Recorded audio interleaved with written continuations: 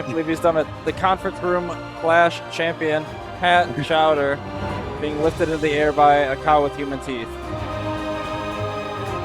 Oh my gosh, that's the game. What a game. And Zero Skater is our new champ. Oh my goodness. He was not expecting to survive that attack. And that is it. Chad is the winner of Summer of Legends.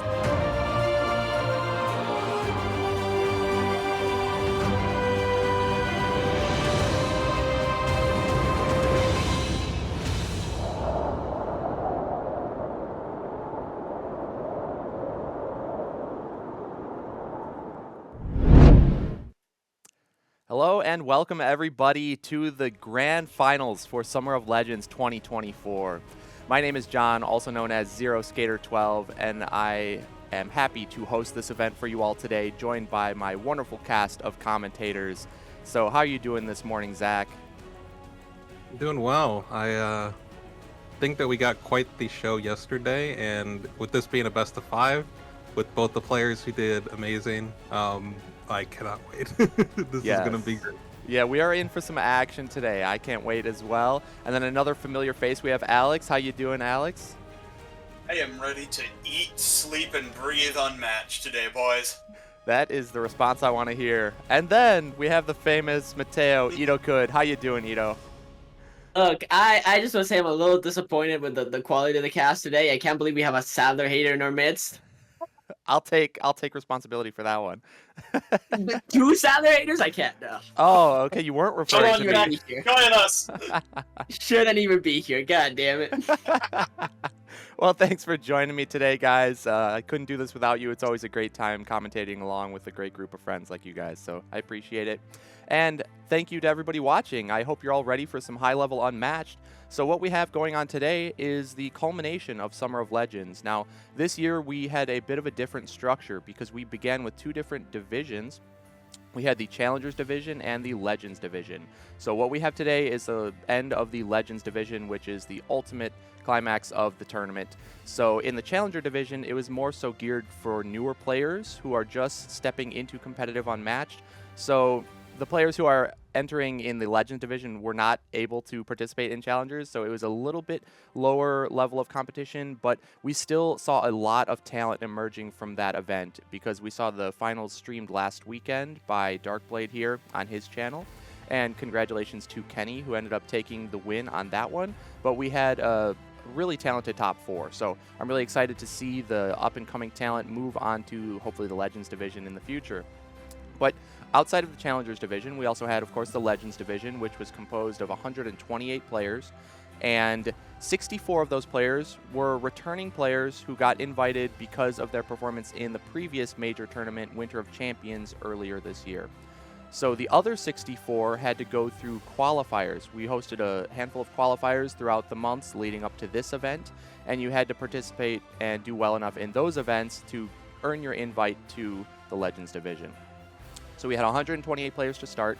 We went through a pools phase, which lasted a few weeks. You had to win 2 out of your 3 pools matches to advance onto the single elimination bracket, which was top 64.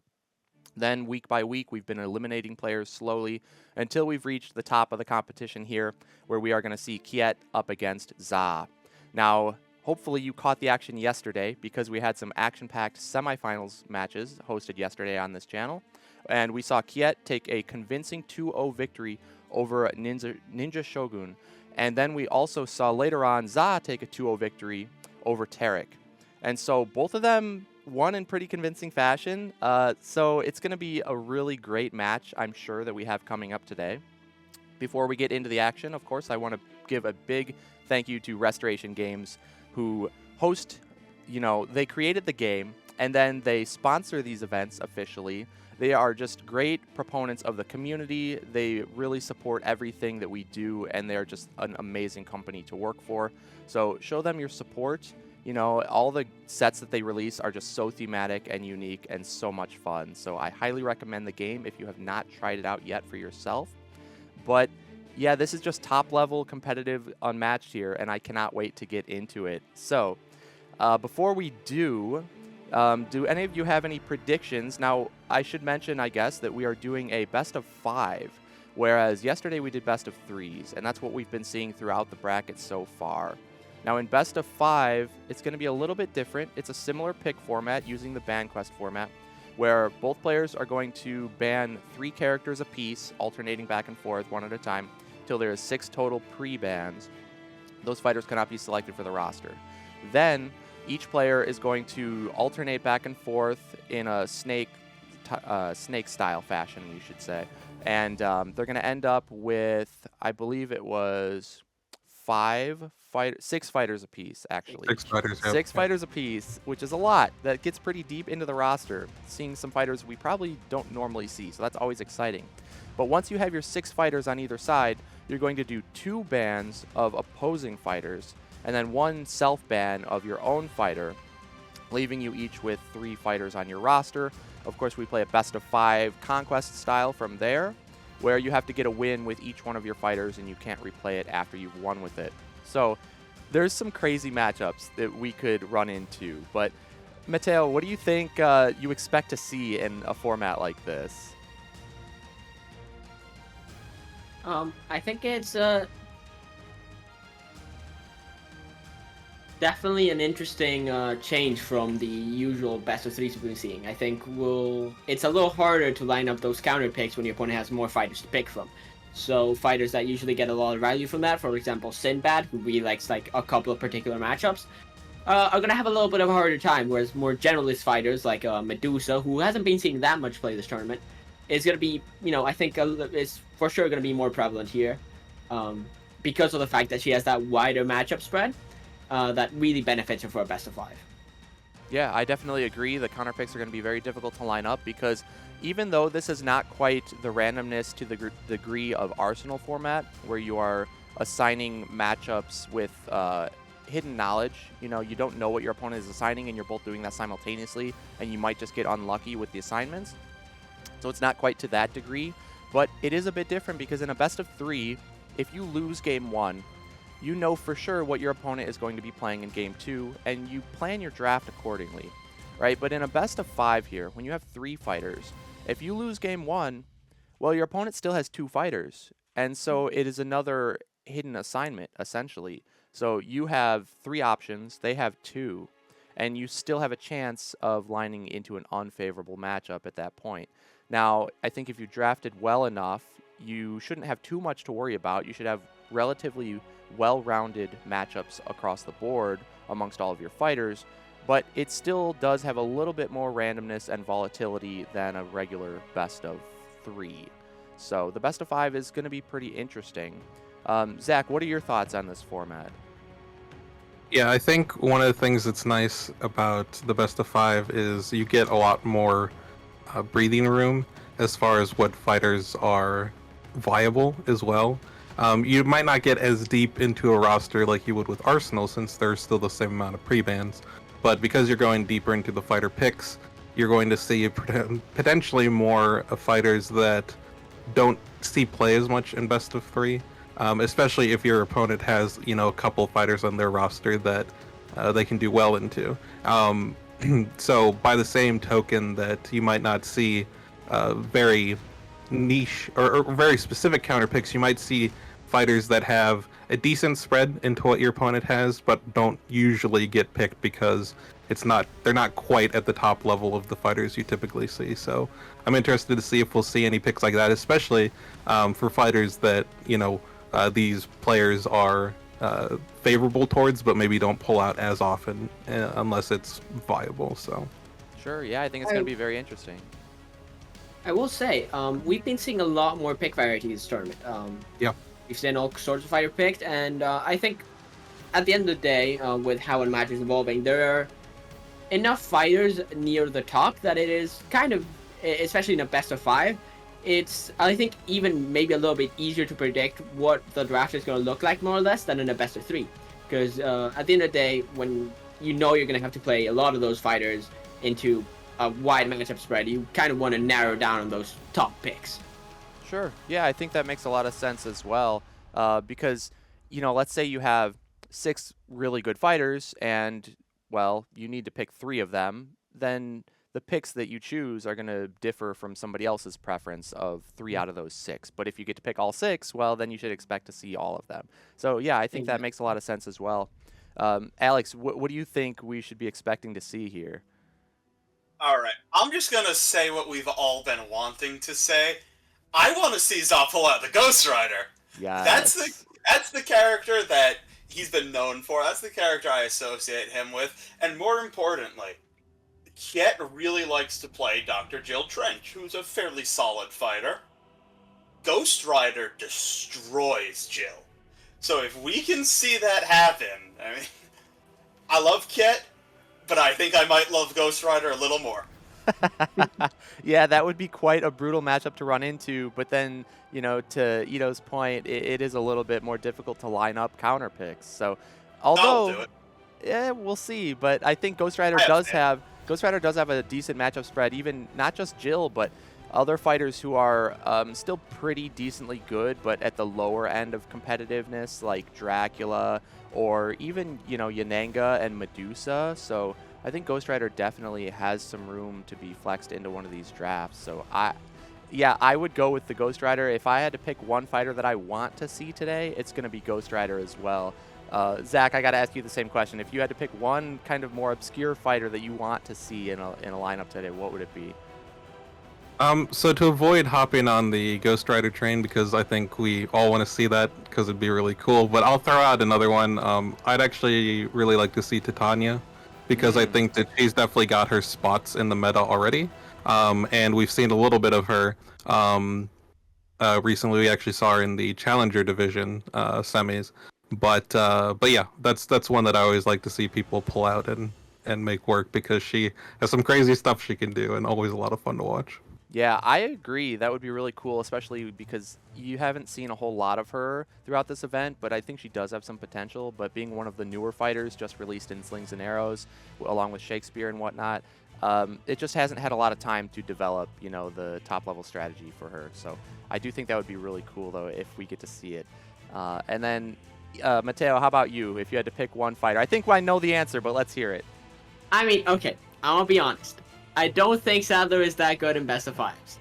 Okay. Specifically, she has 3, 4, 5 really good matchups into top tier fighters, which makes her really good for those best of threes where opponents picking 4 of those. Best of fives, she doesn't fit in quite as well. So I don't think I don't like to see her lose. So I'm gonna say probably not that. What I'm looking forward to maybe seeing is Genie. Oh. I think we haven't seen him pretty much at all this tournament, and I think he has a space to play in best of fives. Yeah, I would definitely agree with that. Genie can be really explosive and definitely catch you off guard. And he does struggle a bit into some of the top tier characters, but in terms of like the high tier characters or high mid, he can definitely hold his own. So I would love to see Genie. I'm a big fan of Genie myself, so I think that would be very cool. Alex, how about you? Anything else other than the Ghost Rider that you really want to see? Well, just to echo Ito's point for a second, Genie has only been played 3 times this tournament, but he's won 2 of those 3 games. So if we do see Genie, I'm expecting good things. I would, in the same vein as Zach, though, I would really like to see the Wayward Sisters come. Yeah. I almost said them. I think that they have some potential. I don't think they're as well-rounded as Titania, but I do think that you can pull them out in a couple of matchups, and they can do some really spooky things if you don't respect them. I would love to see that as well, because personally I have not seen like any high-level Wayward Sisters play, I don't think. You gotta play me, John. Yeah, I guess I will have to. I've heard good things about them, but I've never experienced it myself, so I want to see them and what they can truly do. So I would love to see that as well. I don't know if either player has it prepped, though, but I definitely would like to see if that's something that's in either of their arsenals. Yes, that would be very interesting. And then I got to throw out one more. One of my personal favorites that I would love to see is Black Widow.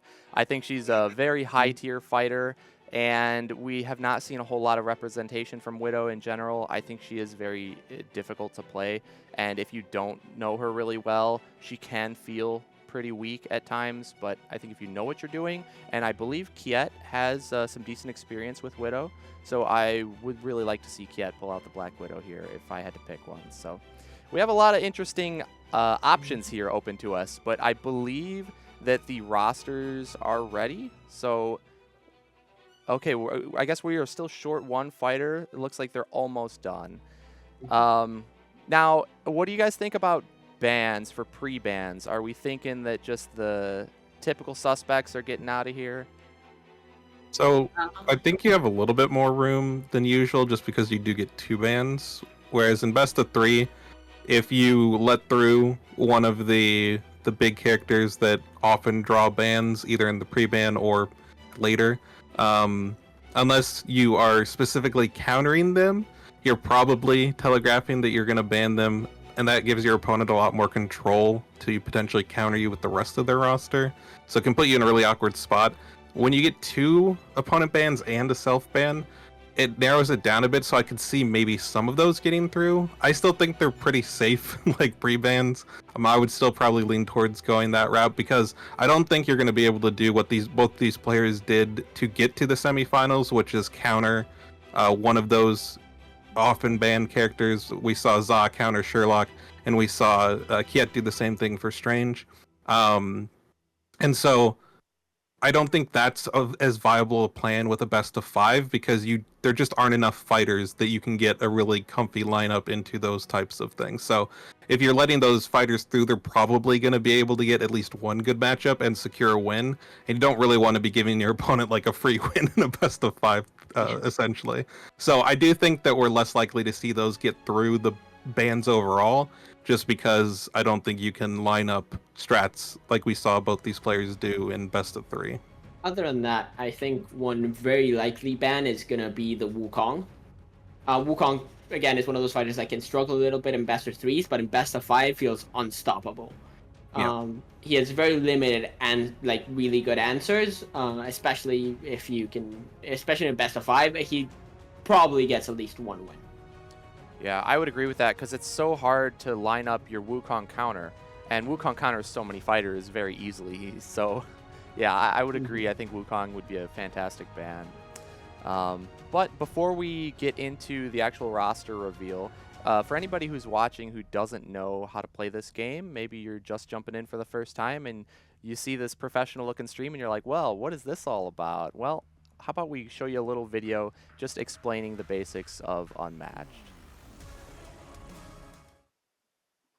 Unmatched is a card-based tactical fighting game featuring various characters from history, literature, and fantasy. The goal? Reduce the opposing hero's health to 0. Players take turns performing any combination of 2 actions, from maneuvering, scheming, or attacking. A maneuver causes the player to draw a card from their deck and lets them move any of their fighters around the board.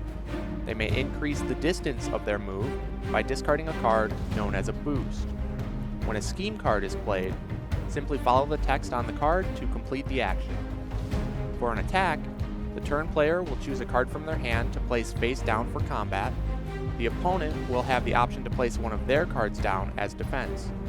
The value on the cards will determine the damage dealt in combat. Melee fighters can only attack adjacent spaces, while ranged fighters can also attack any space within their color-coordinated zone. Some characters have sidekicks to help them out, and others fight solo. Each hero has their own unique abilities and deck of cards to bring the character to life. Because in battle, there are no equals.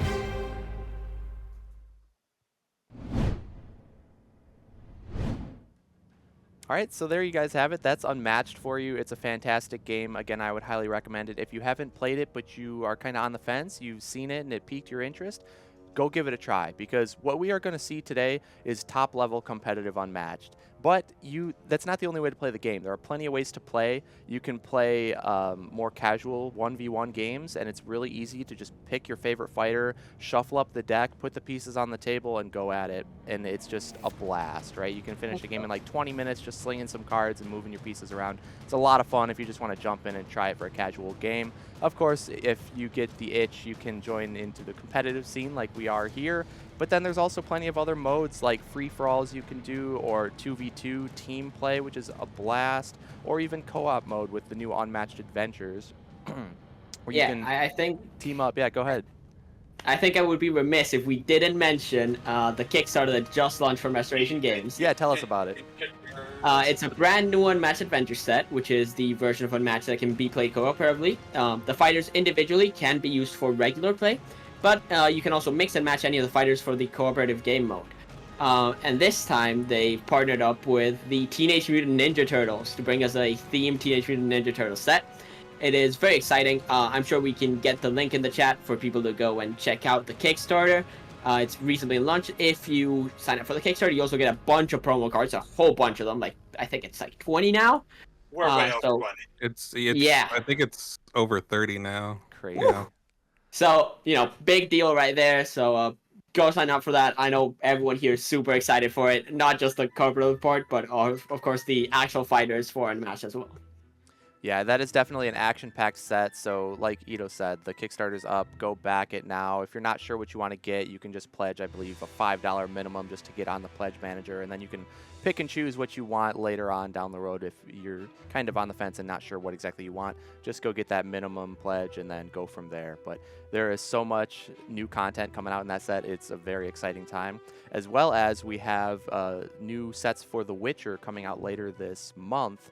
And those are looking super cool. I can say from experience, I have got my set and tried it out, and it's just a blast. I'm really excited to see those characters go into the competitive scene because I think they have a lot of potential, and they're all very cool thematically, and the art is awesome. It's just one of the best IP sets I think they've ever made, in my opinion. So if you're a fan of The Witcher, definitely go get it. Even if you're not a fan of The Witcher, I myself know nothing about The Witcher. I've never played the games or read the books or anything, but it is still such a cool set. So even if you're not a fan of The Witcher, definitely go check that one out. And there's been a couple of spoilers reveals so far on various channels like Dark Blades here, so definitely go check that out.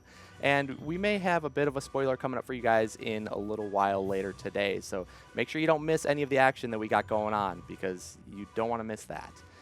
But, okay, with all of that said, we are going to take a look at the fighters that these players have for their rosters and see what we are working with.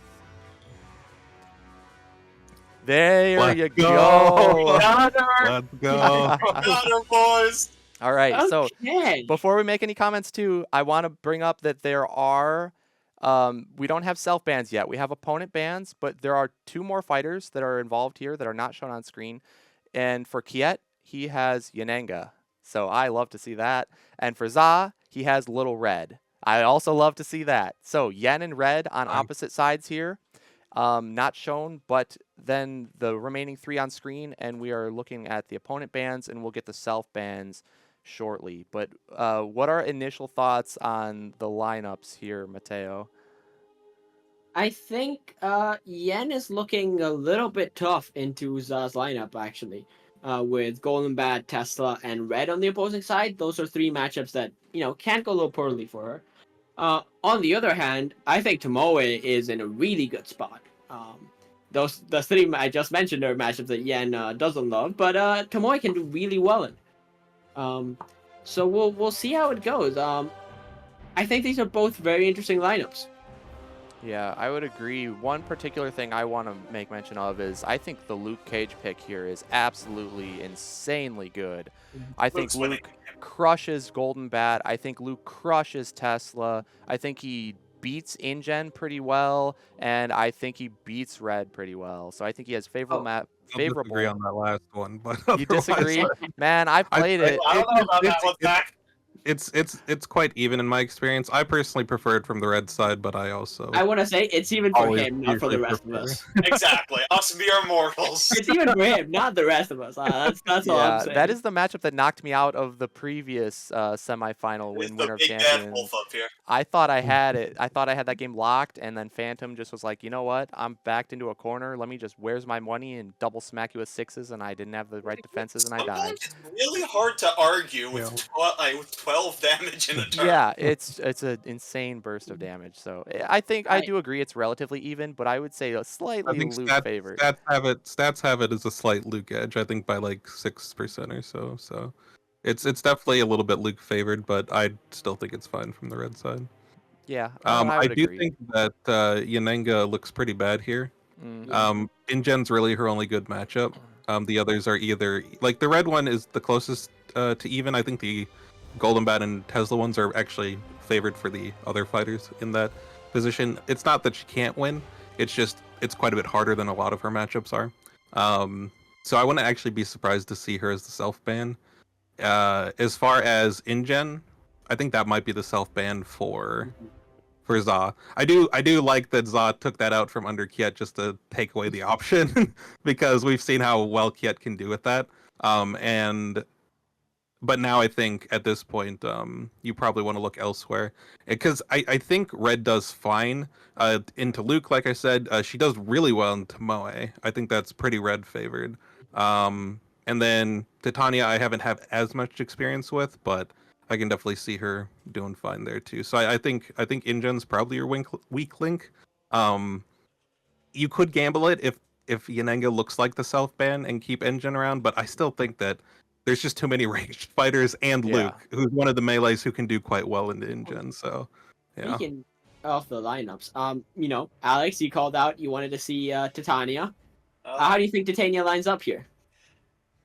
I am very happy to see Titania because this is a matchup I was kinda cooking in hopes that it would pop up. So much so that I kept trying to bait people to pick it in my drafts and no one took the bait. I think Titania does fantastic into Golden Bat because the way I play Titania is when we sit down, I basically tell my opponent, look, I bet that the 30 cards I'll draw in 5 turns can beat the 10 cards you'll draw in 5 turns. And when you're playing against Golden Bat, he doesn't get to draw 10 cards, he gets to draw like 7 cards. So they better be 7 really good cards, or else that guy's done. Yeah. Aside from that, the Titania Little Red matchup, I don't think it's the best matchup in the world for her, but here's a little secret about Titania. She cheats. She is one of the least honest characters in this game. She can absolutely make something work because that Glamour deck is so stacked.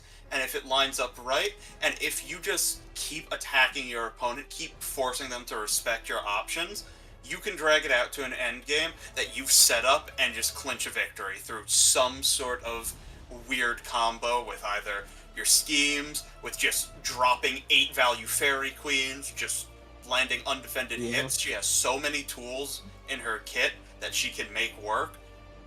The only matchup I'm not certain on is the Tesla matchup, because Tesla, if you spend your glamours on your turn, you're not going to have a glamour, and that means you don't have a cancel.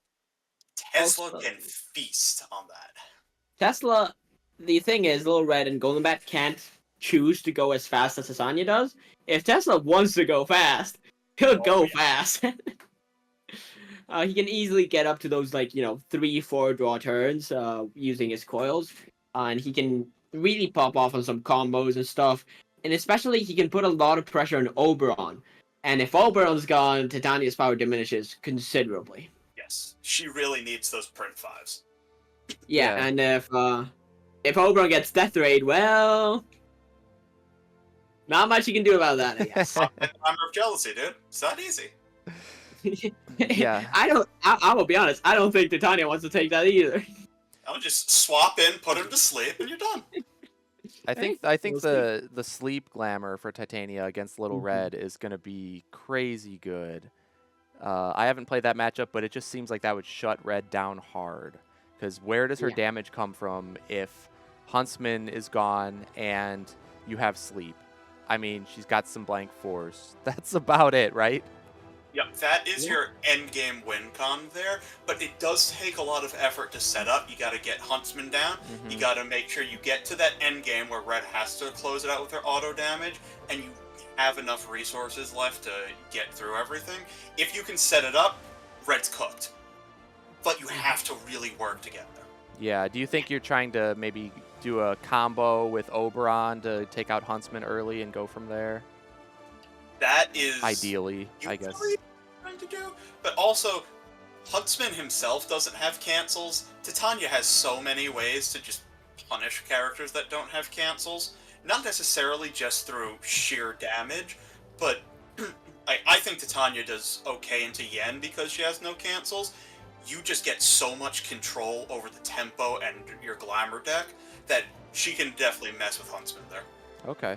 Well, this is really cool. I'm excited to see Titania played in competitive because I haven't seen much of her at all. So that'll be really awesome. I'm glad we get to see the newest Slings and Arrows set in action here because we do have the self bans and they are the ones off screen. So Kjet did decide to get rid of the Yanenga, which I honestly agree with, as sad as that makes me not to see Yanenga in play. I agree with it, and we got to see Yanenga yesterday, so that's fine. And zzaa did take the InGen off the table. That also makes perfect sense. They're both very strong fighters, but into the opposing lineups, they just were the weak links. And you don't want to get stuck with a weak link. A weak link. That is the whole name of the game here with this format. Is it doesn't matter what your best fighter is. It matters what your worst fighter is, because you need to get a win with every one. And if you get locked down with a bad fighter that has no favorable matchups and you can't win with them, you can't win the match. So, I think Mateo, what do you? Golden Bat's a tough time here. You think Golden Bat is going to be the weak link? Golden Bat is going to be the weak link for zzaa here. Yeah. That is crazy to Unfortunately. think, right? Because we all know how good Golden Bat is. But there's Yeah, three but, matchups that do really well into him here. 3 matchups that I mean, the Luke one is definitely, I think, very winnable. I'm not as experienced with the Titania one, but that one seems a little rough just based on how fast Titania can go compared to Golden Bat. And then we know Tomoe has a pretty nice time into him because Golden Bat likes taking his time, setting up his Alpines and stuff. Tomoe is not only ranged, which already sucks for Golden Bat, but also you can't run away from her because, Yeah. I mean, you can, not forever. For a cost. Yeah. You can That's, slam uh, the door in Yeah. her face. Yeah, you yeah. can do it like Yeah, 3-4 times. That's all Tomoe needs to make sure to remember is if Bat has map, ban Hirarot, otherwise your life is going to be miserable. That's right. I'm sure Kjet knows. You know, he knows Tomoe. Oh, well I'm enough. sure he saw that stream of mine. I'm pretty sure he's aware. I'm sure everyone saw that stream, Zach. Yeah, you can definitely get caught off guard by going to the wrong map if you're unaware. So that is a very important thing in Unmatched. But these players have played so many games, they have so much experience that they know what the favorable maps are and what those little tricks are in certain matchups. So yeah, I would not be surprised if Kjet's going to make sure to ban Hirot. He's definitely going to do that. Now, what do we think about the bans? Alex, do you think these are the correct bans for, the opposing fighters? So zzaa banned Strange and Houdini, which, looking at his matchups, Houdini definitely makes sense. Yeah. Especially with the 3 he ended up with. I think Houdini crushes all of these. I think the Tesla one is a little closer, but I would still take the Houdini side every time. Meanwhile, the Doctor Strange matchup, I mean, yeah, Strange is really willing to bat. He does. The red matchup isn't terrible. And I think the Tesla one is fairly even. But then looking at his other characters, I think it's just always safe to ban Strange, considering Yeah, Strange is so good. I agree Meanwhile, with that. the Medusa... Yeah, no, I think just looking at the bans, everything makes sense. And if nothing else, I'm glad we don't have to watch a Titania Achilles game, because the way she wins that one, it's not fun. Yeah. I think the Houdini ban is very interesting because like that shows that zzaa was thinking that his Medusa and Achilles would get banned, because if you do have Medusa and Achilles, all of a sudden Houdini isn't as threatening. Yep. But if you're expecting those to be banned, you definitely need to get rid of him because he's really good at your other 4 fighters. And what I would expect is zzaa probably, because I'm pretty sure the opponent bans are one at a time, so you see what the first one is before you do the second. So they probably banned Strange first, just wanting to get that off the table. And then, either Medusa or Achilles were banned, and it's like, well, he's probably going to ban the other one. Might as well get rid of Houdini, because otherwise that's going to give me trouble. Definitely the right choice. Yeah, I agree with all these choices. Obviously, these players are at the top for a reason. They know all the ins and outs of this game and these matchups, and I think we have an exciting match on our hands.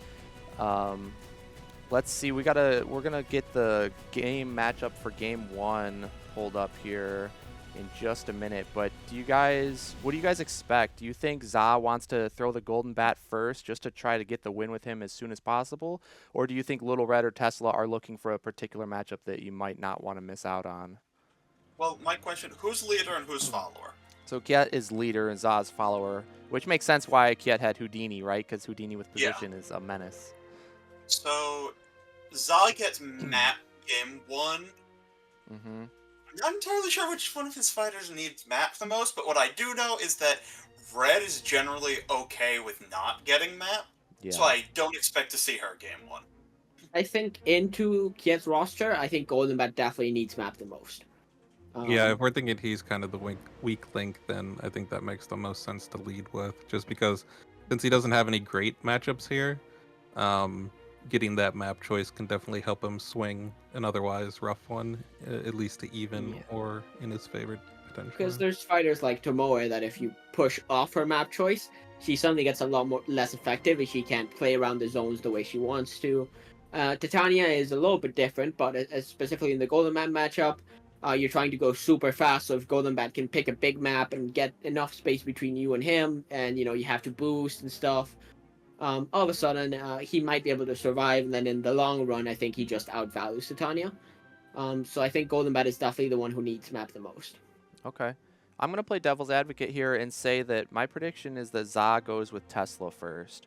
And my reasoning here is that although I agree that Golden Bat needs the map the most, I think Tesla into Luke Cage is the worst possible matchup on the board here. And I think if you try to go with Golden Bat and you, let's say, lose to Tomoe and then you lose to Titania and then you only have Luke Cage left on Kiet's roster, and let's say Golden Bat gets the win over Luke and Red gets the win over Luke, I just don't see Tesla getting the win over Luke. So I think to avoid a situation like that where you cannot win, I think zzaa needs to go with Tesla first, so that you can get a matchup that's not Luke and get your win with him out of the way. And if you do run into Luke, oh well, you get a loss there, but then you can still guarantee that Tesla has another shot against one of the other fighters. I don't think you can afford to let Tomoe and Titania both get wins and leave Tesla Luke on the board. So that's my thought, but I don't know. I think Kjet definitely won this draft from the looks of it, because I think zzaa has multiple lose conditions, and Kjet just needs to play well, I think, and he has a shot in every matchup.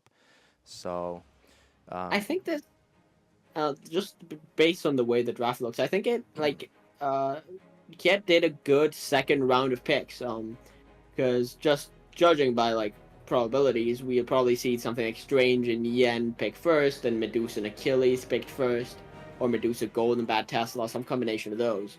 And then the Tomoe and Titania, I think, really round up this really well. So I think that's a really smart drafting there. Yep. To me, it almost feels like the first picks were baits, where it's something that I've tried to do in draft. Like I said, no one really played the game I was trying to get them to play, where you pick a first fighter or two so that your opponent sees that. It's like with Yen, and they're like, oh yeah, Golden Bat Tesla. That's perfect into Yen. And once they've picked those fighters, suddenly you come in with characters like Luke, Tomoe, where you're ready to fight those fighters. And just to make sure that they had the fighters you really wanted to play, you bait by picking a weaker fighter first. And I think that's a really clever strategy here. Yep, I would agree with that. And it looks like we do have the matchup set for game 1, and so that is going to end up being Luke Cage versus Golden Bat. So very interesting. zzaa seems to be on a similar thought process where Golden Bat is the weak link, and he probably wants to give Bat as many chances as he can to get a win, especially since Golden Bat gets the map pick. So we're going to go ahead and check out some of these decks here, and we'll first take a look at Luke Cage. And Mateo, do you want to tell us about Luke Cage? Yeah. Sure. Look, Luke is a fine fighter, okay? He has one big issue. Let's first talk about his strength, though. His best strength is, combined with his ability, which just gives him a flat-out 2 damage reduction on any combat damage he takes. His defenses look low, but when boosted up by 2, end up being very solid. He also has a really good attacks. 3 copies of Commanding Impact, 2 6s, and then he also has 2 6s from Misty with Daughter of the Dragon potentially. And there's always the option of a Still Standing, which lets him get those attacks back. So he has a very scary offensive package, but he complements that with some pretty solid defenses. 2 Powermans and 3 Trash Talks, which are all 4s that have a little extra bonus to them. However, and here's where the issue comes, he doesn't have any versatiles aside from Regroup for Luke, which means he can often get caught up with either what we like to call ketchup and mustard, which means just attacks and schemes, or sometimes you do find the rare all-blue Luke hand, which just kind of feels bad. So at the end of the day, he depends a little on deck order, but in this matchup, all he wants to do is get those commanding impacts, recycle them, and just keep hitting and hitting. Because Misty can throw those from range, and Golden Bat doesn't like that. You do have to be careful about positioning with Misty, because if you get caught in Punch that shakes the earth, that hits Misty and doesn't end up doing collateral damage to Luke, that will definitely hurt. And to be honest, all of Golden Bat's attacks will end up hurting Luke if he can get his ability off. But the problem is Golden Bat attacks, and then Luke hits him with 2 Commanding Impact, or a Sweet Christmas and Commanding Impact, or a Get Paid, and all of a sudden, Golden Bat's taking the worst end of that trade. Yeah, Luke definitely hits really hard, and although Bat has a few really good defenses, there's not a large quantity. So Luke is definitely able to keep up pressure enough, typically, that Bat is just not going to have enough quality defenses. But, I mean, speaking of Golden Bat and his quality defenses, let's go ahead and pull him up on screen and take a look, see what he's all about. And, Alex, do you want to tell us about Golden Bat? Sure, I can definitely talk to us about the world's first ever superhero, the Golden Bat! So, Golden Bat is a fighter that was introduced in the Tales to Amaze set, which has really made its presence known in the meta. And Golden Bat is a solo fighter with 18 health, which is a very tanky stat line. His ability makes it so that whenever he's standing his ground, so he hasn't taken a maneuver action left, he hits extra hard. So all of the values you see on his cards, imagine them 2 higher, and then you get a real picture of how Golden Bat plays. But Golden Bat, in a lot of matchups, tries to play a slower, more value game, which is where we see cards like his Vaporizing Eye Beams really shine, which it just makes the opponent discard 1 random card on a 2, which is already pretty good, but at a 4 with his ability, that gets really spooky. However, I don't think he's really playing towards value in this matchup, because Luke is going to be able to destroy him in the long run. What he really needs to play towards is cards like Super Strength, which is a print 5 that goes up to a 7 value attack if he has his ability. Most 7s in the game, like Ox Form, have some sort of drawback. This is just a flat 7 that crushes the opponent. On top of that, he also has cards like a Flash of Golden Light, which, if he shares no zones with the space he starts his turn in, bumps up to a 4. Add that with his ability, that's a 6.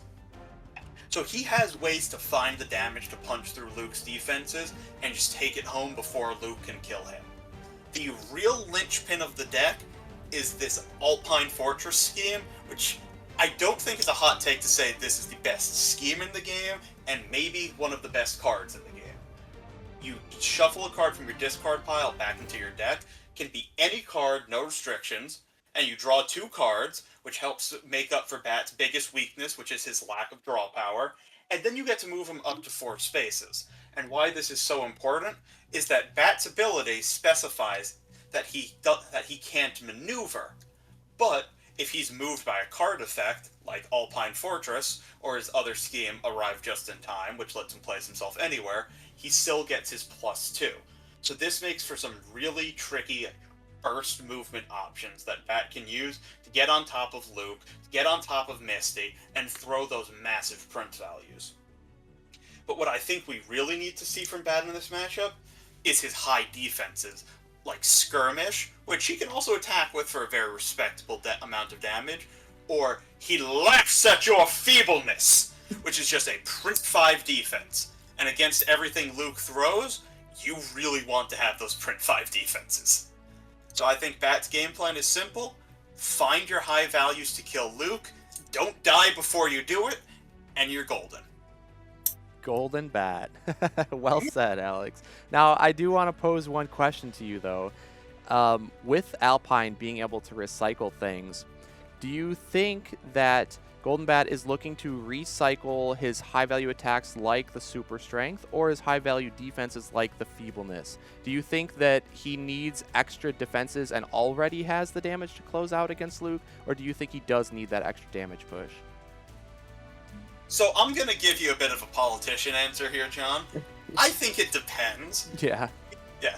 The game state is really going to dictate it, based not only on what Bat has in hand, but also what's the tempo looking like. Because if it's just a slugfest and Bat's getting down to low HP, probably doesn't matter that he can draw into those extra defenses if Luke still has the gas. And at that point, he might just need to pivot and say, alright buddy, this game is ending in 2 turns, let's see who dies first. In which case, popping back your Super Strength or your Skirmishes is probably your best move. But if maybe Luke's run into that Luke hand, Bat can afford to play a bit more defensive, bounce back his Feebleness, bounce back his Skirmish, probably just bounce back his Alpine if we're being real, like he usually does. And if he can keep that game slow, he'll definitely find the damage. Yeah, I think it's really interesting that you can choose a flat 5 attack or defense purely, or you can go with kind of a safe in between with the Skirmish being not quite as high of a value, but it's a versatile, so it can be used offense or defense. So that'll be really interesting to see how this matchup goes. But let's take a look at the map they're going to be playing on. It looks like the map bans were McMinnville, Yukon, and Azuchi. So the map bans were all very large maps. And then the map pick ended up being Point Pleasant, which is quite a small map, and we've seen this one before.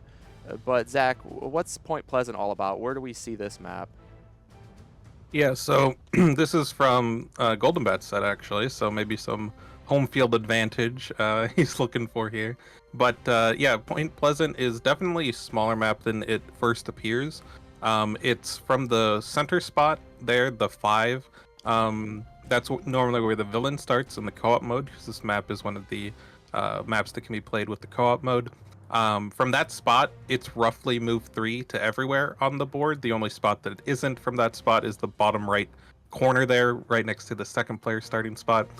So it's got a really small center, which is nice if you're looking for Alpine from Golden Bat. However, Luke will probably be able to use it pretty well as well.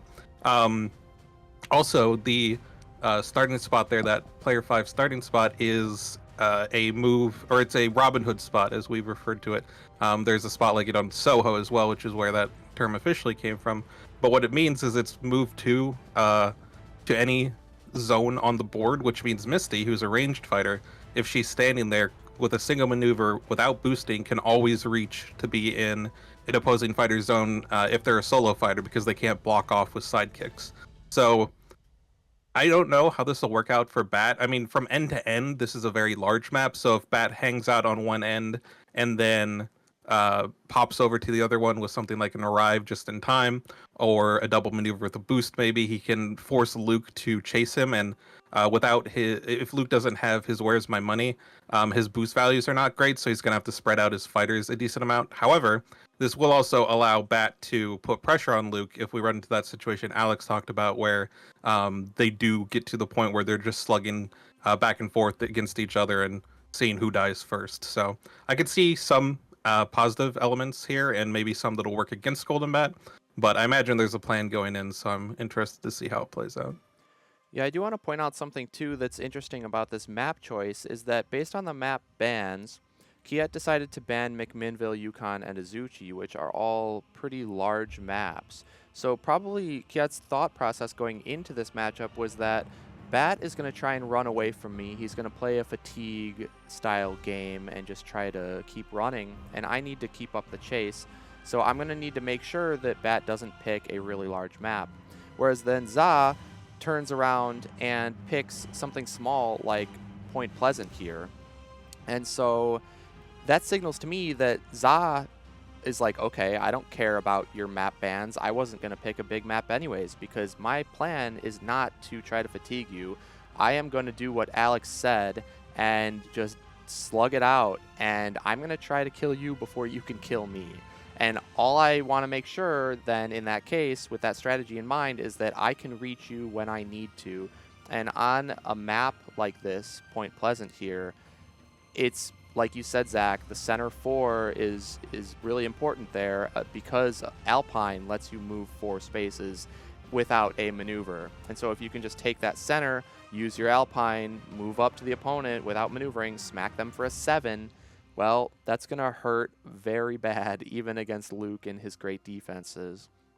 So it really just interesting to see the signaling of game plan, the macro strategy, even before the game starts with the map bans and the map pick here. I thought that was really interesting to note.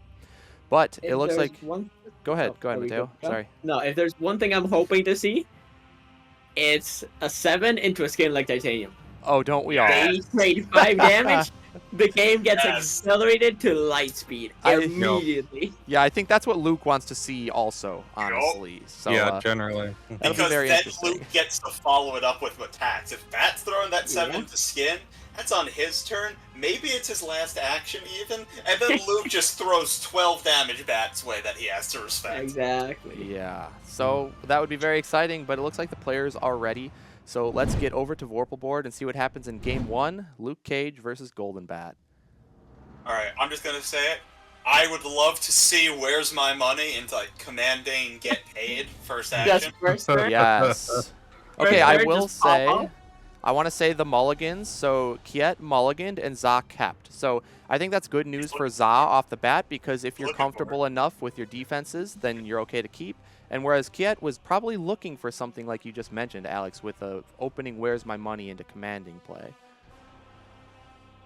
Or maybe, I mean, there is a chance Luke had no defenses, because as we mentioned, that is a thing that can happen in the deck, so he had to mulligan anyway. That is true. It's Luke. Trust me, I know. Man, you know, have you ever just considered that maybe Redemption Row isn't for you? I think I figured it out at this point. I'll be honest. Yeah, I'll be steering clear. I'll be adding Luke to the fighter list that I'm steering clear from. Because while he is a very solid fighter, there is an element of unreliability to his deck innately because of how it's constructed. Absolutely. I've said it before, I'll say it again. Luke's worst matchup, it's not Sherlock, it's not Bigfoot, it's Primary Colors. You are so right, Alex. That is so funny. Yeah. So we do have a bit of a pause here, just some technical difficulties on the players' end. We had to get their audio figured out, but we are back into it. We are going to see a boost and an attack turn 1. So although it's not Where's My Money, it still seems to be good. This is a commanding impact. There's no way it's anything else. 100%. I agree. But boosting with a daughter is bold. Yeah, that is probably just the only option, but it does hurt to lose that for sure. Because it's either really good if Bat tries to aggress, or if you are in a spot where you can attack with it, that puts a lot of pressure too. So I think that I agree. I don't like to see the daughter boosted with. There might not have been another option because Luke has a lot of 1 boosts, and that really just signals how bad Kjet wanted to put on that early pressure and hope that Golden Bat just didn't have the optimal defenses. I think he has a still standing in hand. Yeah. That is what I would be guessing if I was Zar right now. An immediate boost into, like, right now, if you can get a still standing, I'll get those 2 back early. That's a fantastic still standing. Yeah. We see a great block there, though, with Za max value block skirmish into commanding impact. Yep, Yeah, I but think, to win that combat. that's value block. Yeah, not for Bat. I guess, I should. In general, a 4 is a max value block, but with Yeah. Bat, he laughs at your feebleness with your 4s.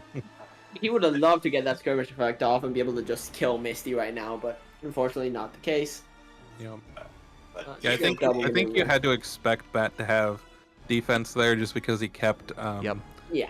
Which is why I do think that the still standing call out is good, because if you can drain him of those high value blocks, he runs out of them pretty quick. He only has 6 defenses that can stop still standing: the 2 skirmishes, the 2 5s, and the 2 cancels.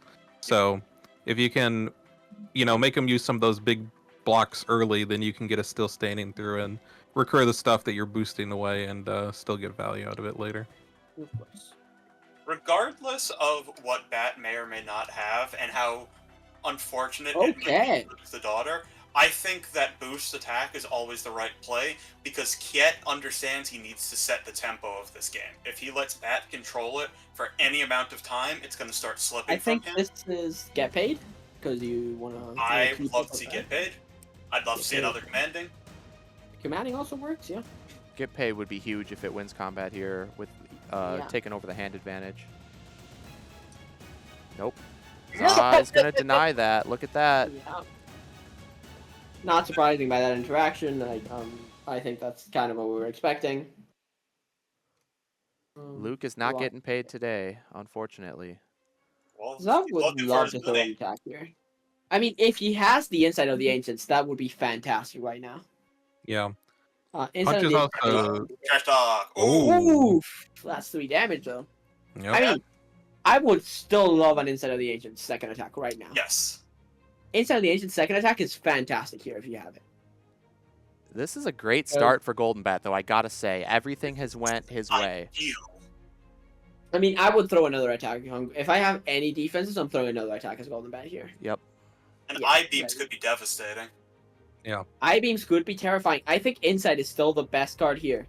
Wow. I look at beams, this. alright. So 1 damage, Luke draws 1 and then it's going to discard a random card, which is definitely very annoying. Alright, let's see what the D6 hits you. I mean, most wanted, Commanding Impact. Yes.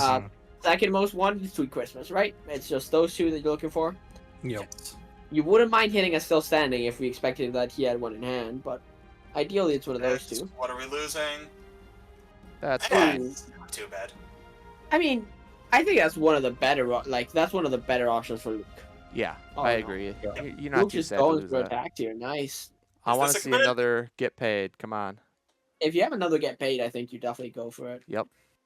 But I don't know if you go for it first action or second action here. Well, you're already standing right in front of him, so I think first action makes Yeah. sense, because then you can make a follow-up attack. Oh, And then- man. Wow. Oh, Ooh, okay. Merry Christmas, Bat! Now you get paid. Yeah. Now you Hit get with a paid. commanding. Hit with a commanding. I Come don't on, hit think him he has again. it. I don't think he has it, guys. Oh, he's debating. He's debating attacking. If he has get paid, I would throw it. I would throw it Yeah. too. Real For sure. risky. Bat has I would one throw it. more good value block. Okay.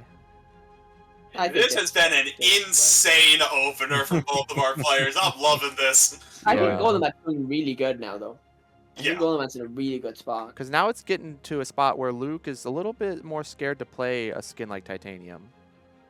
Well, the other problem with skin is there's always some mind games too, because Luke would prefer to get one of those big hits and do a bunch back to Bat and then pressure him.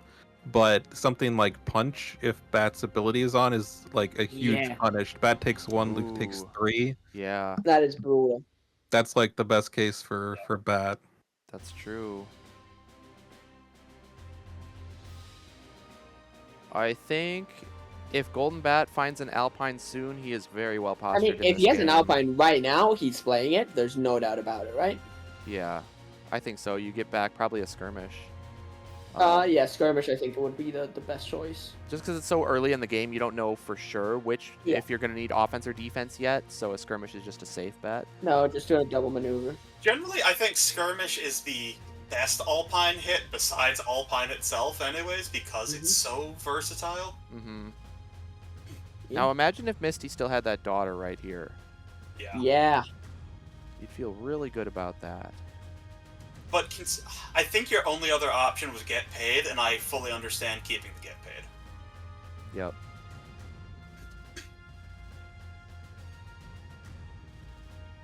I really like the positioning from Za here, because if Luke or Misty wanted to go in, they would be forced to be adjacent unless Misty wanted to boost around, and Luke's already running low on hand, and he's already gone through a decent amount of cards, so it's really smart placement from Za here. I also want to point out the positioning from Kjet. He knows this map very well because where he's positioned Misty is a move to center if you're a ranged fighter. You can reach every zone in a single maneuver, even if you're just move to like Misty, as long as you can hit from range. So Kjet showing his map expertise as well. At the same time, Misty can reach where Bat is, but it would require adjacency, so she can't quite reach around the side without boosting. So we'll see whether she risks going in or if we just kind of back off and refill hands. I have a feeling that somebody's getting Luke caged right now. Typically, Alex, you say that you don't want to give Golden Bat time, but with 2 skirmishes, a super strength, and a feebleness already in the discard pile, do you think it's okay that Kjet is taking it a little slow here? Because I would think that that's fine until you see an Alpine. I think you have a little bit of a time to kind of regroup. Yeah, usually when I say you don't want to give Bat time, it's because he doesn't have a ton of those really high quality defenses. He just has really good quality defenses when he finds them. So the idea is you rush him down before that. Unfortunately, he opened with just about all of them, which really kind of stunted Luke's momentum here. It shows why he kept. I think you can absolutely get away with playing a little slower, but I think Kjet just doesn't care what I think anymore. I think there is an issue though that is right now Inside of the Ancients is an amazing card. Yes. It's still standing, stopped. Imposing presence. If he has Inside of the Ancients, I would snap play right now. Misty doesn't have a real way to stop it. Aside from the Daughter of Dragon, of course, because Trash Talk still those 3. Ooh. There we go. Yeah. I mean, this could be a massive, like, everything in Golden Bat's discard is good right now. There isn't a single card that he'd be like, look no, at I don't this want to discard. Every single card is His huge. discard is insane. Oh my gosh. Things couldn't be going more perfect for Golden Bat in this game. Yeah, let's see what he gets back. He'd love a skirmish, but like anything is fine here, honestly. That's why I was raving about it earlier. He would love to find an Alpine into the other inside right now. That would be the best possible scenario for him. It's a skirmish. Gets a skirmish. Man, Yeah. that's the best hit. And not just back to the deck like Alpine, but back to the hand from Insight. Yeah. Crazy recursion right here. And just stopped the still standing recursion at the same time. But yeah, and now, again, there is that chance of an Alpine into another Insight, because Luke hates that card with a passion. Me too, buddy. Me too. The way this game is going so far, Zach, do you think there is a chance for Golden Bat to even just play towards fatigue and just cut off the still standing loop and therefore have Luke just gas out? Honestly, at this point, we've seen so much damage output from Luke, and Bat's only down 4 health. So yeah, I mean, if you stop the other still standing, I think Luke's going to be in a pretty rough spot, and you can probably play for more of a long game from Bat. Just everything's kind of been going in his favor, having a bunch of the good defenses early, recurring one just now, stopping the first still standing. Luke's just been put in a really rough spot, and so we'll see. I think if you overextend as Bat, that's where you might start to have some issues. So I could see Bat kind of playing his typical game here. Bat has no reason to go in right now. Yeah, exactly. He probably even has stuff that he can throw away when he starts to overdraw. He typically does. Now, that does mean that his future insights get worse, but he already got a really good one, so, like, does he really care? Probably not. I mean, he would love to get an Inside off. Oh, yeah. If he could. Like, honestly, like you're saying, if he can get into a situation where he Alpines and then plays another Insight before he gets any trash in his discard. Or even arrive just in time into an Insight would also be fantastic. Yeah, true. Misty's down to 3. Yeah, that's She's not good. Dying to the next hit that isn't done if she doesn't block with Daughter. Mm-hmm. Most likely outcome. Hear me out. You just definitely go want to for kill it. Misty in this matchup, because as you can see, Misty can put on some pressure. I would expect this to be a commanding. Might be something else, but I'd be shocked if it wasn't a commanding. I mean, It- maybe Commanding it's a seems zero. likely. I could also see it being a pushback just to stop a flash from getting Bat in to kill Misty. But I would be expecting a commanding. And if you flash that, like maybe you kill her, but she at least got 3 on her way out. Well, the cool thing here with this positioning, because Kjet didn't move Luke. Well, he did move Luke, but still kept her him close enough to Misty. So if you do the flash defensively, and then you go to kill Misty, and Kjet plays the swap card to swap in Luke, you can still make a second follow-up attack on Misty because you can position yourself right in between them. Yeah. I mean, playing the swap is very risky though. Yeah, because No. if it's super strength, you take 4 damage, and he still has an action left. Well, sure. I mean, if think you it- have it though, right, yeah. you play it every time, and then if it's a super strength or whatever, you just don't swap and you just let Misty go. That's That's fair. a good point. Ooh. It was a regroup, yeah. Wow. Regroup, All right. offensive regroup bait. Oh, he's just going for it. Yep. I mean, this is a great play by Za.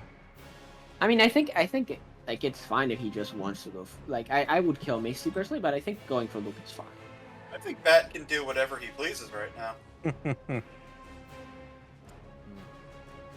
I think even just going between them, still with the plan to kill Misty, just cut off the option of the swap. Yeah, like, I'm saving surprised. Misty from both attacks. Surprised that he chose to go up here. I'm curious on the reasoning. Maybe he's unsure.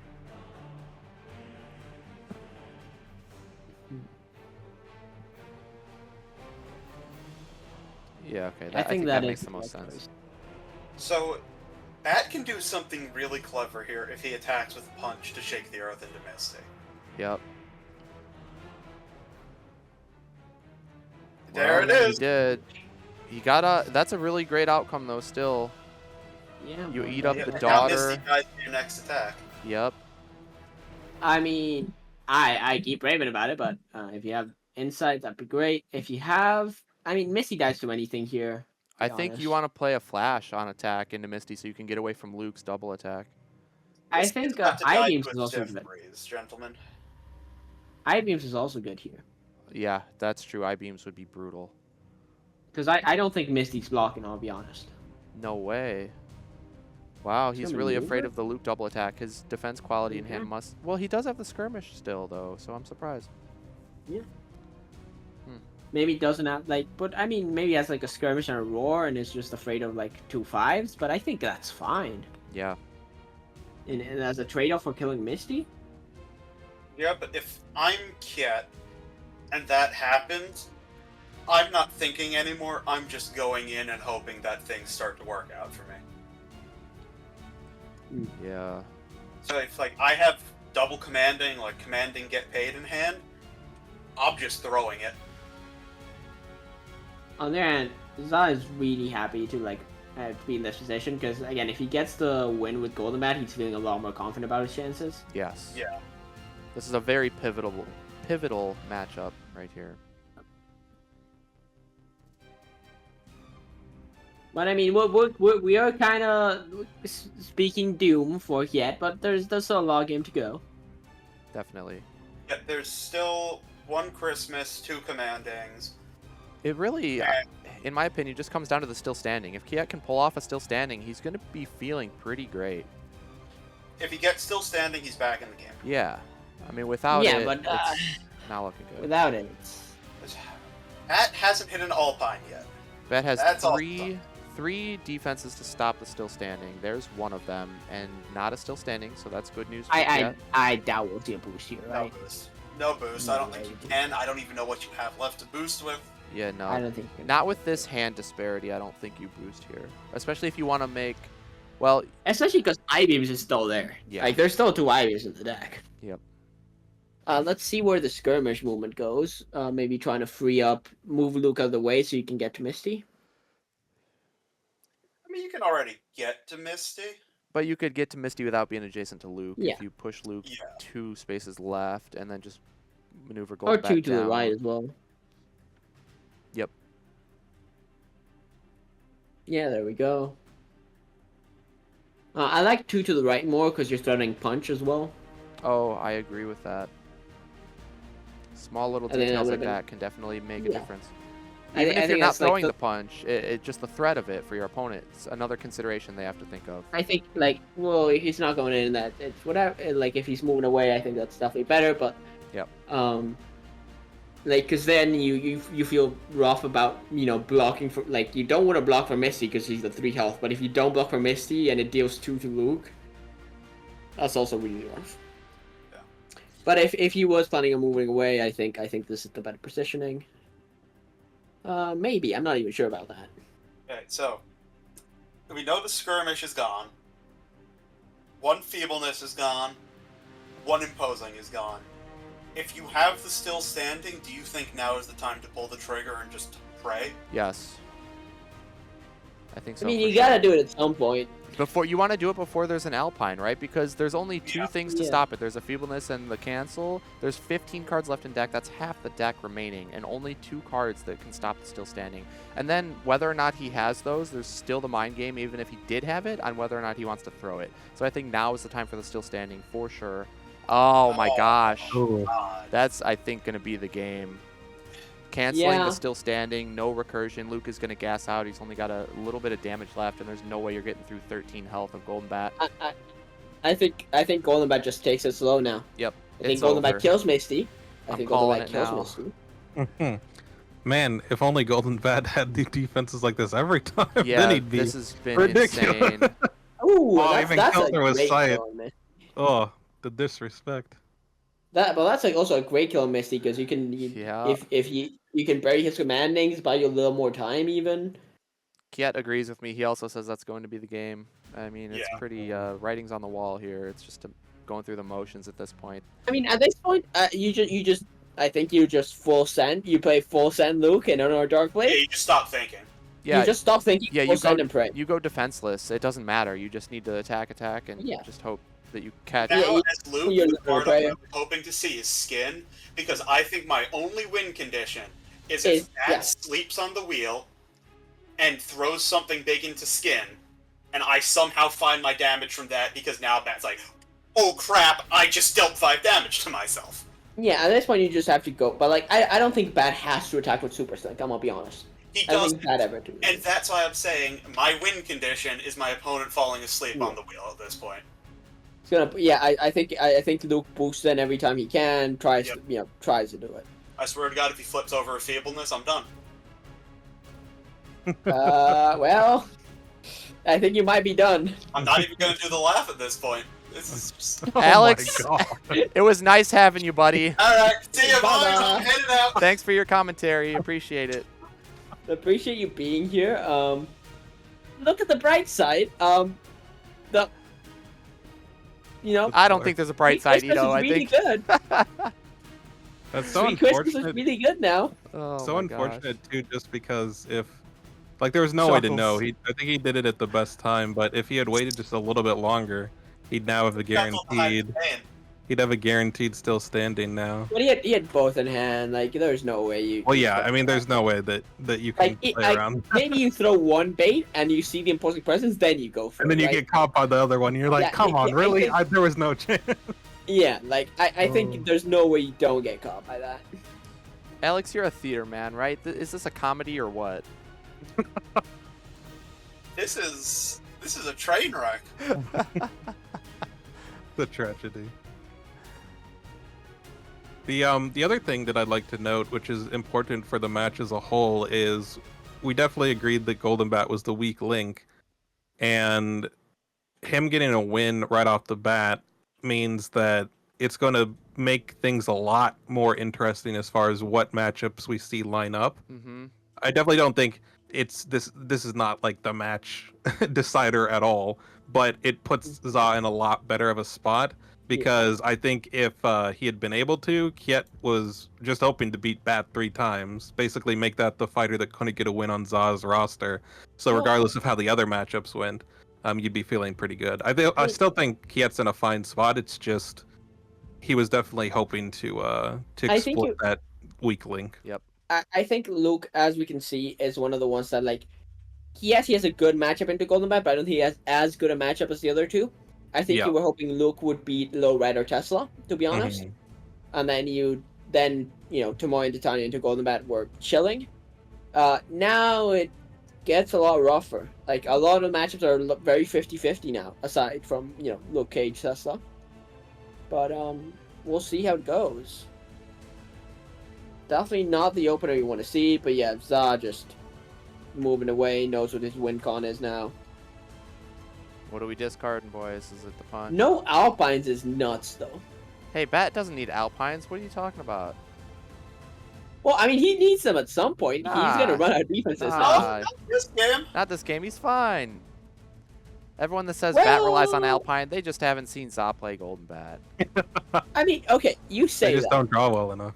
Yeah, You say that. exactly. All we need here are all of our defenses and insight. That's all we need here. Maneuver, boost, hit with a Christmas. Maneuver, boost, and pray unto God, basically. But like, I do think if all three Alpines are bought, okay, never mind. Oh, This needs to be a skin if there's any hope. what are you Yeah, attacking with it's here? the punch to shake the earth. No, Okay. I mean, All right, you're Okay, fine for okay. that trade. this needs to hit Yeah. garbage. This needs to hit a Misty card, Cannot hit and a then you're 6. Yeah, double commanding, and then got you're my back back. in it.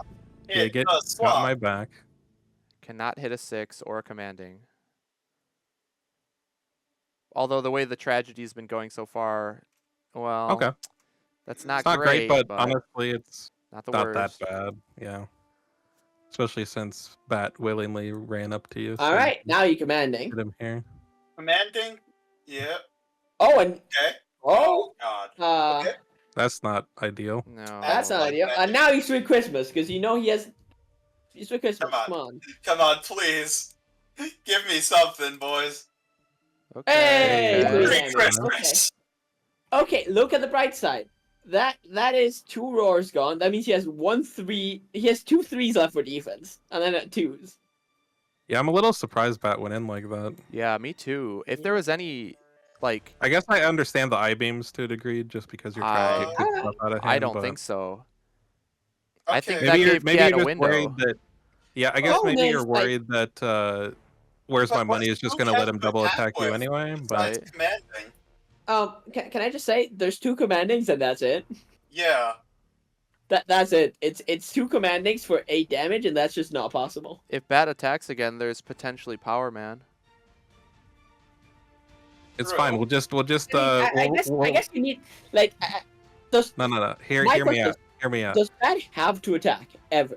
No. No, absolutely not. No, but we hope that he doesn't see that, and then you do titanium into the 7, deal 5 to Bat, and then you double commanding him for the kill. Or just one commanding into a 2, that works too. I'm pretty sure Zot double maneuvers every turn from now on and wins. He definitely Yeah. should. That is that he just wins, right? Because all that's left for Luke Yes. is commandings. Yeah, I think he's gonna find it. He's just looking through and making sure he's using Yeah, that just- time wisely. Because Double maneuver every turn. as and long you as win. he doesn't get an undefended hit in, Luke can't kill that. Yeah, that's what I'm saying. It's just double maneuver every turn. Because even his attacks draw him cards. Yes. And he only has 2 of them. And you definitely like play Alpine and arrive just in time, get that extra pass in there and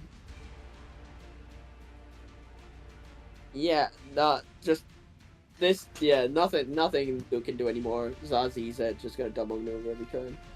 And this is very interesting too, because this wasn't really a game where Luke got luked. It was just Bat had the nuts, Yeah. and he couldn't really do anything about it. Bat won basically every single combat interaction. Well, you say he had the game. nuts, but it's crazy. What's even crazy is he had the nuts without a single Alpine. Yeah. Because usually if he has the nuts, it's because he's, artificially inflated his deck. Right. This time he just drew all the things. It's just like we say, just draw better and you'll win. Just draw better. Yeah, sorry. Draw what you need when you need it, and easy. That's what people keep telling me. I just can't seem to figure it out. There's There our we the go. Alpine. back skirmish. No skirmish. I think you can get back. You could get back punch at this point, and you would be fine. Yeah. Uh, I don't see a reason not to get arrived just in time. Though.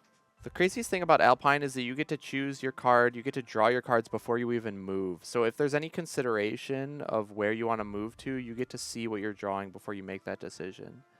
Yep. Like typically cards that I feel like move and draw make you move and then draw. At least something like One with the Land from Yananga, I believe, is like that, and maybe some other similar cards like Beowulf's Drinking Horn or whatever. But yeah, Yeah, you locked in your decisions before. Yeah, seeing... exactly. I think in that case you still. Beo might be draw It's then funny move. because yeah, don't I know. think I think you can do them in any order. I want to say. No, you Yes. gotta go. I'm pretty sure you No, have to go order top down.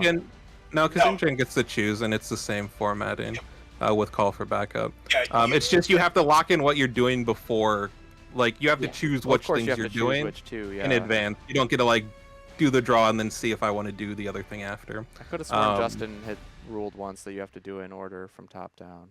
I No, think it he's It'd be doesn't- weird. I It'd be don't know. weird if it'd be weird if that was the case because InGen doesn't for sure. But InGen's, the way it's worded, might already be in the correct order that you'd want to do it. You know what I mean? No, because you move it around depending, at times. But yeah, either way, to your point, it is most of the time you don't get that info up front because you have to like at least lock in certain things. But Right. yeah, the fact that that is in that order, especially because I think the particular difference between this and a lot of other similar effects, like One with the Land, for instance, is when you don't get to when you don't have options, you don't choose the order. You do it in the order on the card, and so because you're resolving all of the effects, the reason that you get to do the movement last is because that's how it's listed on the card, and so having that option to do it afterwards is a big He's going deal. in for an attack here. We got to see he's- Power I Man. think he's overthinking.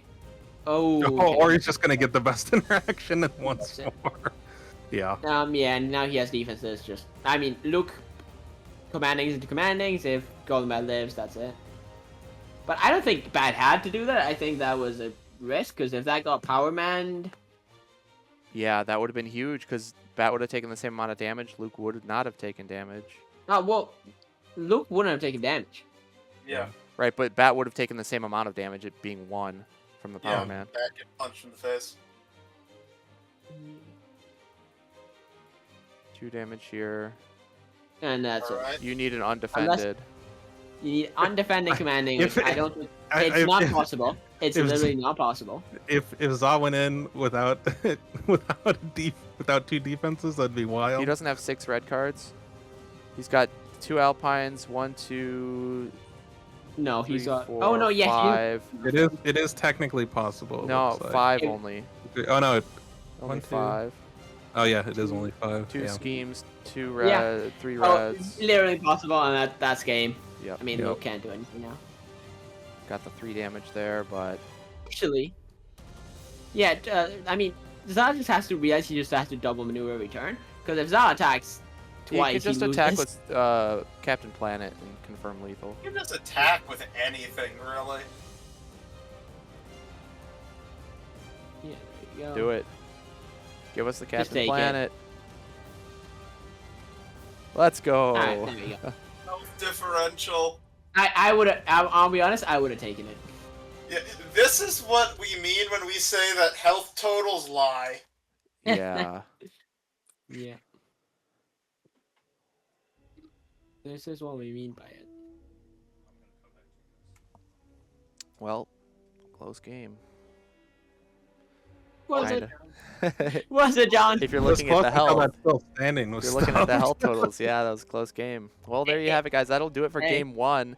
So, fortunately for Za, he gets the win with Golden Bat right at the start, and that was looking to be his weak link. So he has got to be feeling really good about his chances now. He's got Little Red and Tesla up next, and both very strong fighters. Meanwhile, Kjet still has the Luke as well as Tomoe and Titania. So I will say, all 3 of his fighters can beat all 3 of Za's fighters. Yes. Like it's not over. It's definitely not over. Like all 3 of these matches are winnable, but it is now the pick order is a little more interesting because you don't want to play Tomoe into red, and you don't really want to play Titania into Tesla. ideally. Like you want to win with Titania and Titania is in a little bit of a tougher spot. I think the red matchup's a little easier for her than Tesla's. So I think if you get the win with Titania into red, I think all of a sudden you're looking better again. But it's he's in a tough spot. He has to line them up correctly now, which at the end of the day is a little up to chance. That's true. I think you slam the Luke, get your win, ideally, and then go into the 50-50. I agree. Although I honestly, like Zach said, the Luke red matchup can definitely go either way. But I do think that's probably the best choice, just to guarantee, well, not guarantee, but give yourself the best chance of getting that near auto win matchup of Luke into Tesla. I'll be honest, I think you play Tomoe. I was gonna say I kind of like Tomoe too because I think she does great into, or sorry, I think she doesn't do great into red, so maybe getting the map there can help. Yeah. And I think you want map against Tesla. So I feel like, because I feel like at this point Tomoe is starting to be your weak link with what's left. So maybe giving her the best shot. A little rough. Yeah, But we'll see. I'd take Tomoe into Tesla on Tesla map.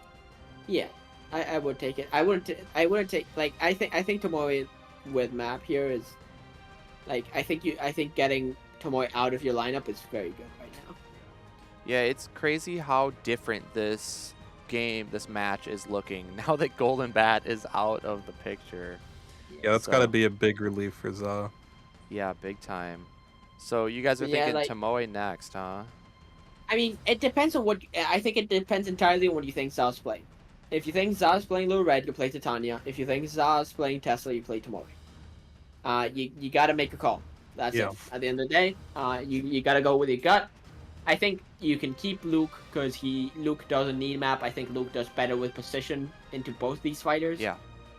So I think you're doing Titania and Tomoe, and if he gets the call right, he's feeling very good. If he gets the call wrong, the match has taken a very dark turn for him.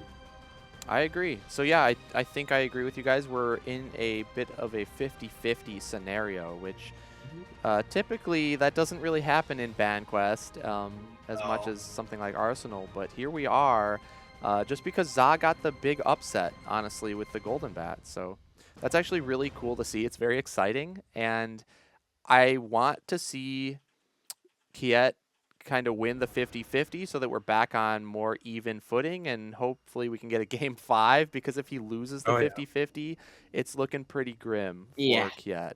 So he has to get this 50-50 call right. If he gets it right, we got a game. If not, I think we're in trouble. Yeah. I mean, look, is it still winnable? Yes. Is it looking good? No. It's not Sadler T-Rex bad, but it's pretty bad. Can't play with your monitor off. Yeah. We did just see Bat win with the craziest draw sequencing that I think I've seen in a finals game.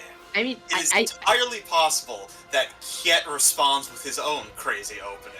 I truly think it was insane that he didn't play a single Alpine that game. Basically. He played it towards the end, but at that point it didn't matter. When the game was over. Yeah, like, he played it after the game was over, which is crazy, because usually that's most important card, essentially.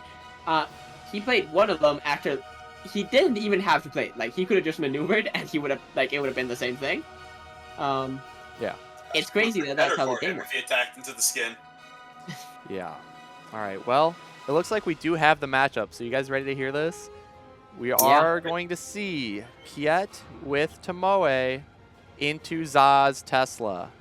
Okay. All right, he got 50-50. We found it, boys! He won the 50-50, it looks like. So we're going to have to see if Tomoe can take out Tesla. If so, then we're down to Titania Luke versus Tesla Red, and it's back to pretty even footing. So, but I don't know. I personally have never seen the Tomoe into Tesla matchup, I don't believe.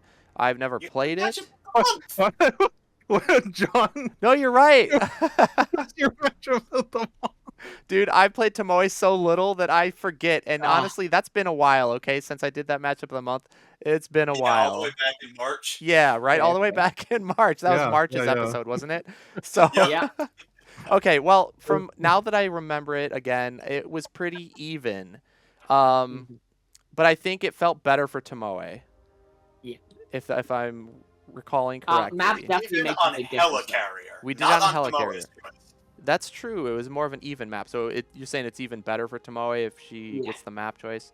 I believe so. Okay. Yeah. Well, and, if Tomoe can get it to a map where Tesla has a hard time, getting those hard zone cutoffs, and Tomoe can consistently get in his zone and pressure him, it starts to look a little tough. Because Tomoe can also play long game, but we will be I guess we'll be covering that real quick as soon as we get to deck highlights, which should be momentarily. yeah, for the deck highlights, we should just pull up matchup of the month, and then we'll start playing that. We'll do the intro there. Let's play a full episode, yeah. But okay, we're going to talk about Tomoe. Alex, I know how much you love Tomoe, so tell us a bit about her. Tomoe Gozen is one of, if not outright, my favorite fighter in the game. She is a solo fighter whose range moved to with 14 health, which isn't a very impressive stat line on its own, but when you really look at her deck, you start to see how strong she actually is. Her ability is one of the craziest in the game, and all it says is whenever an opposing fighter leaves Tomoe's zone, they take 1 damage. 1 damage isn't much, but it'll stack up fast, and it means that if you try to run from Tomoe, you're going to lose a good chunk of your health over the course of the game. So, you would think that the strategy then is to stand and fight her. She's ready to meet you in a dragged out fight like that. She has cards like a Warrior's Way, which allow her to move you 3 spaces, and what that means is even if you don't want to leave her zone, she can kick you out of her zone and get some of her damage like that. Then she also has cards like a Worthy Opponent, which is a very easy to trigger shift as long as the opponent is a hero. Tesla has no sidekicks. This is basically just a 5 value attack.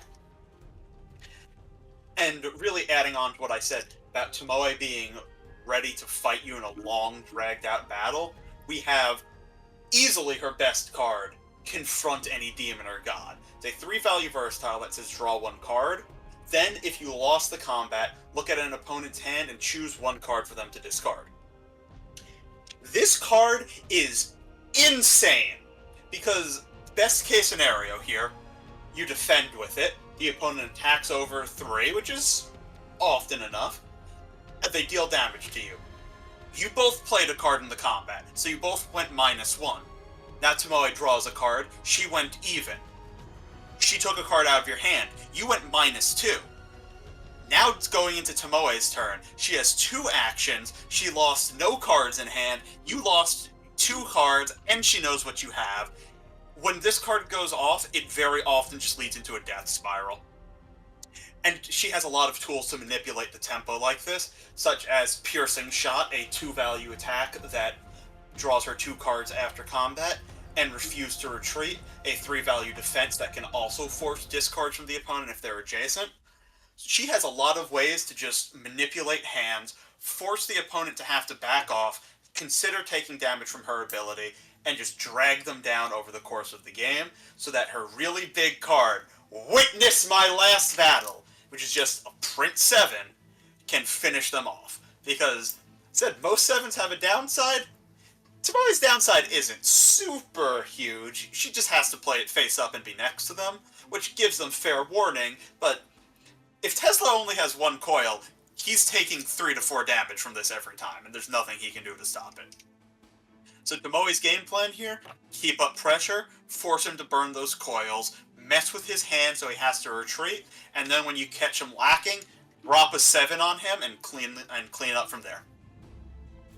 Yeah, Tomoe is pretty interesting. One of the newer fighters, so not a whole lot of players have a ton of experience with or against her, but I know Kjet personally has played a lot of Tomoe and really enjoys her, so he definitely knows the character inside and out, and so is going to be able to pilot Tomoe very well, and we'll have to see how zzzzaa can respond to that. But let's go ahead and take a look at the next fighter being Tesla, and Mateo, you want to give us the rundown on Tesla? Yeah, for sure. Tesla is one of my favorite fighters in turn. I do think Moon Knight would be offended if he heard Mitosis speaking. But Tesla, in turn, we have to start by talking about his ability. You'll notice a lot of the cards have those little lightning symbols. Tesla, at the end of each of his turns, charges one of his 2 Tesla coils, and he can spend these to get extra effects on his cards. So a lot of his gameplay is based around managing when you spend these to get the most value out of them. Very quickly, talking about the things we see on screen, we have 7 Hertz, which is an incredible combo card, especially when combined with fully charged. You can, attack with 7 with a 4, gain an action, attack with another 4, gain an action. Fully charged, throw a 7 at your opponent with Death Ray. So Tesla does have this one very interesting mode where he can just go all out on these combos. But we also can see that he can play a very much value-oriented game with cards like X-Ray Radiation, which discards the top card of your opponent's deck. So you can hopefully hit some of those good cards. He has Alternating Current, which is a 5 value attack that can heal him. And then he has Polyphase Coils, which is one of the most important cards in this matchup. Because Polyphase Coils, if you spend 1 coil, allows you to cancel the opponent's effects a la Feint. But if you spend both coils, you can not only cancel the effect, but you can also ignore its value. So if you have both coils up, both X-Ray Radiation and Polyphase Coils can be a good answer into Witness My Last Battle. If you don't have your coils up, that is looking a lot rougher, and you're likely going to be taking 3 or 4 damage. He has a lot of options as to how he wants to play the game out. But at the end of the day, it comes down to maximizing coils. And against Tomoe, I think you have to go for the kill. You have to slowly wear her down, throwing Lightning Storm, 7 Hertz, and then eventually find a couple big hits with Death Ray or Alternating Current into some of her worst defenses. Yeah, it really just depends how those combat interactions go. Tesla is really strong in general. If you give him time to get all of his effects off, he just seems nearly unstoppable. He definitely feels like a top-tier fighter, but that is a big if, because spending coils on offense means you don't have them for defense, and in that case, it could be sort of a race for both fighters. And then if you want to be saving them for defense, well, then you don't have the greatest offensive damage output. So you got to pick and choose what you want to be spending your coils on. And so tempo can play big into that. And Tomoe is pretty good at dictating tempo, so I think that's where she gets the edge.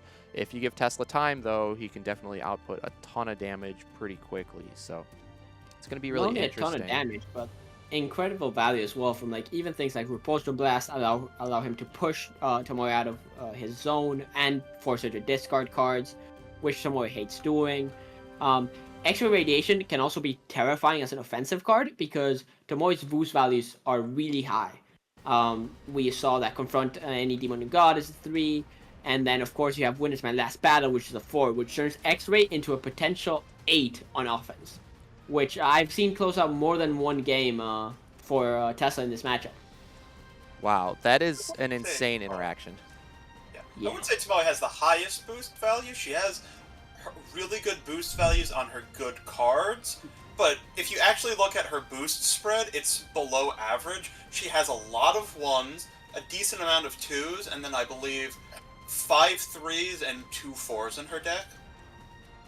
Okay. But yeah, the Worthies and the Confront are her 3 boosts. Her Witness is her 4 boosts. Everything else is a 2 or a 1.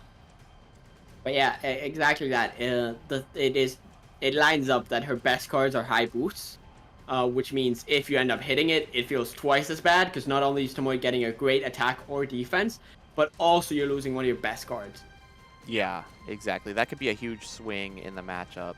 And another thing I wanted to mention is the Tesla's remote control.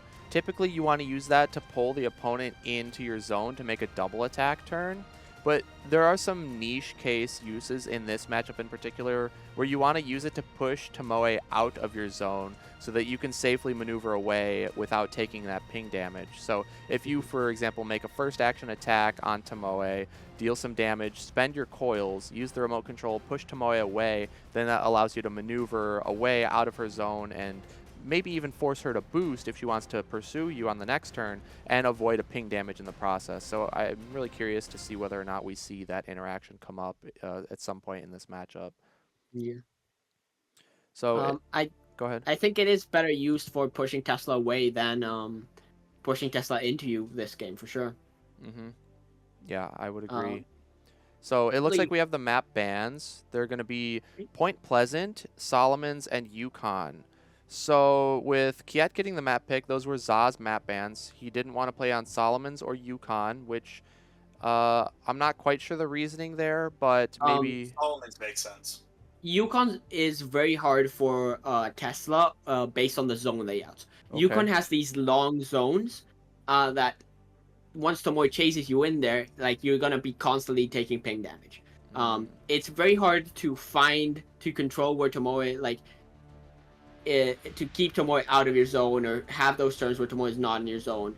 I think Yukon allows Tomoe to control the tempo of the game very well in this matchup.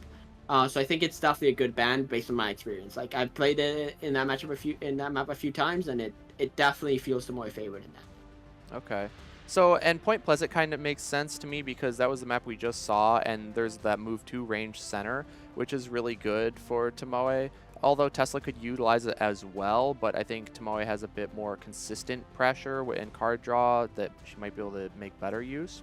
But what I'm surprised is that if you're going to ban Point Pleasant, maybe for the thought of that move to range center, Soho also has a move to range center, and correct me if I'm wrong, Alex, but I think Soho maybe is one of Tomoe's best maps. Is that right?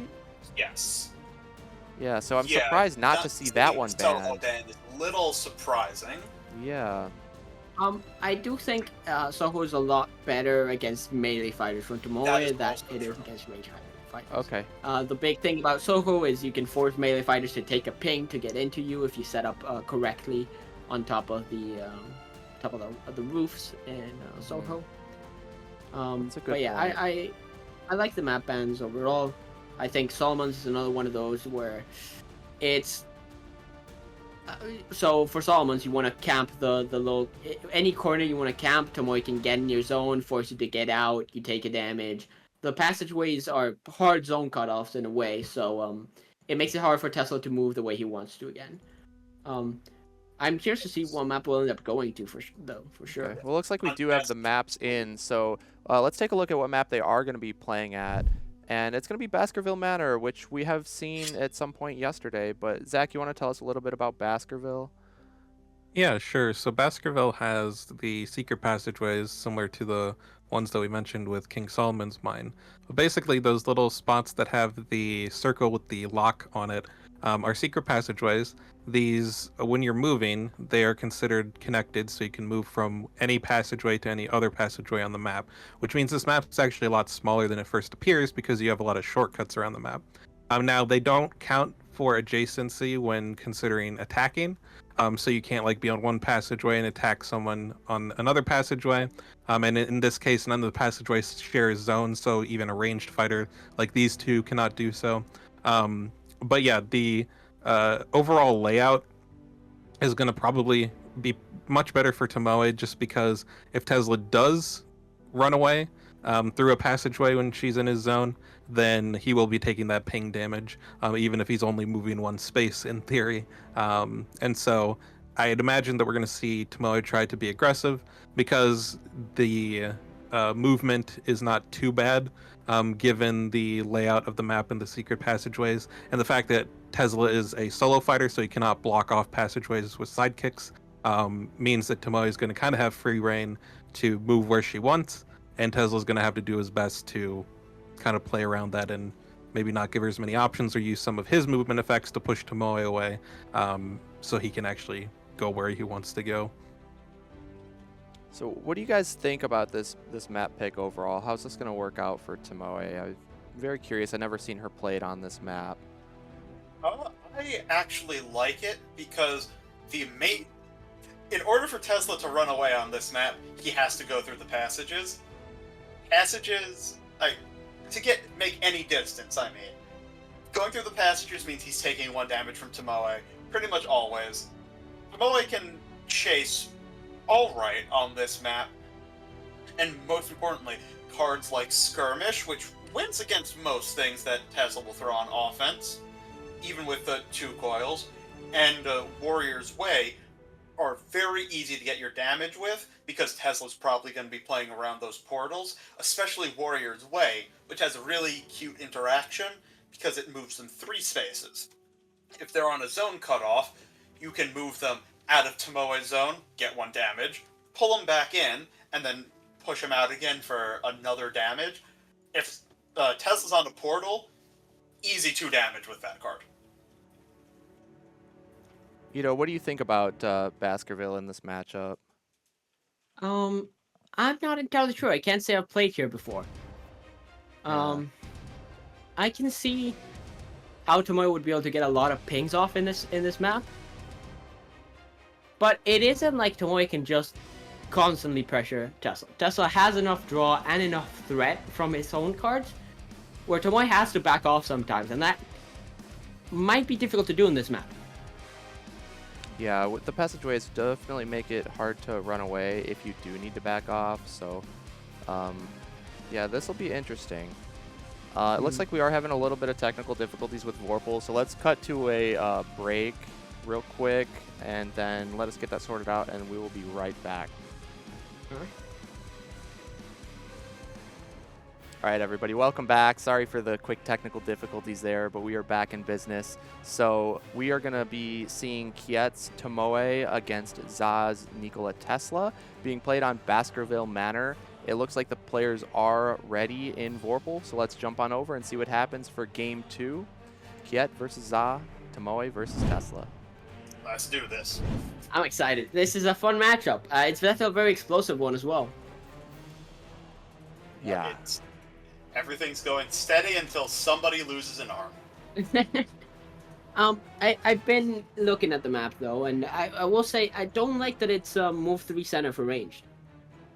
That's a good point. Tomoe, I think, likes having the option of taking center and not having to boost to attack. So we'll see. We'll see how it ends up going. At least have the Lord Kiso's final last stand to make up for that. Yeah, but I'm not. I don't know. I'm not a big fan of Baskerville. But we'll see. So both players mulliganed. Just some extra info, if that tells us anything.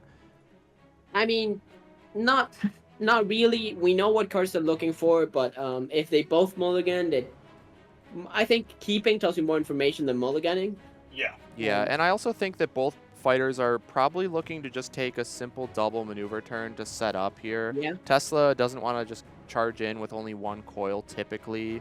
And Tomoe, if Tesla doesn't approach, is probably not going to maneuver boost. I don't think she's that desperate to engage either. So I would expect a double maneuver turn on both sides here.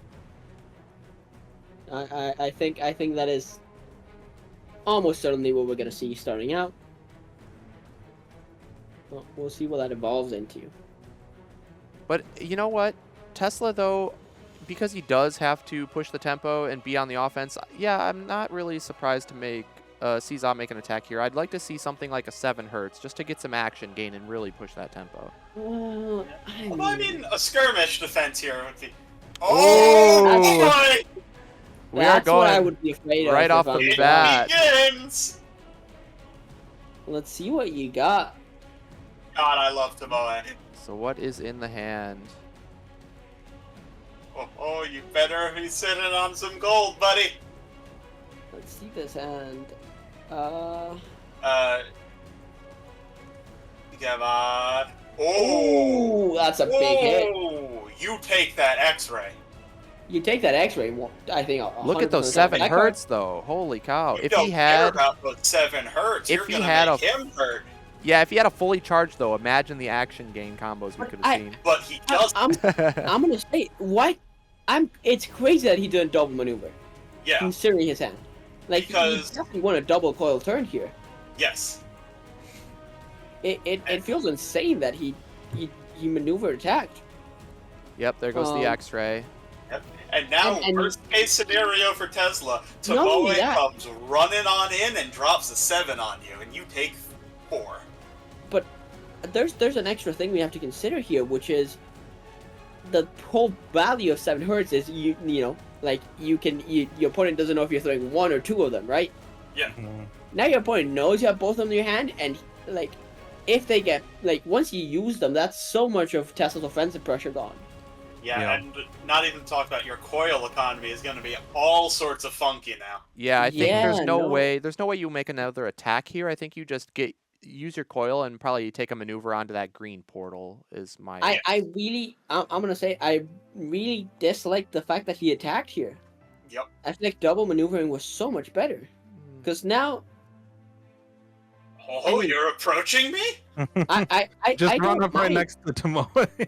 Then I if she don't mind attacks with a Tomoe throwing 7, it. she ends our turn, you know? I mean- if I'm Tomoe, I am full sending this attack.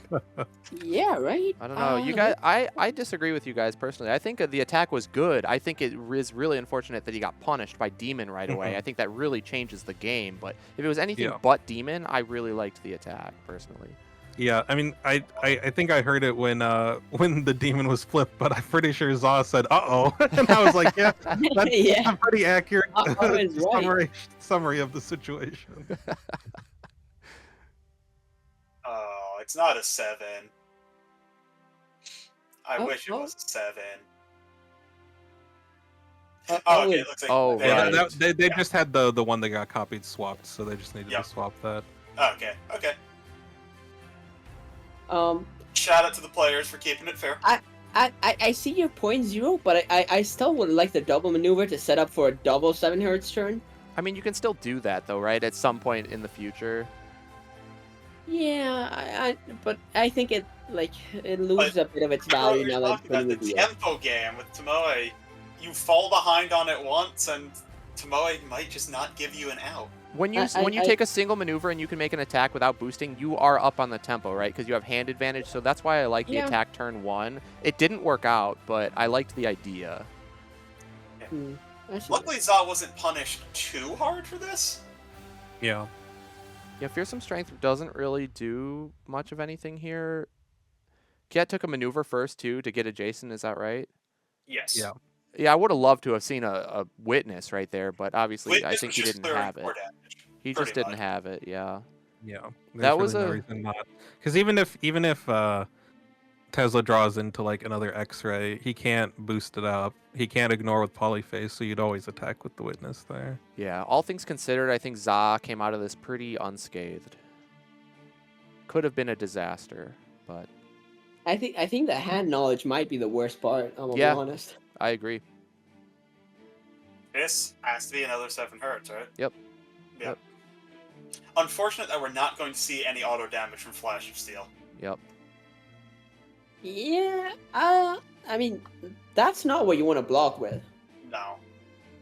That raises some concerns about what Kid's hand's looking at right now. That's definitely not the block you want to throw out. Gesher's going to keep going. I Yeah. like it. I like but it. I would love a piercing shot, honestly. Tesla does have an intense experimentation in him right now. We know that. Ooh. Yeah, I would have loved to see that flash being used on offense right here when you expect Yeah. that experimentation, because that'll really flip I mean, the it's tempo. still a possibility. I mean, I would not be expecting the flash up by Za, so if it is another flash... Oh, Hey, let's my go. goodness. Oh, the next... the plots within plots. Very That's nicely incredible. done. Does this mean, however, Tesla does get the ping? Ooh, that is Yeah. true. Is he gonna Um, miss it? Oh no, it's it is mandatory. mandatory. It is mandatory. We should need to let the players know. Yep. It is sadly not a missable thing. Well, I know, sadly. Medusa's does say you may ping. Yep. Tesla's is a Tesla just It's says mandatory. you do. Yeah, it's mandatory damage. It's optional movement. Right. It's mandatory damage optional So movement. I has to take damage. And I believe we just did it. All right. Yep, she got it. And then we're resolving the maneuver. Awesome. There we go. I think this is looking pretty great for Tesla so far, despite that potential disaster of an opening. Yeah. I wouldn't say great. I mean, 2 flashes gone. Considering- It's not great. Considering how it started, it's going fine. I mean, he's got full coils, right? He's got hand advantage. He's not Yeah. in any real danger, I don't think. I think it's going pretty well. Attack here? I think you attack with what, piercing shot? I think you. Yeah, I honestly would have preferred the piercing shot into the experimentation. Wow, look at forcing Tomoe to back off because Tesla had the control of the tempo with the coils. That's pretty important. Uh-oh. Oh, Piercing shot is one of anytime- those cards that in a lot of matchups is really bad, but in the matchups that you need it, you really need it. Yeah. Yeah. I mean, Tomoe's deck is just good. Yeah. Yeah, anytime that you can, that Tomoe is running out of your zone, you're feeling pretty fine about Yeah. it. Though I will point out, we've seen 2 of these 7 hurts gone already. The Mhm. action gain is very scary, and having that gone is nice for Tomoe. Yeah, definitely.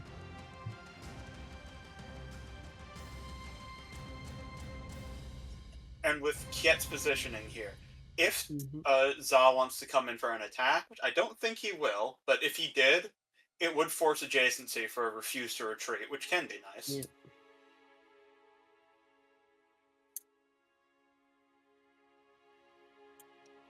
Choosing not to go onto the portal, Yeah, saying Tomoe, come get me. yeah. I mean, It like, also, well, no, I was gonna say it potentially helps if she would go in and try to get a Warrior's Way, but it doesn't actually because you still are set up to take 2 from it here.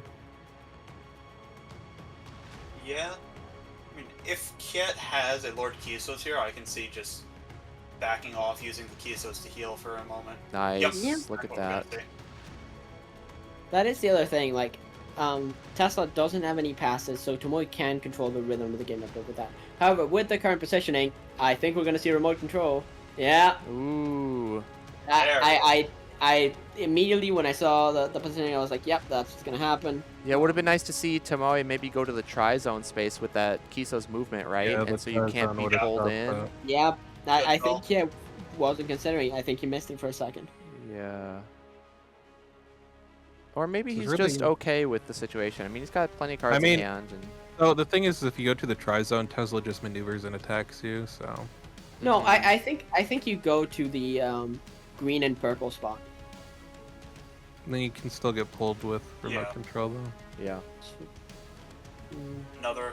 Oh, Ooh. very interesting decision here from Za. I mean, you burn both coils. There's no. I think you burn both coils every time. You got to 4 get that 4 damage. damage for sure. 4 damage is a And lot. the thing is, now you still have another action. So if Tesla would have had to maneuver in and this interaction Yeah. happened, it'd be a world of difference for Kjet, rather I'm than not here gonna where use Za gets to them. back off. I think that's a mistake. I think not using them is a mistake. Wow. I don't know what his hand looks like. I think it's a mistake. And He denies the front just demon, blocks but for 7, guys. that was insane. Yeah. I think Yeah. you're happy to let your opponent keep a card and save yourself 4 damage for that. Tomoe laughs at your feebleness. I don't know about that, if I agree with that decision there. I still not sure of that. Yeah, I'm. It's iffy. He's got what, 1 more action here, so probably the 7 hurts. A skirmish would be really good here. Yes. If you were to get the skirmish, would you push Tesla out and let him run, or would you pull him close? And then if he wants to run, he could with that extra action, but Okay, nice. Full blocking the 7 hurts. 7 hurts has the option of drawing and gaining action if he wants. Probably would just see the action gain most likely. I mean, But- I think it depends if you have the fully charged and want to keep going, right? Yeah. Maybe? Gonna spend the 1, get the no. action. Probably Get gonna out of the zone. maneuver. That's and- the Jason- thing. oh, You probably end in Tomoe's zone here. Probably end where you're at, or that's a good spot as well, and then just charge back up to 2 coils. Yep. I'm I think feeling- this is a piercing shot. Yeah. Got to start seeing those piercing shots. I think it's a good time because you're expecting the piercing shot, I think, from Za. You want to defend with your repulsion blast here and maybe get a random discard and push Tomoe out of the zone. Either piercing shot or warrior's way. Either one would be really good here. Yep. Yeah, Warriors goes pretty. Warrior's Way, easy. especially because it will beat that Repulsion Blast. Mhm.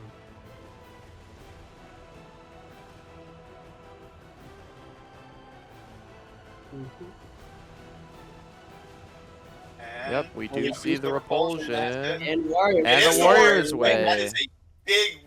That's big for Tomoe. I mean, it is big. I'm gonna say it, there might be a random discard involved. Yeah. So But Alex, he has no coils. walk us through what is this situation here? What's gonna happen? So Tesla gets to move Tomoe, and then he can choose to discharge his coils. So he definitely moves Tomoe out of the zone so that he avoids some of the Warriors' ping. Actually, he can avoid all of it. Good, but he's gonna take one there. Well, he's probably going to discharge both coils, and then we're going to see a random discard come out from Tomoe. Because But- it goes in sequence, right? So you move Tomoe out, then you move Tesla next, Yes. and then you could get the random discard.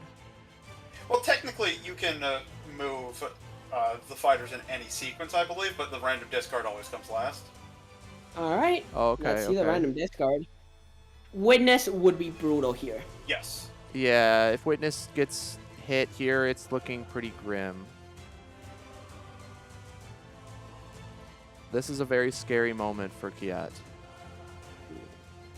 I think if you've had Witness, though, you probably would have used it by now. Like, there hasn't been any piercing shot card draw, so, like, if you maneuvered into it, you probably would have just used it. There were a couple of opportunities. Throw against a fully charged Tesla, though, because he has so many ways to just block it. I do agree with that, but I think there's been a couple opportunities where you've hit Tesla charged on one coil. Yes. So I wouldn't think that there is a Witness in Moment of hand. truth. But yeah, moment of truth. Let's see what happens. I hope I didn't give Kjet the commentator's curse here with the Witness. Oh, John, you have a talent. Yeah. Oh, that is Okay. fine. That's Garbage. We're absolutely happy about fine. that. Yep. Yeah. What there's Okay. like 2 cards it's even good into. So Right, yeah. the Death Ray and the... Yep. And the polyphase technically. And now we're going to see Tomoe teleport right next to it. Tesla Yeah. has no coils. This is when I think we throw a piercing shot. Yeah, no, I agree. This is what There's I no think we throw a cancels. Witness. 100% you throw the piercing shot. I think a Witness is fine as well, but piercing Oh, shot is going to Witness set you is up with the tempo. Portal. Yeah. And it's guaranteed. There's no cancels. So now's when you want to do it. I'd love to see. Ooh. Oh, man. Whoa, That's definitely not a ugly. punish. That's That's- Ugly. That's- Yeah, I don't like that at all. I got to assume Not a Kjet just does punishment, not but- have the piercing shots, and that's a big detriment to him in this doesn't have a matchup. piercing shot. Doesn't have a Witness. Like, I mean, It's not just double attacks, right? Yeah, I would. It doesn't matter what you're throwing. It doesn't matter that you don't have coils. You force him to respect it or take maybe 3 damage.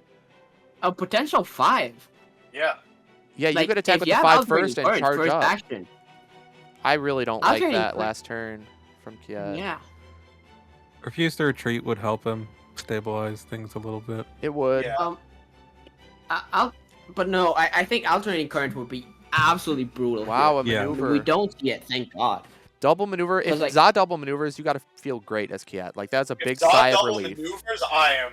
Oh my god. As Tomoe, I am so relieved. Yes, that huge sigh of relief. Even one maneuver is massive here. Tomoe now, like, if Zod double numbers, Tomoe can afford to slow the game way down. Yeah, Tomoe has a massive deck lead at the moment. And she has 2 passes. She can slow the game down. And, There's no way I you think, you double know- maneuver, right? If you're Za, you throw anything. It doesn't matter. literally anything. A lightning storm, 'cause- like no, wow, Oh, man, that's huge! that is huge.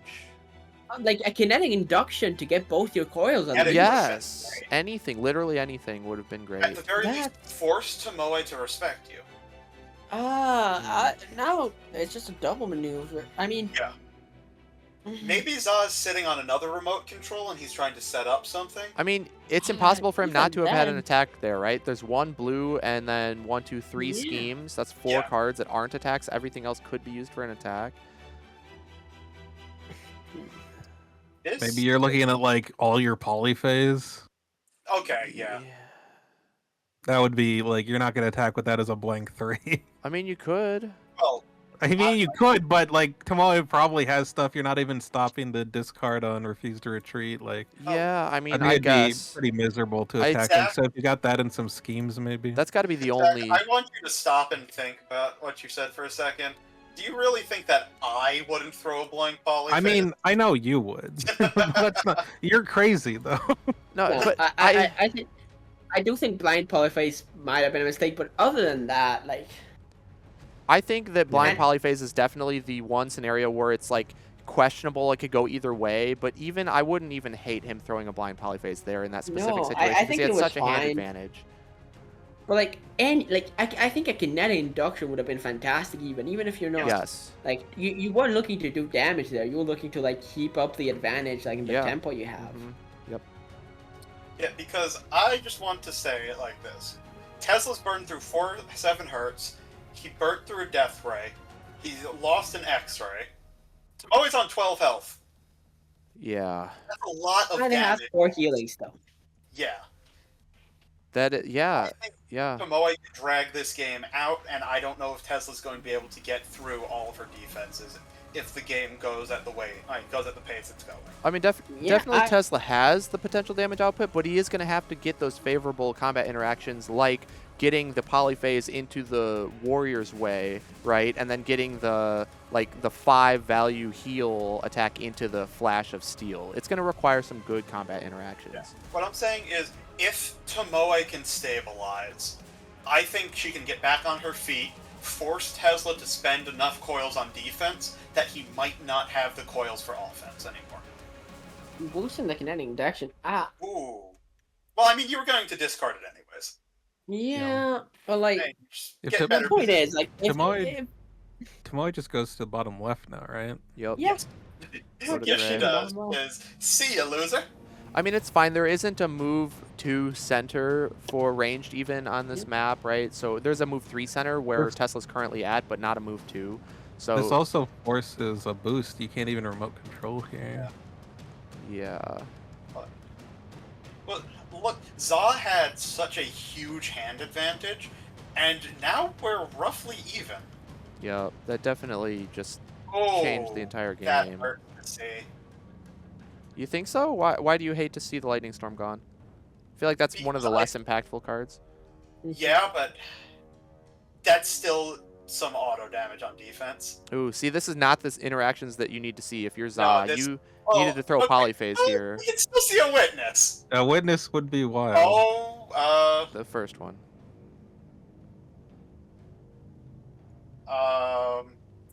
well, Well, I still saw an extra card out of the deck. okay, I think it has Pause. to be Za's card, Yeah. and Kjet's card has to be put back and shuffled. yeah, I agree. Yeah, Za saw the card, so Yeah. I think that would make the most sense. Kjet's card puts back and Yep, shuffled. shuffle that into the deck. Yeah. If I'm Kjet and I saw a witness, I am so happy. We'll see what this is. It's another witness. It feels really bad if that is a witness. Ultimately, it is all just random anyways. Okay. That's That's fine. fine. That's fine. Yeah. You can't attack with it, and You that's definitely important. discard it. Yeah. Yeah. I don't Like, think that's it's gonna no way, another coil you're for fine. 1 damage. Yeah. I would be more upset if that was any red that wasn't piercing. I'd love a blank 4 here for Kjet. Just throw a 4, you know. Tomoe's blank 4 is one of the most underrated cards in the game. Just throw a blank 4 and maneuver, you know. Yeah. Do a good old classic. Like throw the blank 4, move to the top left. And now we kite Tesla. Yep. I'm pretty sure it's gonna be exactly that. Blank 4 and to move to top left. You could also Polyphase? Wow. Warriors away. Warriors! I was gonna say you could Warriors do 2 to Tesla and then just run away through the passageway. Yeah. See a loser? But he's gonna cancel it. Yep. Alright, And now we hop away. Yep. We Yeah, force exactly. him out of Tesla if he wants to chase us, and if he doesn't, we're okay with playing slow. Yeah. Yep. And now he can remote control, but it's not. Remote Not a control gets you huge deal. adjacent, which is unideal for Tesla because of refuse to retreat. Yeah. Well, he can put you back where you were in the bottom That's what we passageway. It's just with the hands currently as they are remote control doesn't put him in a great spot hand-wise compared to Yeah, Tomoe. because then he'd go down to 4 to Tomoe's 5. Tomoe doesn't have a discard that she can threaten at this point, but he's still got a hand disparity there. Mhm. And Tesla actually has no draw on offense either left, so.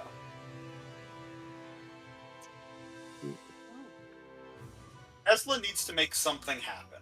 Right now, Tomoe is okay with the pace the game is going. Tesla still does have a lot of discards left, though. There's still an X-Ray and then 2 potential discards from Repulsion, so some pretty good value still. And if one of those discards does happen to hit a big card like a Kiso's at this point, that could be massive. Yes, but it is on Tesla to make that happen. Yep. You got to interact to have that chance, and even then, it's just a chance, right? So this is a great spot for Tomoe to be in because now Tesla has the initiative, and even if Tesla doesn't approach this turn for whatever reason, I can't imagine that would happen, but Tomoe can maneuver and play a Kiso's, right, to just sit at 7 still, so definitely the initiative is on Tesla big time. That's the real power of having passes. And in the spot remote speed control. is nice, but the hand stuff, the hand manipulation is way better. Yes.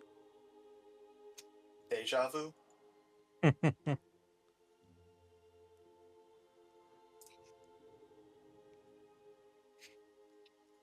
What are we thinking here?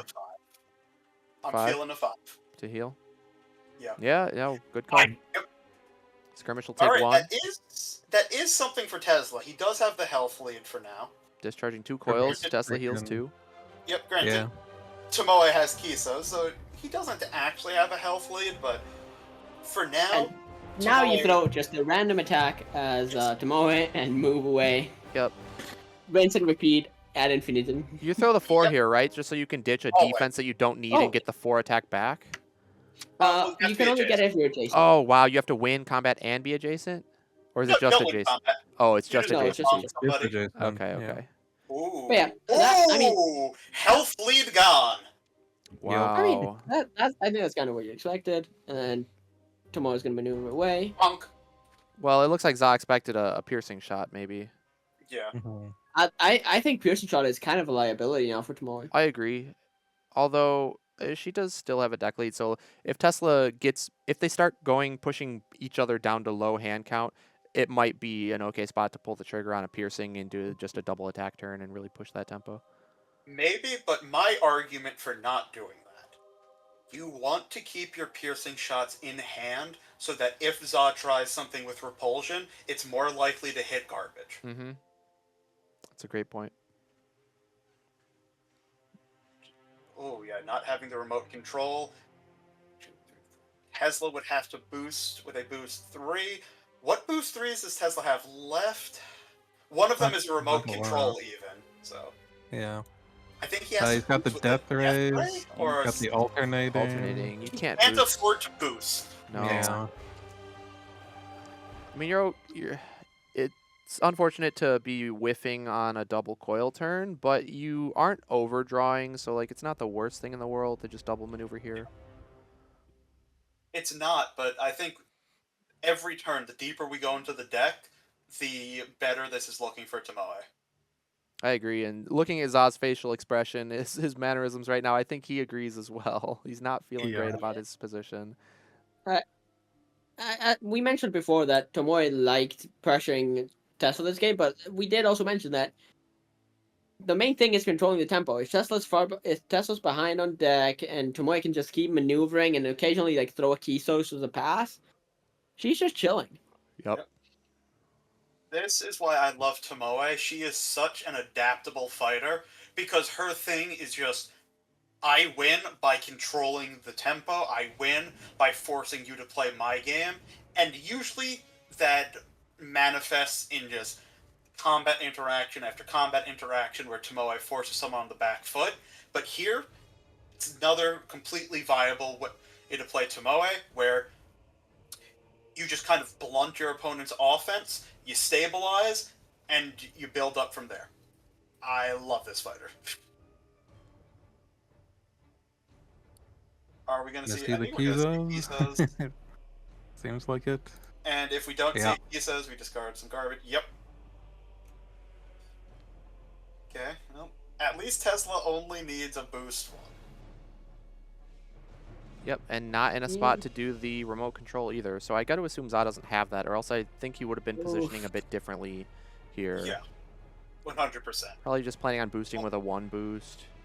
Both of these players have shown us exceptional positioning games on their runs here. I think it's safe to assume that if they have something, we can kind of tell their positioning. Yeah. So Za's just in an unfortunate spot here.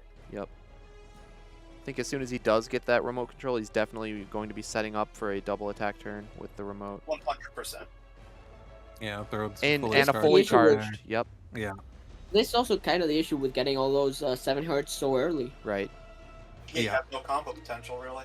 Although both players did mulligan, remember, so it's not like he had a choice in the matter, right? It's just kind of like what happened to Kjet last match yesterday when he opened all of his jaws as Yanenga. Sometimes that works out okay, but sometimes not, like we've seen here with ZA.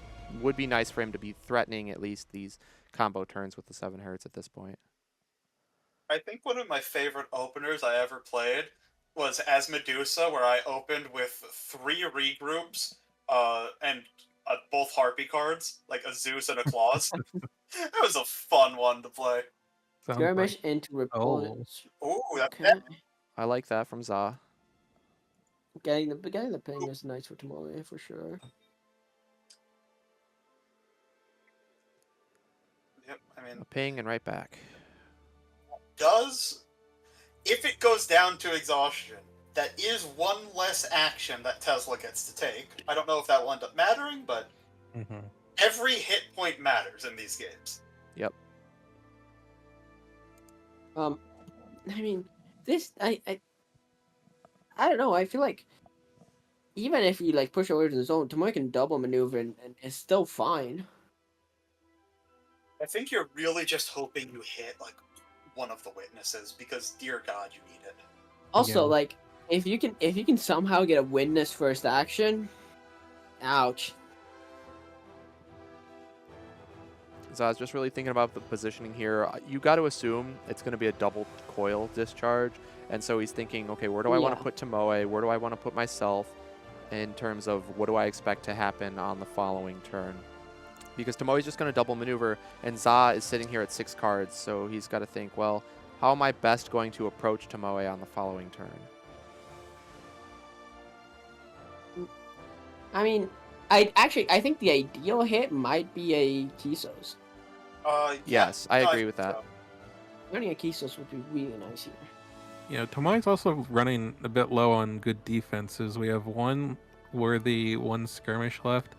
The deeds are potentially good into the Death Ray. And then you have Flash. Just because you only take 2. And then, yeah, we do have 1 cancel, so if those get lined up right. Because right now, Tesla's main damage is coming from 2 Death Rays and the polyphases. But the problem is he also wants the polyphase to defend against the 7. So it's going to be a bit interesting either way. It feels like the deeds aren't bad at all here. No, they're taking 2 damage at a time is absolutely fine. Oh, that's amazing. That's what I'm talking about. That's why you Great keep piercing shots. Yeah. That's fine. That's a disaster for Tesla. Yeah. Yep, and now Piercing shot is not a card here, so. I do like ZA taking over the passage there, just in case Tomoe got any funny ideas about running in. I like a double maneuver from Tomoe. Just keep pushing initiative on. I think double maneuver is the right play. I'm just saying I like ZA taking over the passage in case Tomoe got any ideas. I like a simple double maneuver. Just keep forcing initiative onto Tesla. He can't remote control you into his zone currently, so. I think, am I wrong in thinking that there isn't a spot where ZA can set up to be able to remote control first action guaranteed? I think Kjet can always jump to a spot where that isn't possible. Yes, but he can force a boost.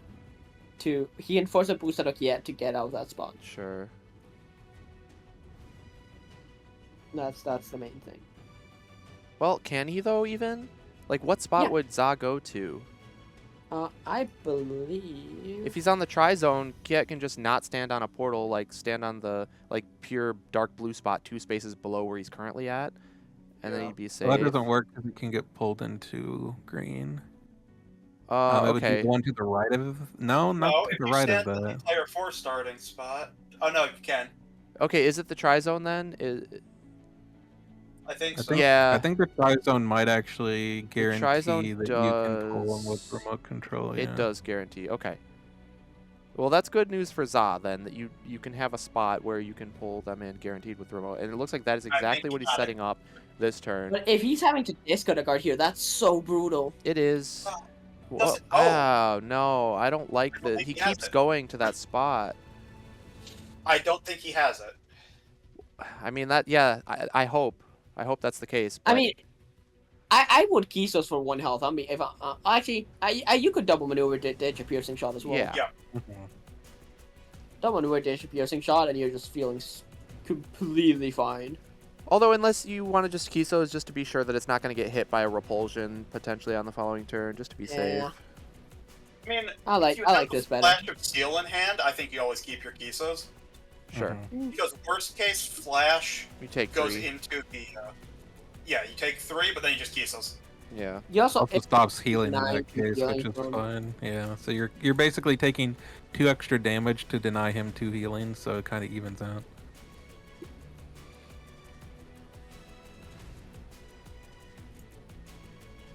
It's gonna be another boost out of Tesla, and Tesla's just has had to have thrown so much away.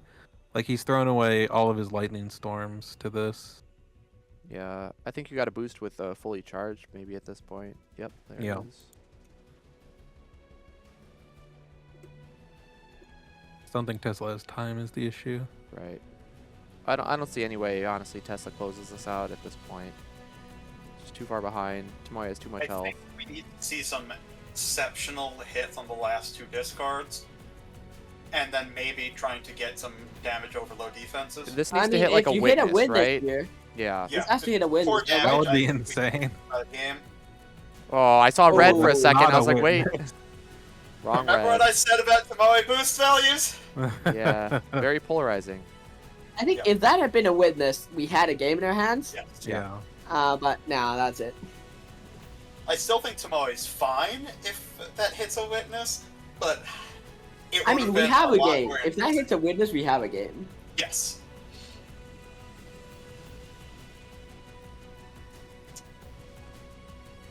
The I really think- annoying thing here for Tesla is that you're gonna be taking 1 unless you spend both your coils for 1 damage, which doesn't seem great. I guess it doesn't change the math too much at the moment, but it could later down the line.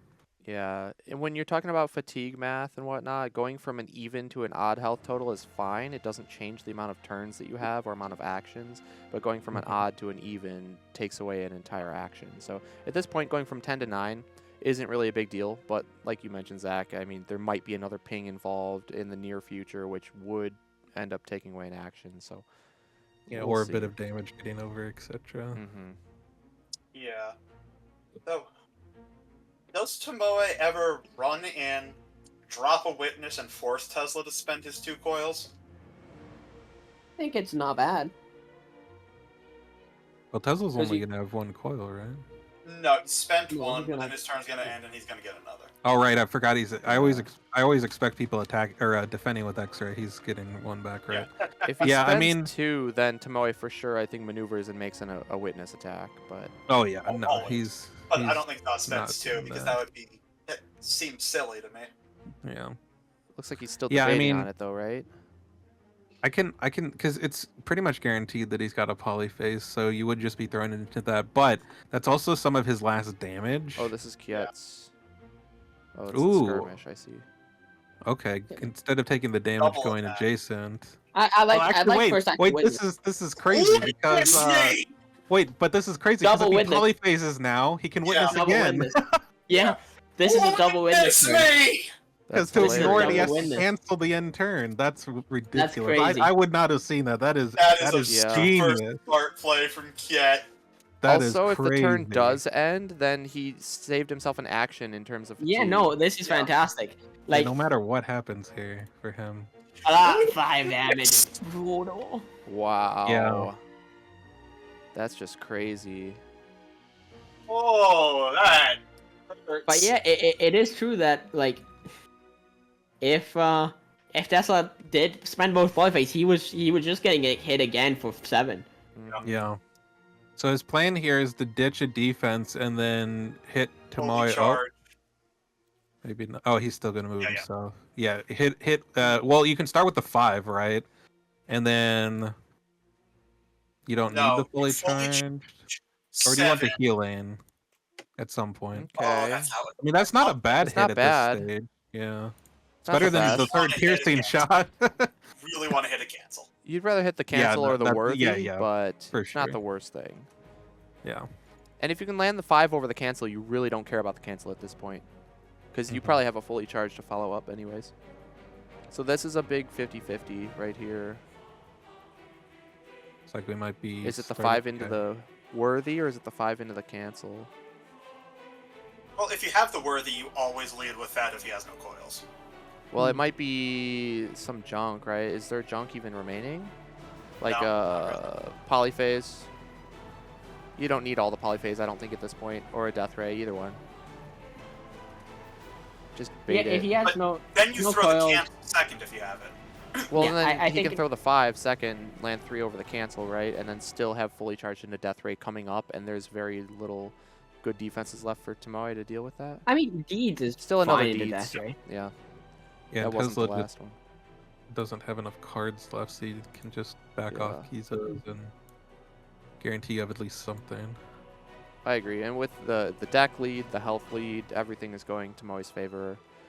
It's going to need a lot of luck here from zzzzaa with Tomoe just not having the right defenses. Although if Tomoe didn't have the right defenses, you would not expect such a risky play on the previous turn, right? Just being willing to end your turn and not draw any cards at all. Yeah. You just wouldn't take that risk if you didn't have the proper defenses to survive any potential counterattack from zzzzaa. I guess Seems in theory you could just be on the plan that it's going to be the polyphase to stop it, so you're going to have flexibility after that. So maybe you're not expecting the repulsion to go there, but I would imagine that you're right that he had that possibility in mind and planned around it. Yeah. Kjet's got the water buff, hydrate homies. Yeah. Shout out to Baked Goods. He Yeah, was going this to be is- with this us is a long- today. Unfortunately, he couldn't, but This is a long finals. Everyone make sure to drink some water.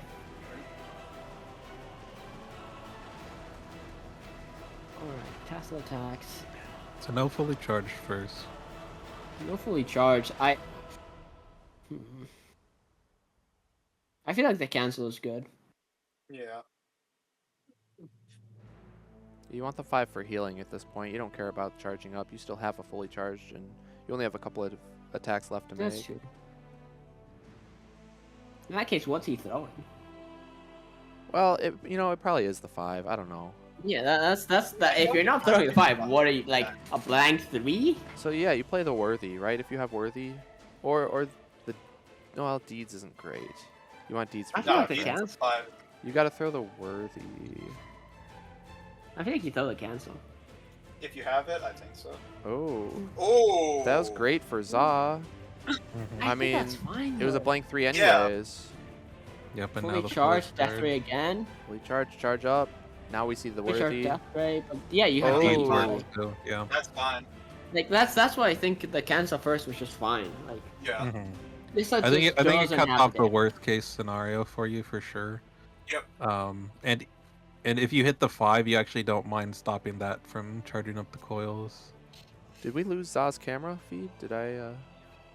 I think Might so. be doing a He might have refresh. disconnected from one. He'll be back. No. I think. I mean, Jet still has a pass. Like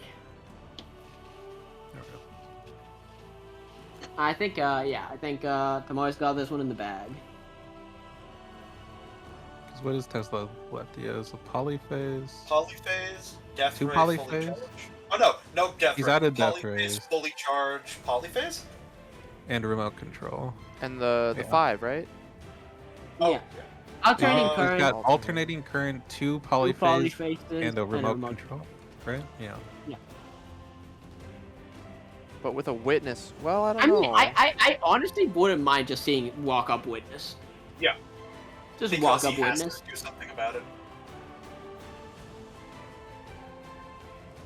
But no, we're gonna see a double maneuver. Yeah, if you have the witness, you just throw it because then you can just take everything he has left. Za needs to remote control here, right? And then go for an attack and hope Yeah. that the deeds is or the worthy is the bottom card. Yes. Maybe just didn't have that remote the whole entire time. Could be bottom 2. Yeah, because when you have a 2 of, you are significantly less likely to find it than if you had a 3 of the card. Well, even if Worthy's bottom, he just blocks with Refuse to Retreat, maybe takes a Yeah. bit of damage, but he's still fine. He's guaranteed to have one of the 2 defenses. Yeah. Look at the timer difference here. Well- Kiet's at 5 minutes full, and Za's running sub Yeah. 1 minute. I Yeah. think that tells us a lot about how this game played out. Exactly. Tomoe's route was much simpler. You just have to you stabilize after that shaky opener, and then you just glide through to victory. Yep.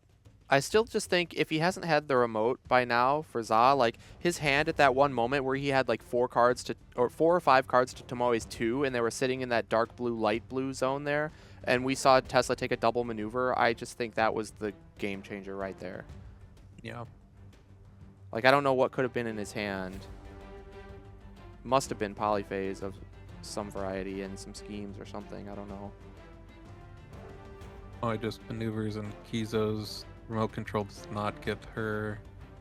Actually, yeah, she can go on this passageway and remote control still doesn't get her. Yeah, and that's Yeah, I think this is That's just the game. it is his first game because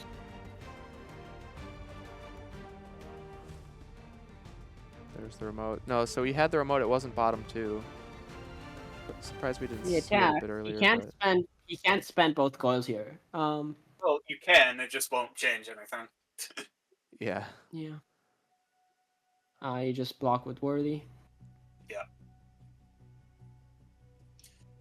Because you take 3, you maneuver, you boost, you kill him. I mean, at that point, you might as well just block with Refuse, right? Yeah. Actually, yeah, might as well block with It's- Fuse. You could also just block with your face if you feel like it. Yes, yeah, that's fair. Well, what if this is the alternating current though? Heals offer 2, you take like. Then he goes down to. Then he goes up to 5. You maneuver, you boost, you witness. No, that's true. Yeah. Yeah, So, this- and he's left with 1 polyphase, no coils. Yeah, that is probably just best.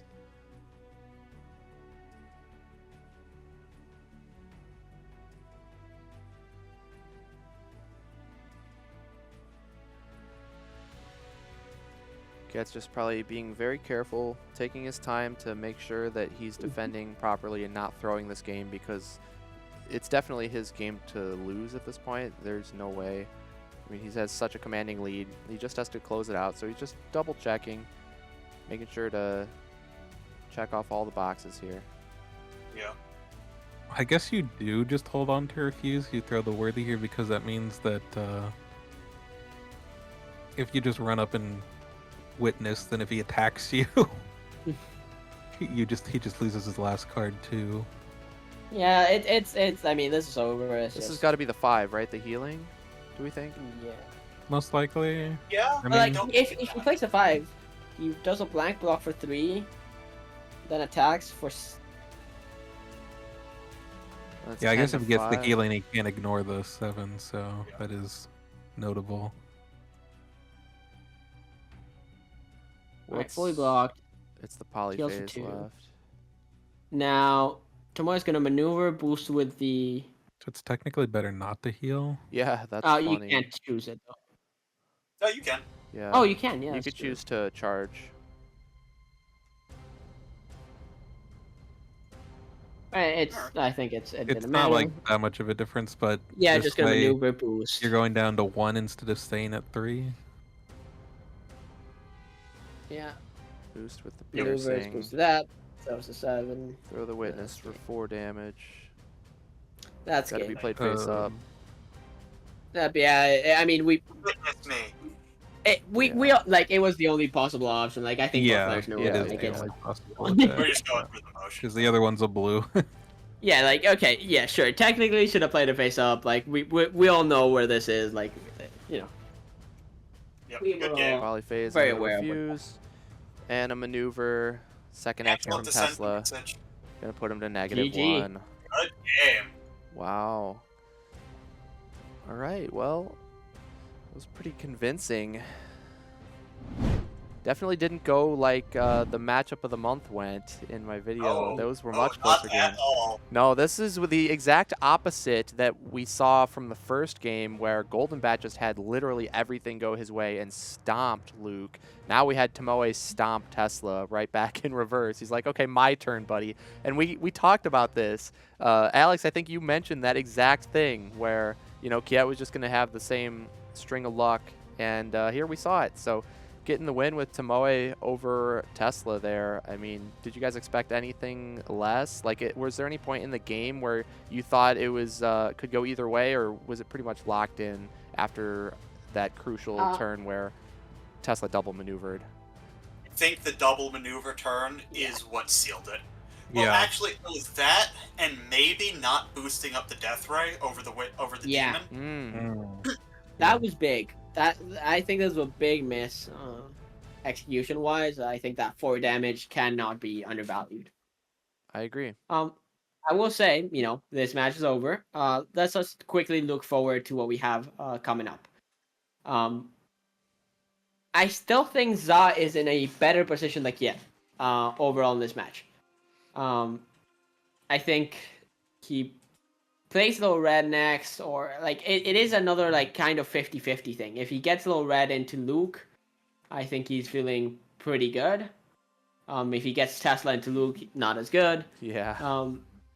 So we'll see. I think like this is still like definitely very even overall. Yeah, I think you make a great point. It's like Luke into Tesla, great. Luke into red, not great. Titania into Tesla, not great. Titania into red, sounds great from what I can tell from what you've said, Alex. So, yeah, I think it's very even. There's a lot of 50-50s to be had here, but, you know, even if we see Tesla versus Luke and Luke gets the win, well, then you have That Tesla still means in a Titania. that still means Titania has to win twice. So like I still, you know, this is still anyone's game. Yeah. Do you think we should expect zzaa to go with Tesla next? I think zzaa has to go Tesla, personally. I don't think you can leave, like I said, Tesla till the end when Luke is your only, you know, Luke is still on the table.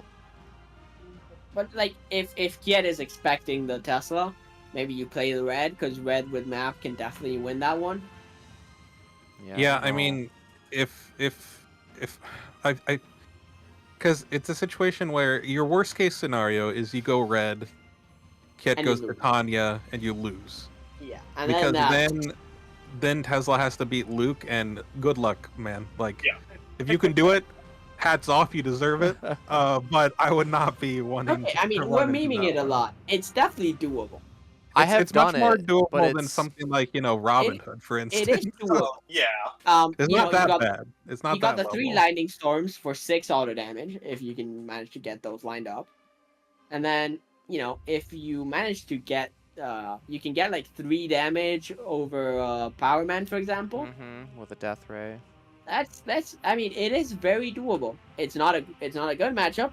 It is definitely doable. We're not saying it's Genie right now. Yeah, that's It's not- true. It's not 90-10, but it's probably in the realm of like 70-30. Yeah. Stat wise, sounds- it is 77-23, about a Yeah, little under 70-30. 100 plays. Oh, 70-30 sounds So- about right. There's a decent sample size, and it says it's not good for Tesla. Yeah, I played it from But the I- Tesla end, and it's brutal. I mean, I do think it's one of those matchups that like maybe like that is maybe the data is a little skewed. I think it's probably a little closer to what Mike said, 70-30, because it is a tough matchup for Tesla where you need like it is a very skill dependent matchup for Tesla. Whereas Luke doesn't really matter. Like, Luke is one of those characters that is super straightforward. Tesla has a lot more nuance to him, so I think 70-30 when you're talking about like players of this caliber is more accurate. Yeah, I can see that.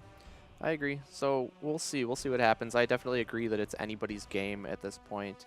But we are going to take a bit of a short break for the players, so they can grab something to eat And real for me. quick and recoup. Yeah, you have to sign off pretty soon here. Am I right? No, I think I'll be able to hop back, so we'll see. Oh, I'll let you guys know in a second.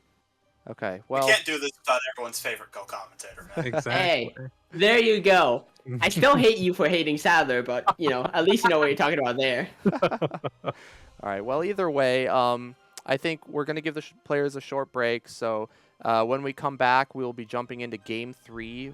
I'm excited to see what that ends up being, but we'll find out after the break. And then keep looking forward, guys. Don't go anywhere because we are going to do a reveal as well for the Witcher sets coming up. So we will likely do that once we get back from break. So make sure you don't go too far. Keep the stream up, and just keep a lookout because you're definitely not going to want to miss what we have to show, as well as, of course, the conclusion of Summer of Legends 2024. So we'll see y'all back in, I believe we're going to do just, a 15-minute break or so. What's that? About 12 p.m. Central. So, yeah, it's like about 12 minutes at this point. So we'll see you back in just a bit. Go hydrate, homies, everyone. Take a short break, get some water, get some food. We'll see you back in just a bit. Later. All right, see you guys.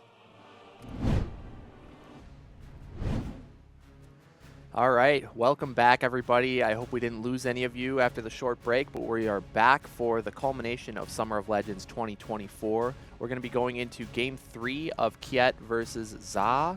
We saw earlier with zzzzaa dominating Luke Cage as Golden Bat, and then Kjet doing the same right back at him with Tomoe over Tesla.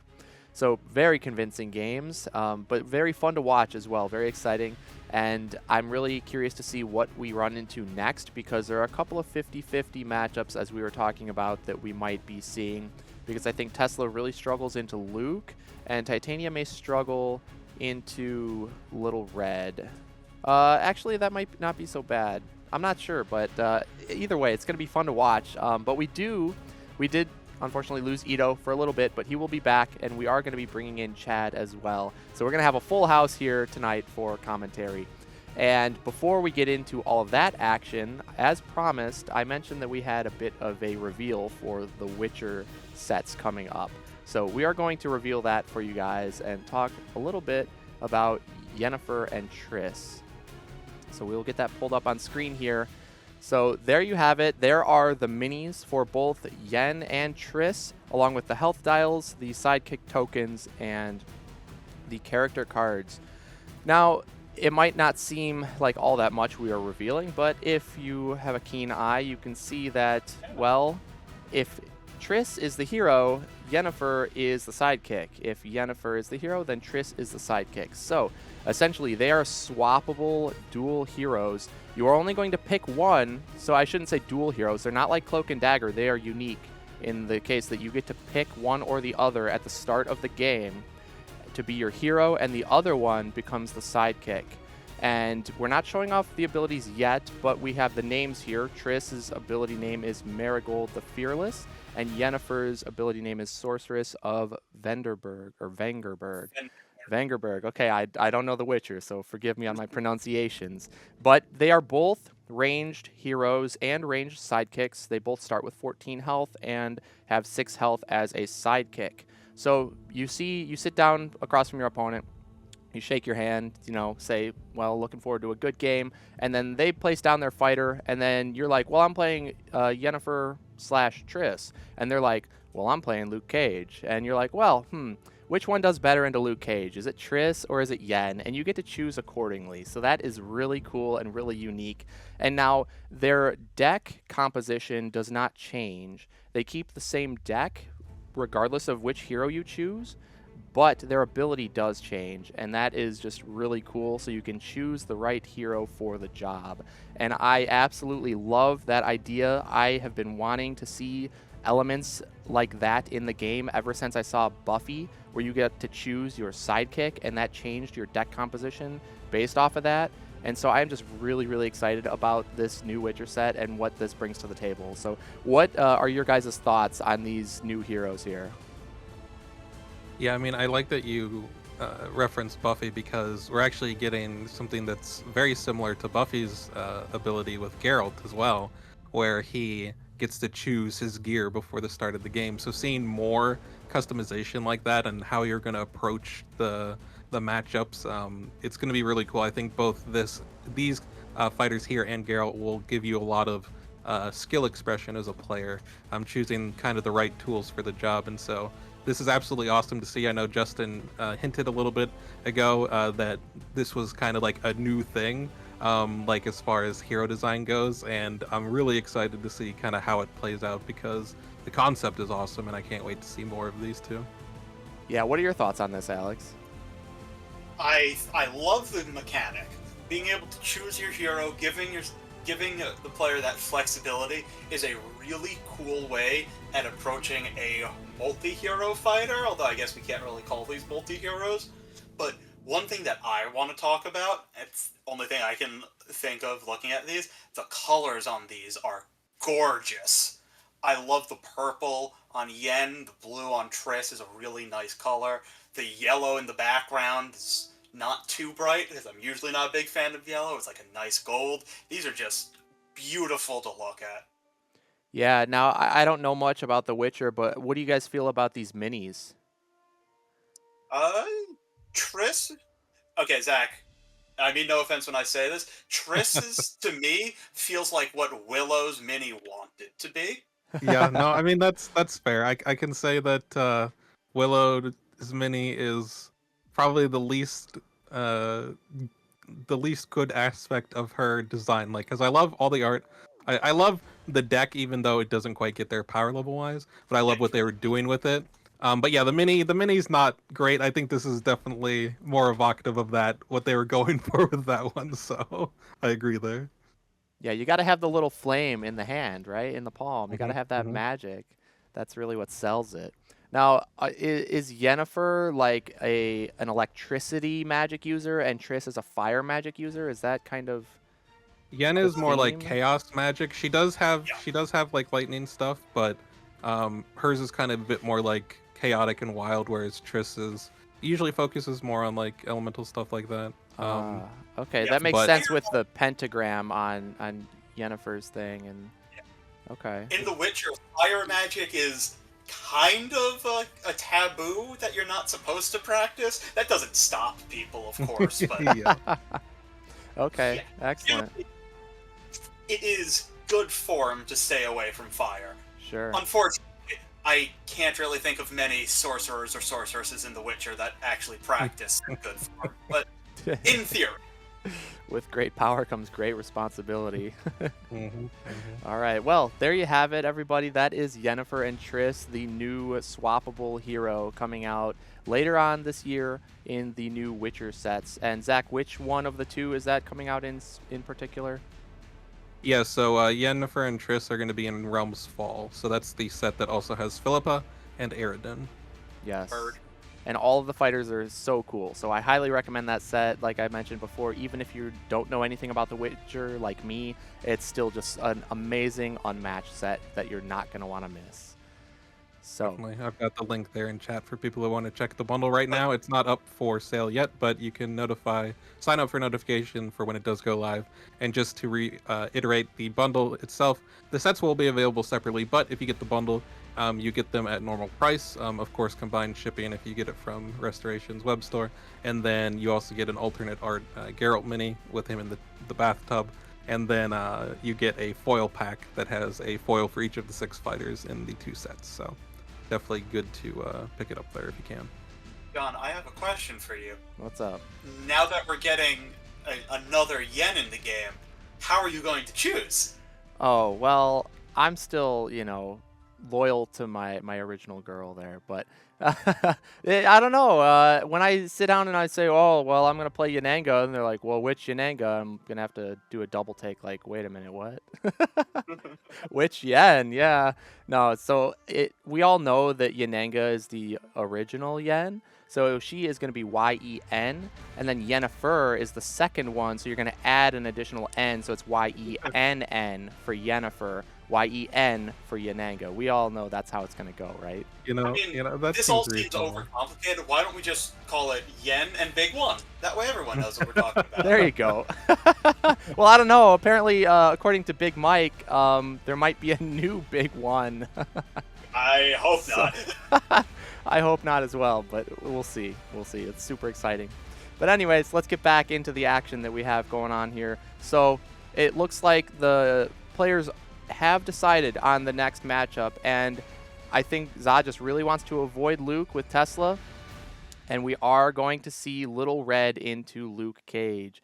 So zzaa won a big 50-50 there. He gets to dodge Luke, well, at least for now, with Tesla. But if zzaa gets the win with Little Red here, then we're going to see Titania versus Tesla. And I don't know how that one quite goes, but it seems a little bit scary, potentially, for Titania. So yeah, I think zzaa, that was a big win on the coin flip there for the matchups, but there's still plenty of game to be had here. So let's go ahead and take a look at the fighters. We're going to start off with Luke Cage. And Zach, why don't you tell us a little bit about Luke Cage and what he's all about? Really? I'm getting this one? What are you doing? No, fine. Okay, I'll take Luke. You're right. We got Red coming up. No, there you go. Let's go ahead. Okay, give it away all with right, Little Red. I'll do Little Red. So Little Red, my favorite fighter in the game. Her whole thing is that she has these symbols on her cards, and the top card of her discard pile is referred to as her basket. So whatever card is on the top of her discard pile is the symbol that's in her basket, and that matters for the rest of the effects on a lot of her cards. At the start of the game, you start with a wild in the basket, so it can be any of the three symbols. It only counts for one of them, but if you play a card that has, multiple options, such as one of her schemes that we might see later, Never Leave the Path, it would give you the option of what symbol you have, and it gives your opponent less of an idea of what types of effects you might be wanting to do, because the wild means that it could be any of your effects instead of specific ones. The whole thing with Red is you're kind of playing a mini game on top of the actual game, where you're trying to make sure you line up your symbols to be able to get the effects that you want when you want them. And so a lot of it comes down to your opponent's going to know what options you have available based on what symbols in your basket, and you can use that to kind of play some mind games and maybe attack with something that they're not expecting, or just attack with something like, what's that in my basket, which is a blank 4. It's a versatile, so you can use it on offense or defense. And if they try to stop one of your effects, maybe with a cancel or something, if you attack with what's that in my basket, it doesn't have an effect. So you would be able to dodge the cancel and get through other effects later. So there's all sorts of mix-ups you can do there. Stones in the Belly, one of the best blocks in the deck. It is essentially the same effect as an ambush, as long as you have knives in the basket. It's 2-value versatile, that during combat your opponent discards a random card and you add that card's boost value to this card. So really good for Huntsman in particular. This is actually the only way that Huntsman can block for more than 2. So it's one of the best cards to have early to keep him alive, because most people are going to try to kill Huntsman because of the card down at the bottom here, a Grim Tail, which is a scheme that heals Little Red for 2 health. And if you have Pelt on the basket, then it heals her for 4. So if your opponent is attacking Red early in the game and she's taking damage, and Huntsman is still alive, then he's going to get value from this healing scheme, and you really don't want that to happen. So most of the time, people are going to go for Huntsman. He has 9 health, but he doesn't have the best blocks outside of Stones. Like I said, he can only block for 2 at a time. So if you hit him with big attacks, he can go down fairly quickly. And so you're going to try to want to get value out of Huntsman in other ways, such as using his attacks. He has 3 copies of Long Have I Sought You, which is a 4 that becomes a 6 if he's adjacent to the opposing fighter, as well as being able to potentially draw cards with Wolfskin or get damage with Once Upon a Time's effect. There's a few ways you can get value out of him, and if your opponent dumps a bunch of resources into killing him, then you also save red damage in the long run as well.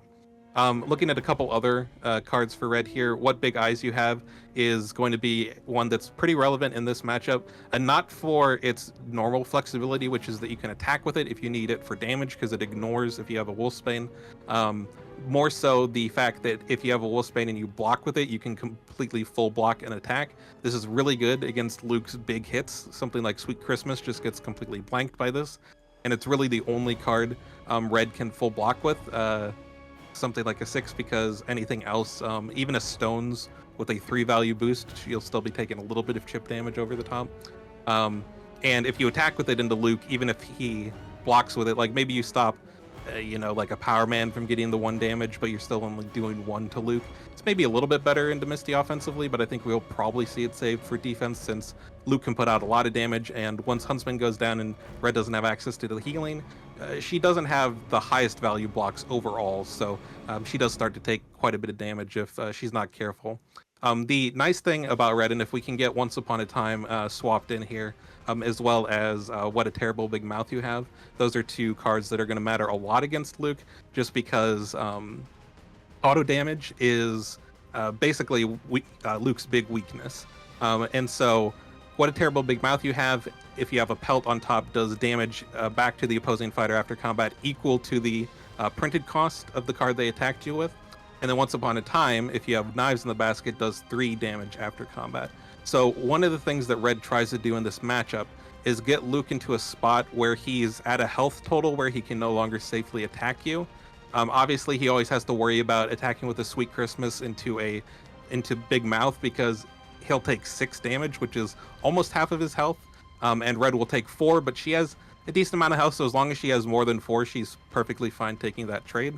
Meanwhile, if Red gets Luke down to 3 or lower health, and she has at least 5 health remaining, blocking with Once Upon a Time, Luke cannot hit for more than 6 into Red, and so as long as she survives the attack, she'll deal that 3 back to Luke and win, because Luke does not have any offensive cancels. So the auto damage and the health totals are really what we're going to be looking at, because if Red can kind of get Luke in that checkmate scenario, as long as she keeps knives on top and has the Once Upon a Time available, she's really going to struggle, Luke's really going to struggle getting past that. The only way really at that point would be to already be ahead in deck, so you can maybe get a little bit of exhaustion damage into Red before she can hit that auto damage on you, because she doesn't really want to be attacking with Once Upon a Time, since it can get trash talked.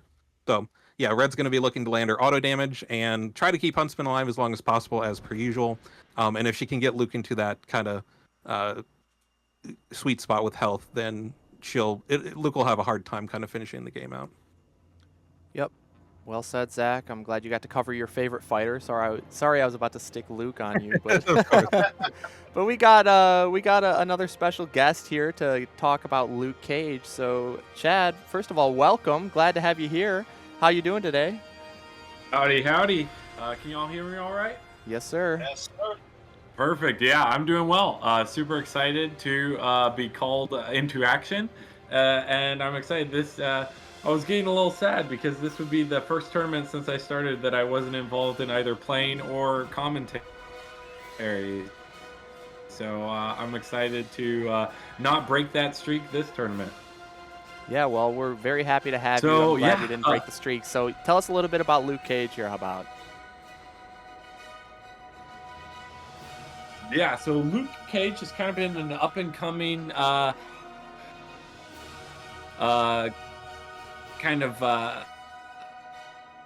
I think he's been consistently good for a while, and this tournament, a lot of people realize that. So he was being picked quite often. I kind of think it's similar to kind of some of the Moon Knight action that we'd seen at least previously. But Luke has some other unique things that kind of make him special as well. So first thing, we just got to start off with his ability. Whenever Luke Cage would take combat damage, he decreases that combat damage by 2. And so it greatly increases the amount of damage he can just tank. He has no healing in his deck, and he is a 13 health fighter. So while he is pretty squishy in terms of, if you're comparing to other fighters, his ability more than makes up for it. Obviously, his weakness is so that makes this matchup very dynamic. But we'll go ahead and hop into these key cards. So I guess one of those, we're starting off with Regroup, which I'm surprised Zach didn't want to talk about it, giving the Full Send Friday. But Luke has arguably, or maybe not even arguably, the best regroup in the game. It is a 3 value boost, and it is also basically a 3 value defense for Luke Cage. The boost being the big thing because Luke Cage is a move 2 melee fighter who can only move 5. Move 5 is kind of the magic number in Unmatched, and he can only move 5 times in a game. Along with, he's got some schemes that can help him out, but Regroup is one of those. He's also got a boostable attack that you use the Regroup to often fuel it. So Regroup is a pretty critical card. Depends on the map, depends on the matchup. It's used in a number of different scenarios. It's very versatile, and it feels right at home here in Luke's deck, as opposed to some other decks that could have used some other help. Skin Like Titanium is arguably one of the best defenses. Mind you, most of my content that I'm sharing on comes from engaging with Luke Cage with Chocolate Rain. Peter has kind of taken Luke under his wing and done quite a lot with him, and he argues that Skin Like Titanium is the most important card in Luke Cage's deck. Now we'll talk about what I know is arguably the most important card as well next, but Skin Like Titanium basically does however much damage Luke takes, the opponent takes back as well. And this is kind of a win more card. So if Luke is ever up on health, so the opponent is going to die sooner than him, Skin Like Titanium is a card you always have to worry about, because the odds of it putting you within lethal range are extremely high. Still Standing is an amazing card, and also arguably one of the best cards in his deck, which, as you'll see, I guess is a statement I'll say a lot when talking about Luke Cage, because he has a lot of great cards. But Still Standing is an any card that's important. That if you won the combat, you choose 2 cards in your discard pile and shuffle them back into your deck. It's arguably some of the strongest recursion in the game. But it is conditional on winning combat, so there is kind of that mind game, and a lot of games often come down to, is the second Still Standing going to go off and loop another Still Standing, or is it too little too late? So Still Standing is an amazing card. I think Luke, it really lets Luke decide how he has to play the matchup with what cards he's choosing to recur. Sweet Christmas is amazing, and it never gets old to just throw a printed 6 at your opponent. Now, against Little Red, that's a little risky if they have Pelt on top, so you got to be a little more careful in that front, but it's a very good card. It just smacks them pretty hard, and there's not too much more to say about it other than the foil on this card is amazing. I'd highly recommend. Amazing card. Cancel all effects on your opponent's card immediately. So it's a feint that is just blue. It's a 2 value block. But after combat, if you won the combat, end the turn. Now this, when used on Misty, is just a 2 value feint basically. But when used on Luke Cage, it's ultimately a 4 value block because of Luke's ability. And Little Red Riding Hood has nothing that is higher than a printed 4. So Trash Talk will always end the turn versus Little Red Riding Hood. So we'll see if Little Red plays into that and wants her turn to be ended, or oftentimes maybe she maneuvers first to make sure she doesn't lose that action that Trash Talk can often cause. So that is that. And yeah, I'm really excited for this matchup. I played this matchup in the last tournament, and it was an amazing match. It was very close. I think it's an awesome matchup, so I'm curious to see what map it is played on, because that makes a huge difference. All right, Chad, thanks for giving us the rundown on Luke. Let's take a look at that map that we will end up being played on here. It's going to be Hiorat. Now, I am unsure which player chose map here, because I wouldn't be surprised if Little Red chose position rather than map, because I think just starting off on the back foot, going second in the hand count, is really detrimental to her. Typically, she likes going second, but I think against a fighter like Luke, she might want to just make sure she goes first. So I'm not 100% sure which player chose the map. But Little Red is going to be going first in this matchup here, with Luke going second. So, like I said, I wouldn't be surprised if Little Red chose to pick position and then chose to go first. Do we know what the bands were? It looks like, yeah, Kjet did pick the map. So, yeah, so zzaa, even though he lost the previous game, he chose position with Little Red rather than map. The bands were Point Pleasant, McMinnville, and Azuchi. So, I don't... Azuchi was an excellent ban, I think. Yeah, I don't think Azuchi's very good for Little Red. I mean, it's very corridory, so you can protect Huntsman fairly well on there, especially with all the zone cutoffs. Yeah, I'm kind of curious as to why this map would have been picked. I'm not super sure. I don't think it's very clear, but I think Luke wants to make sure whatever he does, and I agree that I'm not sure why this map over other things, but I think Luke for sure wants a move 4 map. That is kind of, that's like his only goal, I think, is if he could actually use his regroups to fuel his boostable, he's doing significantly better than if he has to save them for that. But I often like getting a lot of value from Misty, which you can't really do in Heroat, just because of how the zones are often laid out. So I'm really curious to see how that plays out. Yeah, this will be interesting. But it looks like the players are ready, so let's not wait any longer. We'll jump on over and see what happens with Luke Cage versus Little Red. And I will say right off the bat, the mulligan information is that Kjet kept his hand, whereas zzaa mulligan. So zzaa's probably looking for those Huntsman cards early. Probably some axes, the Long Have I Saw It used, just to get that damage while Huntsman's still alive. And maybe some stones in the belly to keep Huntsman around a little bit longer. And Kjet keeping probably means he's got a Trash Talk, I would assume. Or maybe some Misty defenses just to keep her around a little bit. Because I think whichever sidekick goes down first, that player is going to be at a significant disadvantage. Yeah, the interesting thing about Huntsman is a lot of the times, I kind of mentioned it during the deck highlights, but a lot of times I'll gauge the value Huntsman got in how many resources it took to take him out and or how much damage he dealt, because you're pretty much never against like opponents that know how things work with Huntsman. You're almost never going to be able to... Misty just get moved. Yeah, I'm not sure either.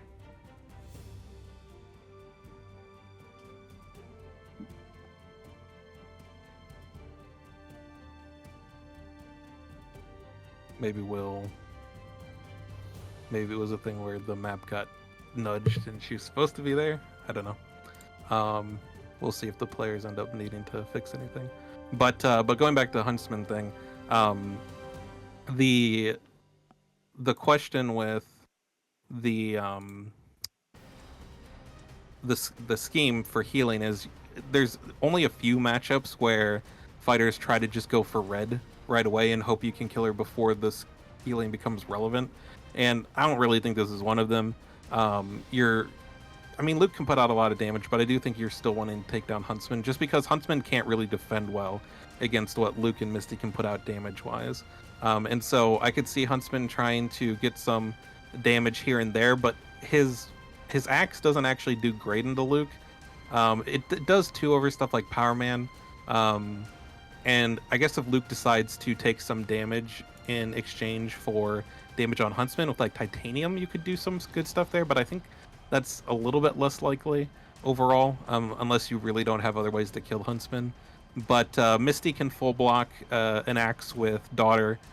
Trash Talk full blocks for Luke and ends the turn, so even if you start adjacent because he attacked Huntsman on his turn, you can't really swing in with the axe without risking that happening, and you essentially going back to Luke's turn and immediately letting him attack again. And even with the stones in the belly, which Huntsman usually likes to have to survive early, Luke's boost values are quite low overall. He has a few threes, like Chad mentioned, but he has mostly ones and twos and a lot of ones, actually. So unless you hit if you hit something like a Christmas, you're really happy, even though you're taking more damage there. But there's a lot of times where you're just going to be taking a lot of damage because he swung a 5 or 6 at you, and your stones didn't hit a high boost. So Huntsman probably isn't too long for this world, so we'll see if he can at least force out, a few resources and or get some damage in before he goes down. Quick point on Misty. That solo gray white space was not in. Oh, that it's not zone, so it's not a legal had spot. a, Yeah. needed Oh, a legal okay. placement. Yeah. Yep. Okay. That makes sense. Now I like this positioning by zzaa off the bat because he closed the door, and so if Luke wants to attack Huntsman, he has to end adjacent to both Huntsman and Red. So if Red wants to go for maybe hands just to knock out some defenses, that could be an option. Or even just getting a path and then maneuvering away would be fine. Although, if Luke has a trash talk, it doesn't really matter what Red ends up attacking with. Yeah. Yeah. That is fair. Trash talk is always gonna win and end the turn, so it's always risky to go for right away. Yeah, we do see an attack here on Huntsman. We'll see if he's got the stones. This is Stones very would be I pretty want to nice see here. Once Upon a Time here. same here. That would be You good guarantee too. Yeah. it. Ooh. Stones. Well, you always guarantee it on defense. To be fair, so I could see wanting to defend Huntsman's life a bit more at the start. Well, I mean, if Huntsman goes down before you use the Once Upon a Times on defense, then Red might be in a position where she has to attack with them and risk a trash talk. So anytime you can defend with once with Huntsman, I like that. We're okay with that. Yeah, is but fine. he's got so much. He's got so much health, and you can always do it later. Like even if he defends on his death, he still gets the damage through. Yep. So. This was pretty good just because of the 2 boost, and get paid can be pretty good for keeping up pressure. So not a bad hit. I think Luke's fine losing to get paid. There are much worse things that could hit. I agree. Yeah. But from the The only- perspective of Huntsman surviving, it was pretty good. That's Yeah. The upside for Red is that it's a 2 boost, but yeah, it's not ideal hit there. Great I time think to your attack. best hit would Rise to probably see be what's something like bad. Sweet Christmas, because you'd be fine taking 1 extra damage. Daughter of the Dragon actually would be decent because that's a 2 boost and a really good card for Misty. Another commanding would be good. I am surprised. The aggressive positioning that we saw out of zzaa led me to believe that he had to have at least 1 axe in hand. Ooh, this is fantastic. Ooh, yeah, That's that's good. really good, though. You eat a Red power takes man. 1, but you get back the stones. You don't care that Red's taken 1. Yeah, Yeah. right. So Power Man will push Red if he wants, and then deal Yeah, 1 we might damage. see- Red gets to pick up either the hands or the stones, actually. I think you pick up the stones. Yeah, I I think agree. if you can ever get recursion with hands in this, I think you take it. Hands is actually not like, because the thing is, it does open up some mind games. Like if Luke knows you have hands and you attack him, like maybe he takes, because if it's a hands, you just like sure you don't like lose the card, but you waste your action essentially when you could be doing other stuff. And if he takes a 4, you're happy because then he takes 2 at least. But I do think the recursion is more powerful in this matchup. So getting a stones back is always nice. That Downside was for really Huntsman good. here is he can only block for 2. That was really a great play, I think, from Kjet, just to push Red out of the way and give you a single maneuver distance to Huntsman. Because it was excellent positioning by zzaa, blocking off Huntsman like that, but Kjet pushing Red out of the way, now able to make an attack on Huntsman with a suboptimal symbol. Already, we're seeing some back and forth. I just want to call attention to it. Some fantastic positioning plays coming out of both players in this game. You know this is going to be good. Yes. Although, wait, So- I don't think Red took the damage from Power Man. Oh, yeah. Alright, we're good.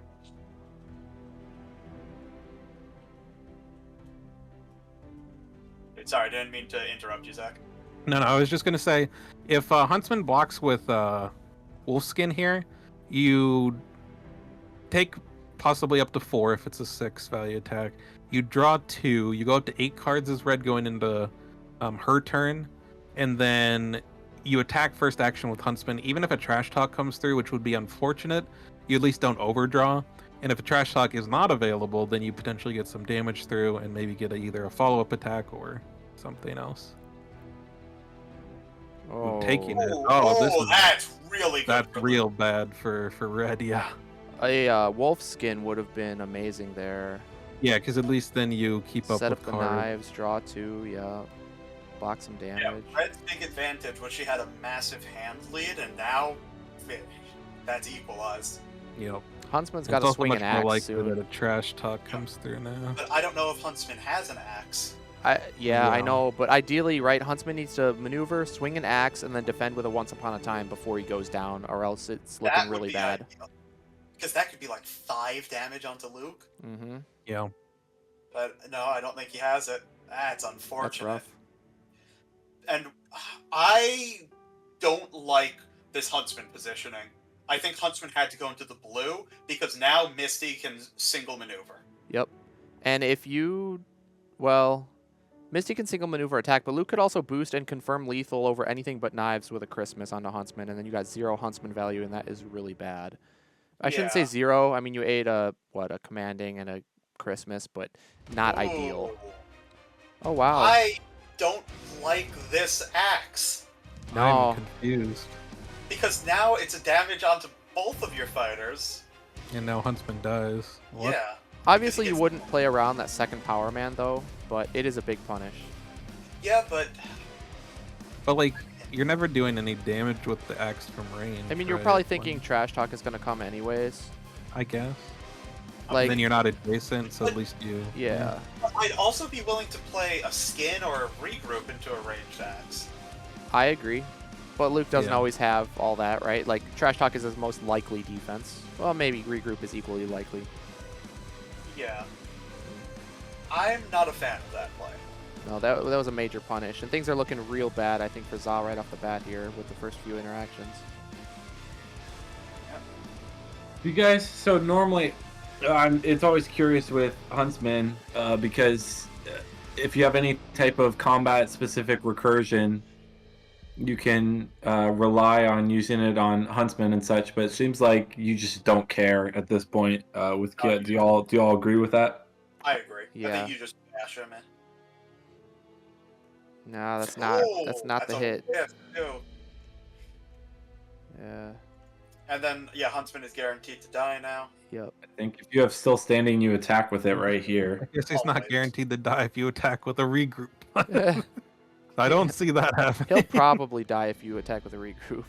I mean, it's very possible, yeah. Because Yeah, no I way would Huntsman def- is defending this, right? There's no way. You never throw a No, I blank don't. anything. Unless it's Wolfskin, I guess. Yeah, you could maybe throw a wolfskin, but Yeah, If probably you not. have like a still standing and then a trash talk here, you are just living. Yeah. Still standing. Okay. Commanding Okay. just- well, that's not great for Luke because that is more costly than he would like, but Yeah. it's still not bad. All Don't get me wrong. commanding's gone, but no value out of Huntsman basically, and red Yeah. is down to 12, no healing left, so not looking good. Eyes in the basket. You know, Huntsman Not pulled eyes. Sorry. Flowers.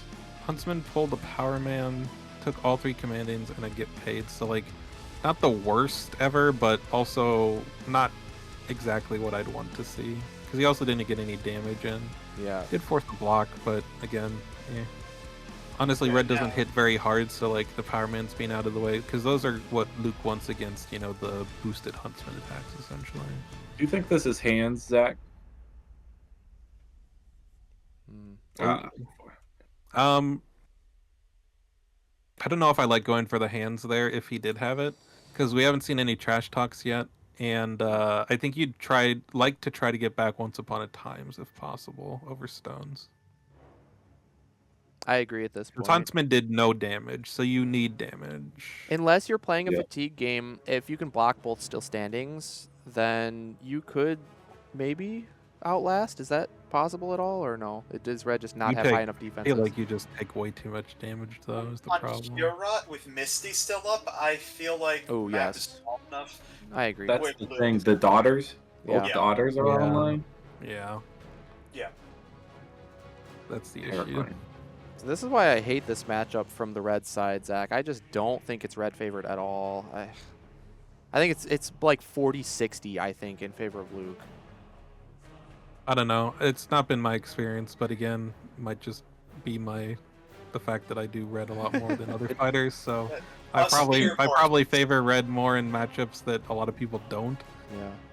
But I think I won it with red in the last tournament I played, but you guys got to remember, Zach, when John loses a matchup, he changes his opinion to say that it is not favored. No, so. dude, even going into that match against Phantom, I was scared to play Little Red into his Luke. I thought I was done for sure.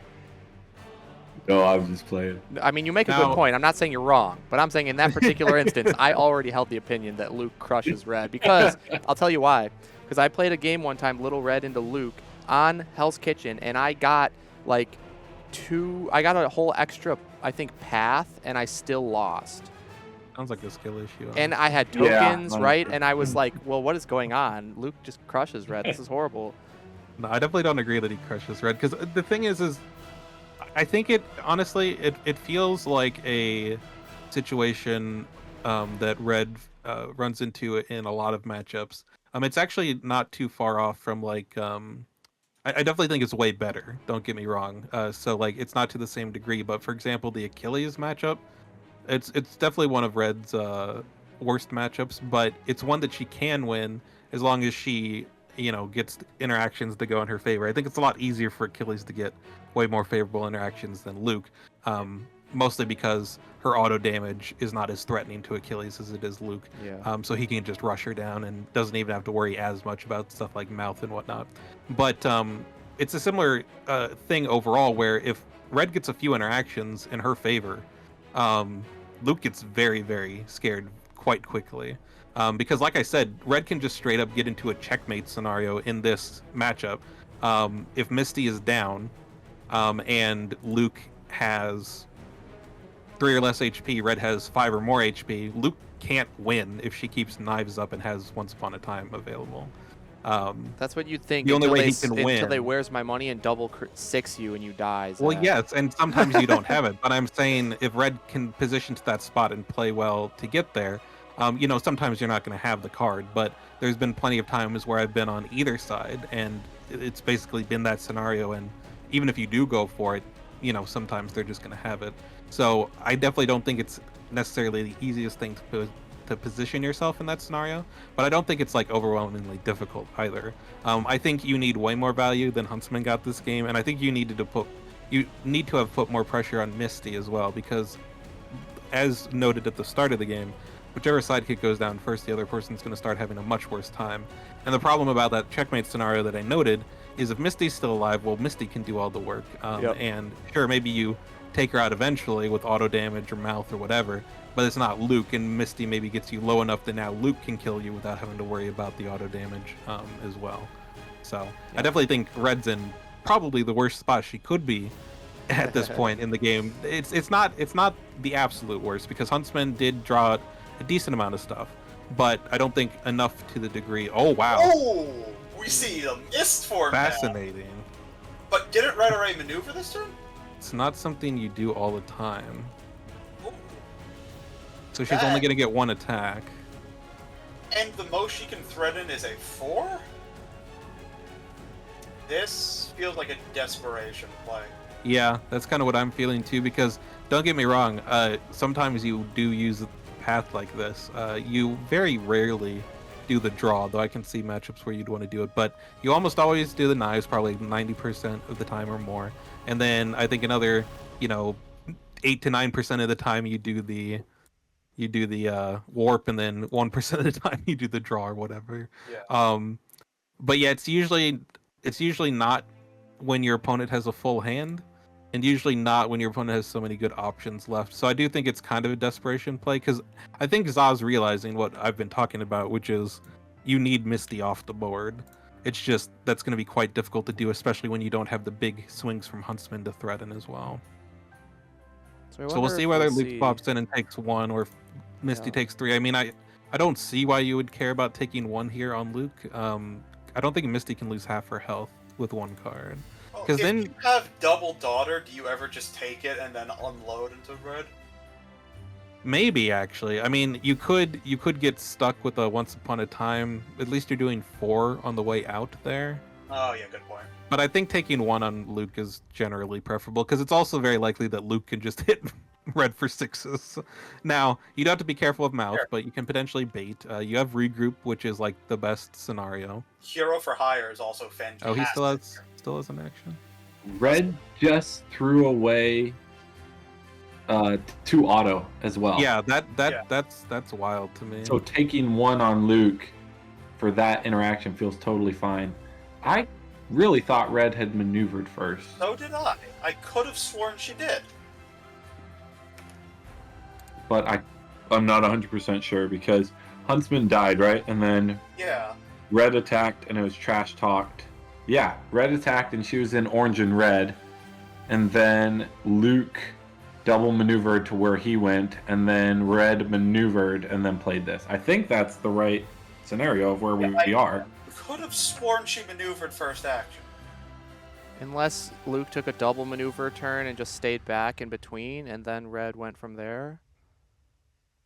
Well, I think Luke did take a double maneuver, so Because I remember seeing zzzzaa. I thought to myself, wow, he's taking a Dark Blade turn. You know, like taking that really long timer usage turn just to decide what is my win condition for the rest of this game.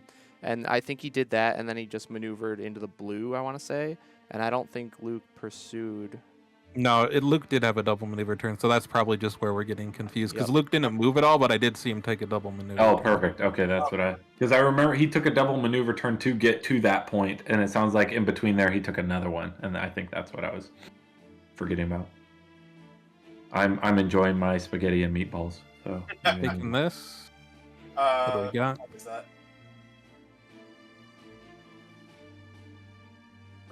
Alright, shout to the audience. Ooh, Okay. nice. Okay, Good yeah, damage. I like that. Not bad, not bad. Any damage is good damage. On to Luke.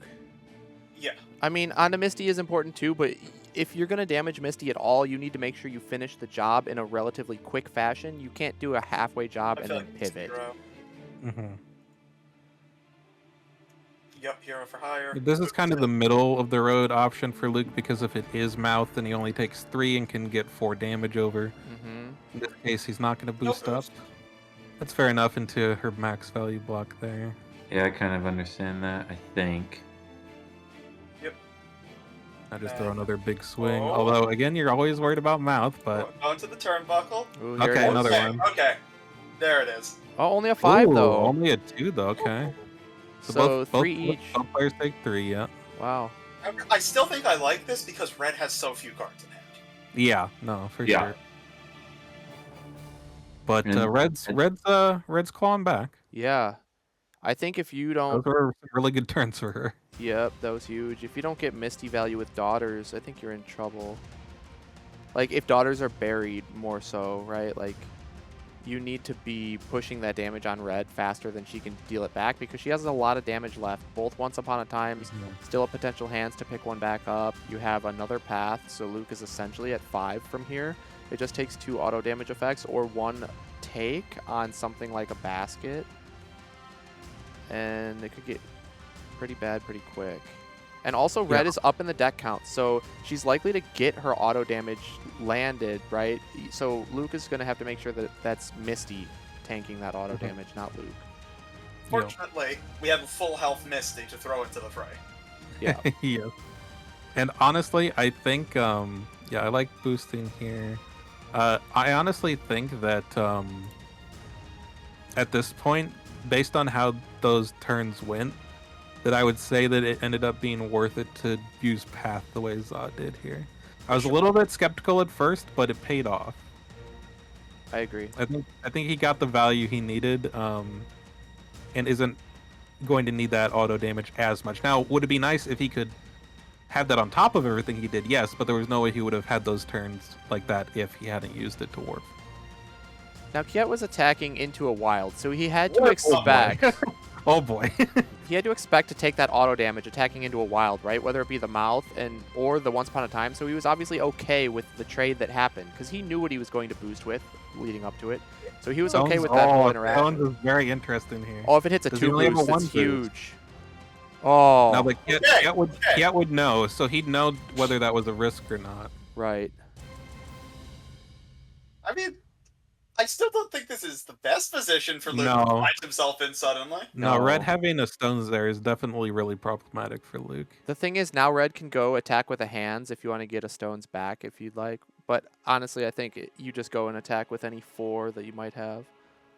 Yeah. Although, hasn't Red played 4 of her 4s? That's correct. Yeah.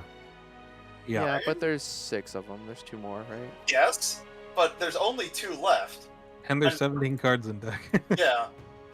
And is that the last stones? No, because No, one no, was sorry. recurred. So Yeah, she's 3 were played played. 3, but she has 1 more because Hands got 1 back. I might consider attacking with an eyes if I have it. I know it's only 1 damage, but get you the could damage. then get, you're just getting closer and closer, because then it's 2 3s will finish it, like once and maybe another mouth or so. Yeah, I could see it being justified. Even if you get a 1 damage, put Luke down to 6, that means now your lethal out is a path for 2 down to 4, a once upon a time down to 1, and then a mouth even into a regroup. So any attack at all with the mouth will be lethal. So if I'm Za and I have the eyes, I might even consider just maneuvering and attacking with the eyes. I think if you have the eyes, you throw it there. Yeah. Because Luke is maneuvering to a single card. We saw him take back a commanding, so just prioritizing damage output. I'm surprised on the command. Well, maybe not, actually, because that's a great attack for Misty. That's the main reason why I think that's the right pull. Because Misty needs to enter the game. Right now, she's done nothing. Well, we kind of see why, because he had 0 Misty cards until this of course. point. Yeah. If he drew a 2 boost that's not a defense, do you think we boost with it here? I'd consider it. And just keep Luke as far away as possible? Yeah, no, I definitely think about it. Because there's no way Red's getting all the way back over to the other side with what she has in hand, because you'd have to spend the path to do it. Yeah. She only has 2 So I think cards. he's debating the boost here. No, okay. So commanding and Trash Talk shuffled.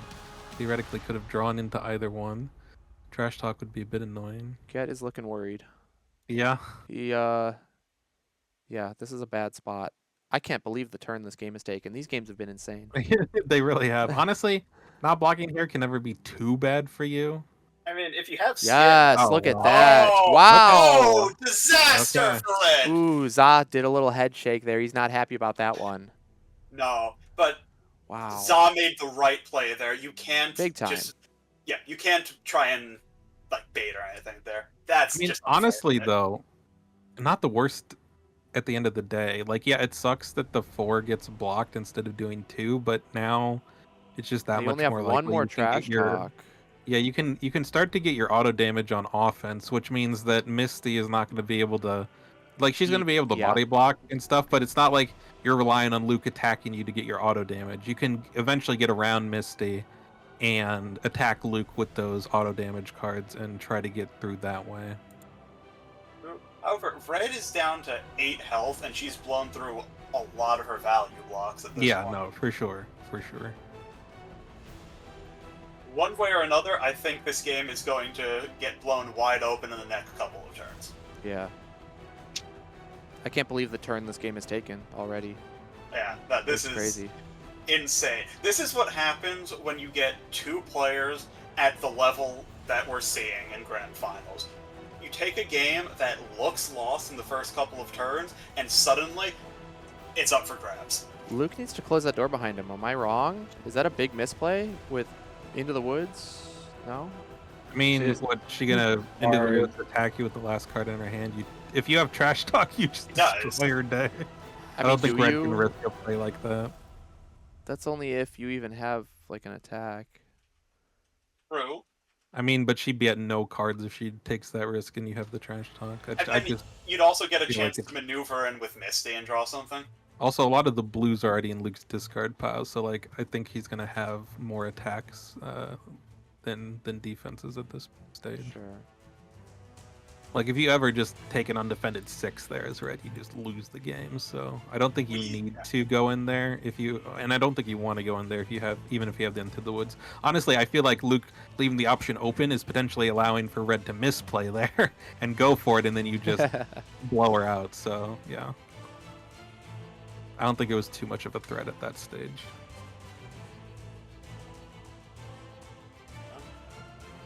Fours are going to make it annoying to get value from that. Though, to be fair, Red was the one that closed them, so it's not what she's looking for at the moment. I really want to see when these Daughter of the Dragons are coming out, because I Yeah. think those are going to be the difference maker. Mm-hmm. Right now, Misty's just hanging back. enjoying her vacation to the local alehouse. But she's got to get in there eventually. The nice thing for red is that eyes is always a cancel. It only ignores if you have Wolfsbane or Wild, but it's always a cancel. So if Misty does go for a Daughter of the Dragon when you don't have Wolfsbane or Wild up, she might not be expecting the eyes, but it would still full block a Daughter. Of course, you get punished if it's commanding, I guess, but it stops the still standing, it stops the Daughter, so as long as you have an eyes, you're not as worried there. Of course, it means you don't have eyes for Sweet Christmas later, but if you're taking a 6 either way, doesn't really make too much of a difference. Yeah, better the 6 you can negate than the 6 you can't. Yeah, because Luke could always wait. Luke doesn't have that problem. If you don't have Wolfsbane or Wild, then his 6 is a 6. You cannot ignore it.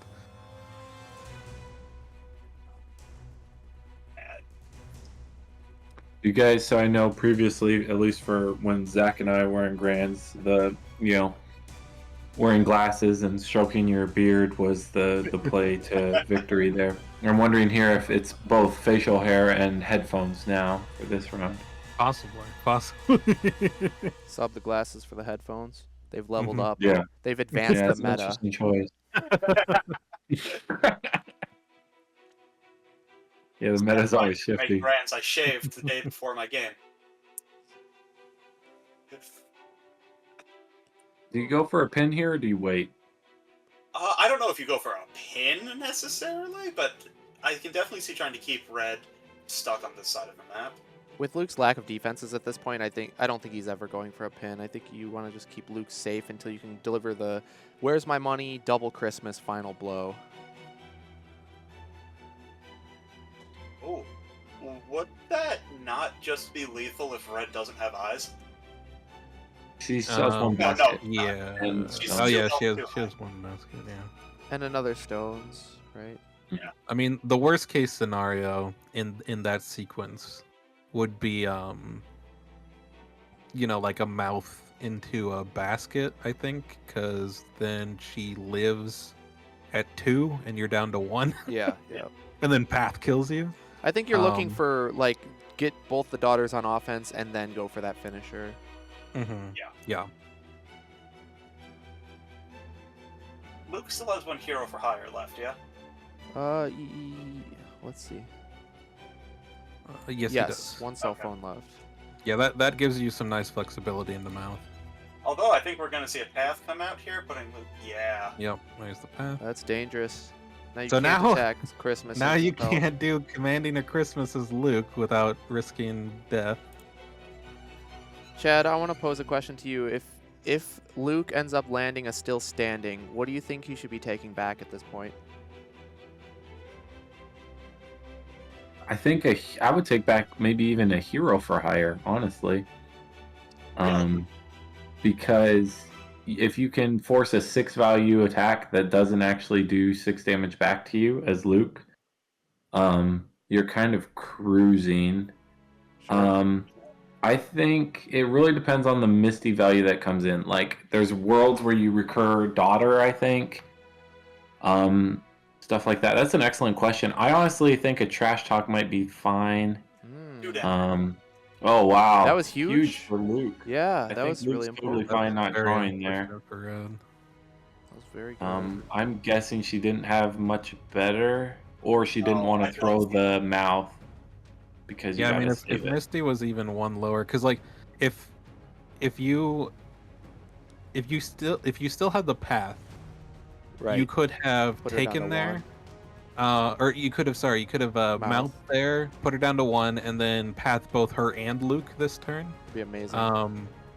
But unfortunately, not an option well, that would here. require a boost still because of the. Yeah, but you would have the Huntsman card probably still because you wanted to boost it with it last turn. Okay, fair. You And would have just didn't you- you would have overdrawn, but you would have just discarded something with a pelt on it, and then you'd be fine. Yeah, Although I'm not. You're running a little. I think as long as Luke is fine, without dying, if there's no threat of him dying for the defensive effects, John, I would definitely recur like a Trash Talk to make sure that you also don't die from offense and kind of try and checkmate there.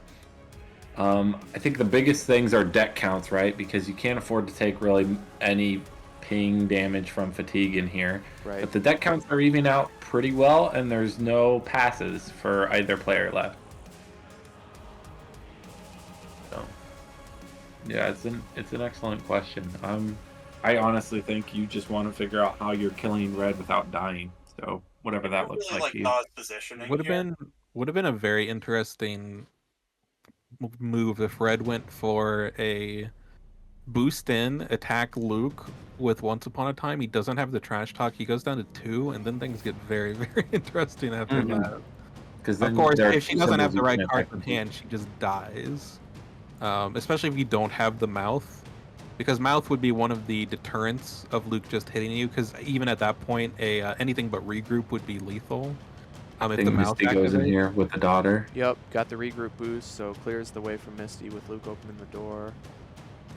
Oh, I Think didn't even Misty see can that. anyway. That's unfortunate. Oh, It was still Oh, good no, positioning sorry, from it was Zaa, like- but Yeah. yeah, Kjet had the 3 boost like you needed. You know, like I said, Zaa's positioning has been fantastic this entire set. really has. Every time I see him go somewhere, I'm happy with it. Oh, he's shaking his head. He doesn't like this. We could I don't save like the, this. I mean, yeah, what are you going to defend with? Your last 4? eyes. Eyes, another eyes, sure, your last one. Then Yeah. money into double Christmas is, or like money into cell phone Christmas is just brutal. Yeah. Yep, but you just have to hope that the cards aren't lining up for Luke, I think. This is where it's interesting to, right? If he had boosted the previous turn to put a different symbol on top, then you run the risk of running into different. Like I feel like Luke has different routes depending that he'll take on. Oh, no. No! Ooh. Well, that's probably Ooh, going to interesting. be about it, huh? I mean, not Never say never. necessarily. 2 damage and a cycle? I mean, it's real bad, but just keep in mind if red just hits Luke with some auto damage and he doesn't have the way to kill her right away, Yeah. he could just Sure. still die. Sure. I think Zaw's okay with that because It's much better than the daughter. if it was daughter, I feel like Daughter Zaw's would just have been Zaw game goes- over, I think. He, Yeah. he would go down to 2, which means that the next daughter is lethal unless you feint it or you get magical boost values with stones. Yeah, because right now you still have, if you have the cards, you maneuver, you boost with a knives, you attack with Once Upon a Time. If Luke does not cancel it, he goes down to 2. You have Wolfsbane on top. You have Eyes to do whatever his first attack is. It completely gets ignored. Then you Then have a 4. Basket for the second one. Yeah, And then you finish and then with the and then you have lethal. Once Upon a Time, and he doesn't have the cancel still, and you win. So that is the out for red right now. It's Yeah. not Yeah. great, but it's doable. And Luke did shuffle back a trash talk, but he hasn't drawn anything yet, so he only has the one that was already in deck. Mhm. So he could just not have it, and I think you have to pull the trigger now. If you don't have the cards, if they're still in, like if some of those pieces are still in your 6 that are in deck, it's really rough for red, and she probably can't win. But if she has all those pieces, there's still a little bit of a chance. I honestly great. would have loved to have seen Luke end in the top orange red at the end of the Mhm. maneuver to make it like impossible for there to Reach, be an yeah. out, depending on unless Kjet has the defense. Yeah, if he has the trash talk, then he's really not caring at all. Yep, here we All go. right, he's going for it. You have to. Yeah. Yep. You have to throw the once here. Oh, I think. Oof. Oh, that's it. No. Yeah. Trash He did talk. what he had to do, Yep. but Yep. with the trash talk in hand, Luke pretty much just auto wins here. Yep. Zaa saw the out, and good play in recognizing it. Just unfortunate that Kjet was ready. Now it's Kiet's turn to draw all the defenses when he needs them. Just throw Sweet Christmas. Right? This is Luke's revenge Merry for Christmas. earlier. Oh, yeah, That- that's the there game. it is. That'll do it. Good game. 4 Honestly, damage. though, props to Zaa. That game looked lost out the gate, and he brought it this close. That is impressive. Very close game. That was intense. Yeah. What a hand. Oh man, Wow. that was. Very cool game. I will say that game was very swingy back and forth. I think Yes. at the start, it's always very tense because the first big interaction really changes the outcome or expected outcome, and it was looking very heavily in Kjet's favor when Huntsman went down without getting basically anything, and then zzaa took that warp turn, which caught us all by surprise, and that really paid off and turned it from definitely losing game to a very winnable game. And then it got really intense down to the end. And it all came down, Zach, like you said, there was an out there for zzaa. And he recognized that and he went for it. And Kjet, luckily for him, had the counter to the out there. So, wow, what a game. That was really exciting. So, That was fantastic. yeah. What do you think about that one, Zach? I mean, that's the matchup Yeah, that you I mean, advocate for. That started really bad for Red, but I hope that even to some of the doubters who think it's crushing for Luke, the fact that Red was able to take what she was given that game and almost bring it back, just think about if Huntsman gets more value or if Misty goes down before Huntsman or what have you. I think it becomes a lot different. I don't think the map was helping Red ultimately, so it was definitely a good choice from Kjet to take it there. Because even though Misty wasn't being able to do as much, it started to become very difficult for Red once Huntsman went down, and Misty kind of just chilled until she had what she needed, stayed alive, was there as a late game threat to start attacking when Luke got low enough that he doesn't want to risk the auto damage. So yeah, really well positioned and good choice of map to make it as difficult on Red as possible. I think having the good defenses early on, and also a couple of those really rough interactions with Power Man, just clearing the way to Huntsman and letting Luke take him out without losing too many resources, because he was honestly like I think every card he attacked into Huntsman drew him cards, so he was also keeping on hand parity with Red, and so she wasn't able to take advantage of a low hand because you overcommit the Huntsman and maybe get some free damage in or get around a trash talk, etc. So yeah, well played by both, but would have been cool to see Red bring it back at the end, and I think she was close. So I do think that at least speaks to, given how bad the start was, that it's usually pretty even. Red just didn't quite have what she needed at the right time. Yeah, that was a really fun one to watch. Now, moving forwards, we are going to see Titania as Kjet's last fighter. Just has to get one more win with Titania over either Little Red or Tesla to be the new champion for Summer of Legends 2024. So, Alex, seeing as you've probably played the most Titania out of any of us, what are your thoughts of Kjet's chances going into these next two potential matchups? So I think what zzaa needs to do here is go with Little Red first, because I think of the two matchups, that's the one that's going to be the tougher of the two. And so you really want your advantage choice there with Red. If you can win that, I think Tesla's got a much better shot, just because Tesla can keep pace with Titania, and he also threatens much bigger damage swings that aren't negated by a Glamour of Sleep. Sure. And Chad, what do you think? How do you think zzaa's feeling? I mean, his back is up against the wall, right? He's going into Game 4. This could be the final game for his tournament run in Summer of Legends, and we've been there before. So, can you speak to what you think zzaa's got to do to get this win? Absolutely. I don't know what this we business is. Last time I remember my back being against the wall in grand finals, it's because you had put me there.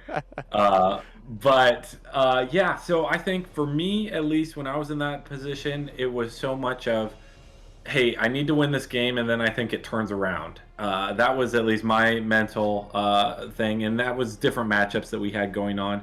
But I think the biggest thing is we even saw a camera turn off there at the end, and I don't know if there was something going on, but I know that there might be just some frustration or stuff going on. And I think the biggest thing that zzaa can do to help himself out is to just get out of his own head and just not care about the first 3 games and just say, I need to win this game, and that's the only game that matters, because if I don't win this game, it's over. So I got to win this game, and then if I win this game, then I'll look at the last one the exact same way. So I think personally, and that's what's helped me previously, is be like, it doesn't matter what happened in the previous games. It doesn't matter the stupid decisions I've made in the previous game. because I often, I'll dwell on those later. I'll beat myself up later on those. But right now, the biggest thing that I can do is give myself the best position that I can be in mentally to take on the next 2 games. Or the best thing I can do for myself is to give myself that game 5. Yeah, exactly. And on the flip side, from Kiet's perspective, I mean, he's got to be feeling pretty good. He is up 2-1. He just needs one more win, and he gets 2 chances to do it. But you can't slack off. It's not over until it's over. So even though you are in the lead, you just still got to stay focused. Don't count your chickens before they hatch is the saying, and just get that win. However you need to do it, but just focus on the game at hand. Don't try to look forwards and be like, okay, well, this game isn't going well, but I'll still have game 3. Like that is a nice comfort to have, but you don't want to lean too hard into that, because then you might be throwing a game that you still have a shot in, like we just saw. Za probably felt pretty much that way in the early game of like, oh, this game is over for me. Everything's been going so wrong. But he made some good plays, and he brought it back, and he gave himself the chance that he needed. So neither player can be caught slacking here. It's not over till it's over. So it's going to be really exciting to see which matchup gets played up next. I believe the players are currently debating on that, but Zach, what do you think? If you're Za, which one are you choosing here into Titania? I think you're muted. I am indeed. There you go. I think I'm gonna lean more towards the going red first, because if you do think that one's tougher overall, then you want to have that advantage choice. That's always what you got to look at, because to Chad's point, in addition to just focusing on the current game, you also just need to go with whatever gives you the best chance here, because even if you take your better option when you have advantage, like your more favored or your more even matchup when you have advantage, you're kind of giving up some potential way to pull back a bad matchup or an unfavorable matchup in your favor by not doing it when you have the advantage choice. Because your opponent, if you win this one, either way, this is either going to be end of the set or your opponent's going to have advantage for next game if you win this one. So if you go with the fighter who you think does better into what they have left, then you're putting yourself in a quite bad position, because you're taking your worst matchup when they have advantage next. And so whatever whatever Za thinks does worse into Titania, you want to take that advantage now, because if you don't, sure, maybe you get this win, but then you're basically setting yourself up to have a much worse chance to win the set overall. And at the end of the day, it doesn't ultimately matter whether you lose 3-2 or 3-1. You lost either way. So you have to give yourself the best chance at the set and not worry about, the individual game score, because you want to get the 3 in your favor by winning these last 2. So yeah, I think I haven't played enough of Titania into these fighters to know for sure what I would be looking at here. But again, if it's looking like you've got a better or more even matchup with Tesla, then start with red. If you think that you've got a better shot with red, then start with Tesla. It's really down to what your assessment is there. Sure. And so, Chad, it sounds like Zach and Alex are in agreement that you got to go with Little Red, which is seems to be the worst of your 2 matchups. But do you think there's any merit in Za taking the easier route first, going with Tesla into Titania, just even if nothing else for the mental boost? If he's very flustered after that last game, do you think he might want to just get that easier win just to make himself feel better going into game 5, and that might ultimately help him out in playing better and giving himself the best shot? Yeah, that's an excellent question. When I was playing in a similar spot, I chose not to. I chose my worst matchup. I had Bloody Mary on the table when you were going to play Yanenga, and I felt pretty confident I could get a win there. But I feel like it's most favorable for myself to whatever I believe is the worst matchup to choose that. Now, the mental boost is a huge thing. I think that is just something you got to work on yourself, because you got to give yourself, you still got to play the game, you got to play the draft game, you got to play the assignment game, you got to play Unmatched. So I think you'll always be dealing with the mental game and such. So I think you just got to work on that. And personally, to me, at least when I'm in it, the mental game is hardest immediately after if I lost. That's the tough part. So Yeah, I think I personally see Little Red probably being assigned here because I agree with both Alex and Zach, or rather, I agree with Alex that it is probably the worst of the two, and then I agree with Zach that you got to take your worst when you have it. Um, and I could probably see position going for Little Red too, as Titania has no feint online at the very beginning of the game. Yeah. And that can be massive. So I could see, depending on what map is chosen, zzzzaa wanting to get that advantage of knowing, do I need to hit like some big damage early before Glamour of Sleep is online, or just even before there's a feint or anything up there. So I'm curious to see how it plays out. But yeah, that's my thought. Yeah, it looks like I've seen multiple people kind of discussing it in chat, as well as just looking at League. Titania doesn't have a great win rate against Red. Now, it's not a large sample size, but the win rate is actually worse against Red than Tesla. So maybe if you're looking at that, then you consider the other thing. But yeah, I don't know. Just on paper, it seems like as long as you can maneuver Titania well, I don't see why Red would give her more issues than Tesla. I would imagine that they're, probably not too far off, but perhaps Yeah. I am. I'd be correct. It is one of surprised. the ones that I haven't tested Red into, so. I think Red would struggle more because getting auto damage negated is really brutal. But yeah, I mean, you guys, it's a really interesting discussion because you all seem to be pretty much in agreement that you should go with what is best on paper and just statistically give yourself the best odds. And while I do agree with that, there is a human element to this whole thing, and I don't know zzzzaa personally, as a person, as a player, really. So I think it really is up to each individual to decide what's going to give them the best chance. I think the mental game is very important in any competitive setting like this, whether in any game, right? Whatever it is, it's very important. You need to be able to focus and just do what you need to win.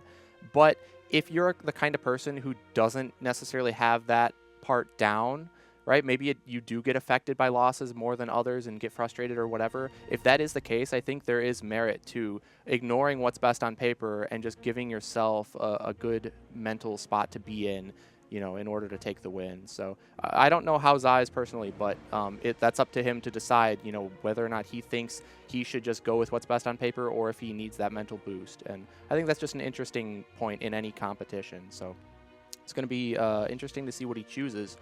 I believe they have picked fighters, so looks like it is going to be Little Red versus Titania. So let's go ahead and take a look at these decks and see what they're all about.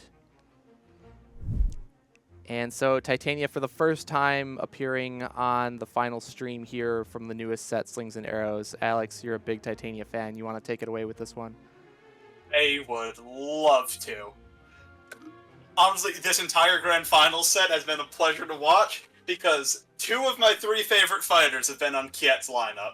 And I love Titania. She's a new fighter from the Slings and Arrows set, and her ability is weird, because the entire set is weird. But she basically doesn't have an ability.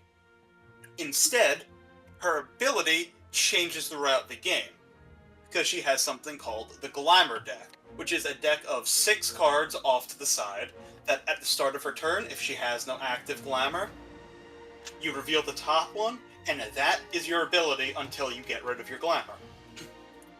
These are effects such as draw a card at the end of your turn, your schemes gain you an action, which is the fun one, move through opposing fighters, you can swap your fighters when defending, you take no auto damage, which is going to be the big one here, and then the one that, shout out to Floam, he knows this Glamour well, Glamour of Love, which lets you move any opposing fighter 1 space whenever you maneuver. These are all really interesting and disruptive effects, and capitalizing on them is how Titania is going to win all of her games. So, but because of how weird her ability is, her actual cards are fairly simple to understand. But that doesn't make them any less good. Such as Whisked Away, which is a 4-value versatile, so a max value block as you like to say, John, that after combat lets you move your fighter up to 2 spaces, but if you discard your Glamour, you can teleport anywhere. which is just a crazy good effect.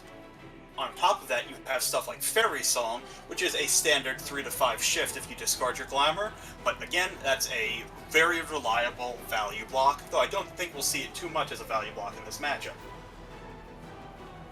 Discarding your Glamour on your turn will leave you a little bit vulnerable on your defensive turn, however, because her Cancel, Protection of the Fairy Woods, requires you to have a Glamour discard in order to cancel. So if you dump your stuff on Fairy Song or Whisked Away on your turn, you need an option like But a Dream, which immediately just bounces the opponent's card back to their hand. It's as if they never played anything. This is fantastic if you get caught without a Glamour, because no matter what the opponent plays, it's gone. And so you will actually really want to cycle through your Glamours instead of just staying on them, so you get your effects throughout the game, but most importantly, you're building up to your big bomb, your Queen of the Fairies, which gets stronger for each Glamour you've discarded, up to a maximum of 8, that will more likely see it in the 5 to 7 range for sure. This is your endgame sweeper. This is how you're going to even up health totals as you get deeper into the decks. But in order to get there, you really need to make good value out of your sidekick, Oberon, who is a fantastic sidekick, with 3 print 5s that jump him all the way back to Titania, with a very powerful scheme, What Fools These Mortals Be! Which allows you to look at the opponent's hand and dump something. I drop something back into their deck, doesn't discard, but even just stalling them for a little bit is huge. And if you can get an action gain on this with Titania's Glamour of Rhyme, you can combo someone like as if you're playing Electra with her Mesmerizes. And don't let Titania's 12 health fool you either, because between her really solid blocks, her Glamours that can help her mitigate damage, and her schemes like Gift of the Fair Folk, which allow her to heal, she can be surprisingly tanky for a fighter that looks very fragile at first. She's just got an entire toolbox to work with, and I'm looking forward to see how Kjet capitalizes on all of them. Very well said, Alex. I'm really curious to see Titania in action. I haven't seen much of her competitively, and I'm super excited that we get to see it in potentially the last game in Grand Finals of Summer of Legends. So that is super cool. Let's go ahead and take a quick look at the Little Red deck again. Zach, I know you went into a great explanation earlier. I'm just going to give a quick rundown because we just saw this fighter. It's the same one again. So again, Little Red's all about her auto damage and lining up the effects in her basket, because each of those cards have a symbol, and the top one of your discard pile is considered to be in the basket, and that triggers certain effects based on the different symbols that are on the top in the basket there. So a lot of auto damage effects. You have Stones in the Belly for random discards. You have What Big Eyes you have for not only a cancel, but also you can ignore if you have the flower on the top, and then Large Hands lets you just keep picking itself back up for continuous attacks, so that's a lot of value, just knocking out your opponent's defenses.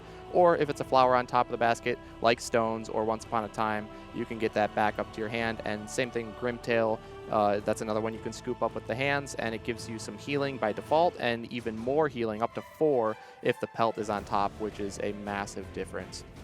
So Little Red is a really cool fighter. I can't wait to see how she does into Titania. I think whether or not the Glamour of Sleep ends up being seen early or not is going to make a huge difference, because I think you don't necessarily need many cancels against Little Red if you just blanket take no auto damage, because typically that's what you're trying to cancel, is the auto damage. So that'll be really interesting. And for the map, let's go ahead and take a look at where they're going to be playing. And Globe Theater is Titania's home field advantage. So, Chad, what do you think about this map choice? This is wild. Do we know who chose the map? Let's see. I'm not sure if we know who chose it, but it looks like Titania is going first, Little Red is going second. So I'm going to assume that Red chose the map, with Titania going second. Interesting one. I'm not sure who likes this. So personally, I think this is a very interesting map. I really like it. We see the first, I think this is the first solo zone maps that we've ever seen. before in those two pockets in the upper corners of this. This map is symmetrical in terms of layout for spaces, and it's almost symmetrical for zone layout. The only difference is that those two spaces on the right bleed into the rightmost zone versus the one on the left with a brown and orange zone. Sorry if my colors are not quite right, but I think you get the idea. You got it. But this map is very interesting. I think Titania generally pretty likes it quite a bit because it's pretty okay for ranged. It's pretty friendly for range, but she also has a number of ways of moving the opponent. So on this map, which is fairly friendly for range, there are those pockets that your opponent can hide into. But again, Titania has an easy way of kind of moving you outside of that and hitting you within there. But likewise, on Little Red's side, it's very small. It's a very small map. So using your schemes to move 3 spaces and then gain an action will often, in my opinion, probably get you 2 action attacks if you so choose. Which I think is pretty massive. So I'm really curious to see kind of how that plays out on that. But I don't think this will be a game where Kjet will be able to quote unquote sleepwalk, where he's able to ignore fatigue damage because this map is just so small that it's pretty hard to run away. So the opponent will be able to catch whoever they need to. Yeah, so it turns out that zzzzaa was the one who picked the map, so Titania got position choice. So Titania is going to end up going first there. Red is going second. And I'm really curious how those single zone spaces play out in this matchup, because with Titania being ranged, if you can sit in a single zone space, that does force adjacency, which is very good for hiding Huntsman. And although this map is small from center, when there's multiple bodies on the board, it can get pretty large feeling just because there's a lot of choke points. So you can just set your sidekick, or in this case most likely set Little Red on one of the choke points and hide Huntsman behind, and it might be a bit difficult to get up to Huntsman. And not only that, but if you do reach Huntsman, you are ending adjacent to both fighters, Huntsman and Little Red, so the axes can swing for 6s. Little Red can go for double attacks with hands just for value and things of that nature. So those single zone spaces are going to be really interesting. But this is Titania's home field advantage, so we'll see how that goes. It looks like... go ahead, Zach, if you have some more to add on. I was just going to say, Titania does have tools to get around if Red's doing that to a degree, because Gift of the Fair Folk does allow her to move opposing fighters, whereas Red does not have like any movement for herself or opposing fighters when it comes to combat, but she doesn't have a way to move opposing fighters at all. She has the Into the Woods for herself to maybe go from center and get some double attacks like Chad was saying, but Titania can really mess with positioning and get Red to basically force Red to stop blocking for Huntsman or get her out of those solo zones. The solo zones are interesting for both fighters because they both have schemes that deal damage, Red with Path and Titania with Glance, and so it's also ways to potentially deny that to the opponent, in addition to Red being able to use it to mitigate Titania's range. Yeah, I hadn't thought about the glance, but that is interesting. Medusa's now not the only one who has momentary glance, so Titania as well. But it looks like the players are ready, so let's jump on over to Vorpal, see what happens for Game 4, Titania versus Little Red. And both players ended up keeping their hands, so this should be a good one right off the bat. What's the first glamour, Mitosis? What's it going to be? Quick. Invisibility. It's always invisibility.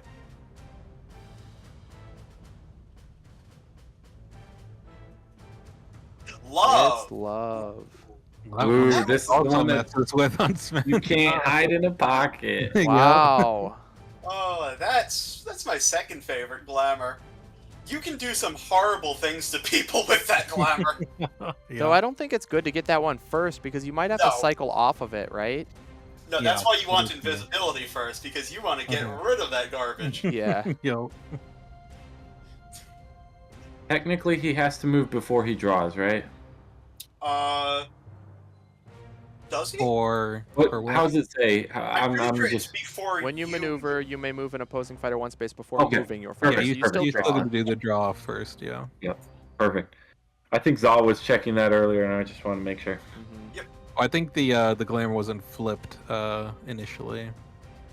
Oh yeah, it was afterwards. I was looking Oh, at okay. it while I got he you. drew, and then yeah. Yep, makes sense.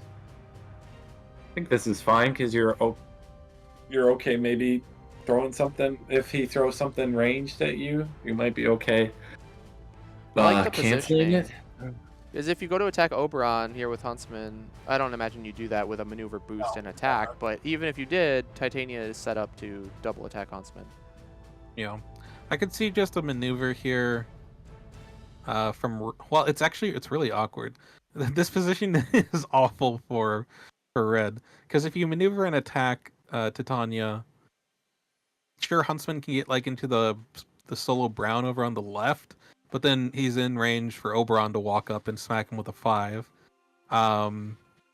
Also, if that's not an option, then Titania can just maneuver, pull him out into the orange again, attack him.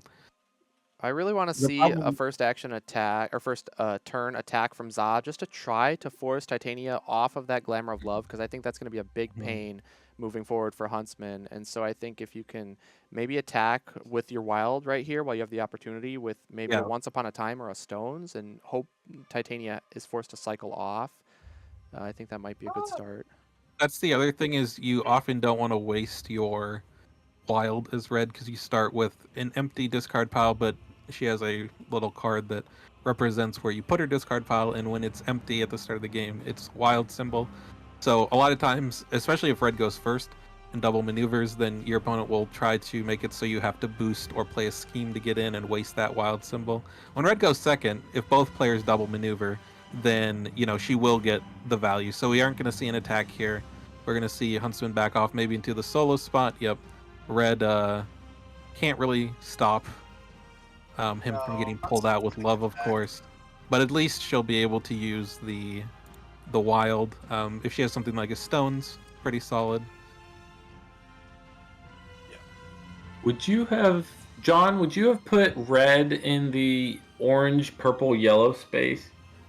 Right above Titania? At the end of that maneuver, so that you just you threaten having red adjacent to Titania if this happens, and for Titania to do that, she'd have to pull out and then go to the orange spot. Yeah, honestly, I think that would Like be a that great solo play. orange spot. Yeah, because then you also have the Wild you're threatening. I would have Yeah, liked so that. if she chooses to attack red, you're happy with that, I think. Yeah. I think it would have been great. Yeah, because if she goes to the left of Oberon, which is where she would go in that case, just to not be adjacent, it makes it so she's not quite as central, which could be nice. It looks like she might be going there anyway. So it looks like we do have some technical difficulties with the deck counter, so we're going to get rid of those for this game, and we'll just have to keep track of the deck counts for the viewers. I told you guys Titania cheats. Yeah, no wonder. She just always has 25 cards left in her deck. It's basically what Glamour Sleep does. Okay. This all is right, good. all right. I think this was an excellent play by zzaa. Yeah. Because I think unlike the Luke game, and I think we saw he ended up just not having them because he went down to one card. It sounded like he didn't have them for Huntsman in that early game last time, but we saw how much of a difference it makes if you get that auto damage in there if you don't. Yeah, similar to Luke, Titania does not have any offensive cancels, so stuff like that's always going to go through when you defend with it. The other thing to note is if you can get Titania into a spot where you force her to use either she uses her glamour on her turn, or you get a double attack and she uses it on your first attack. If she doesn't have a glamour active, she also doesn't have a cancel, so that's another spot where you can potentially catch her even if you are attacking with the effects you want to go off. One of my biggest concerns for red in this game is that path is basically impossible to force unless you're winning in fatigue, because if you have two fighters you can hide like she is hiding now, and if you just have Titania you can hide in one of the pockets and path just can't hit you. So it works both ways in that regard, just like the glance, that might backfire the map pick. I think it's all going to depend on who's going to have initiative at the end, which oftentimes, depending on Titania, can often force your opponent to have the initiative towards the end of the game. Right. So yeah, Grimtail used the boost here. I like Which, it. Grimtail Yeah, doesn't you're already assuming that you're not going to get to actually play it. So it's a big boost. It gets Huntsman where you want him to be. Yep. I mean, this guarantees it's an Good axe. So how is Titania going to respond to it? Is the question. Go to throw sleep. what's the Big card called, Alex? mitigation The was 3 that Fairy turns it Song. on? Fairy Song would let you, if you want to get your glamour cycled, but a Dream, yeah, is the one Just that put him to sleep. would just throw it back to hand. It also, honestly, the reason that that one's better here is because it means that there won't be knives on the basket. It'll be Wolfsbane, which is completely useless. on defense. Oh, wow. That's why you put him to sleep if you have it. There Yep. it Now, I is. agree. Is Wow. What a Dream is such a. It's a card, man. It's It a card. certainly is.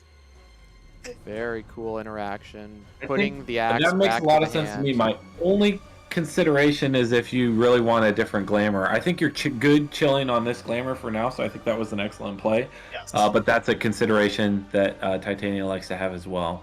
And now, if you got an Oberon 5, you just have an Oberon smack him in the face. Yep.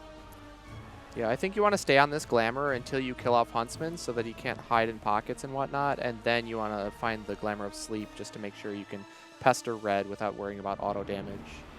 For sure. Oh yeah, do you move Huntsman one space? Just give him to Oberon.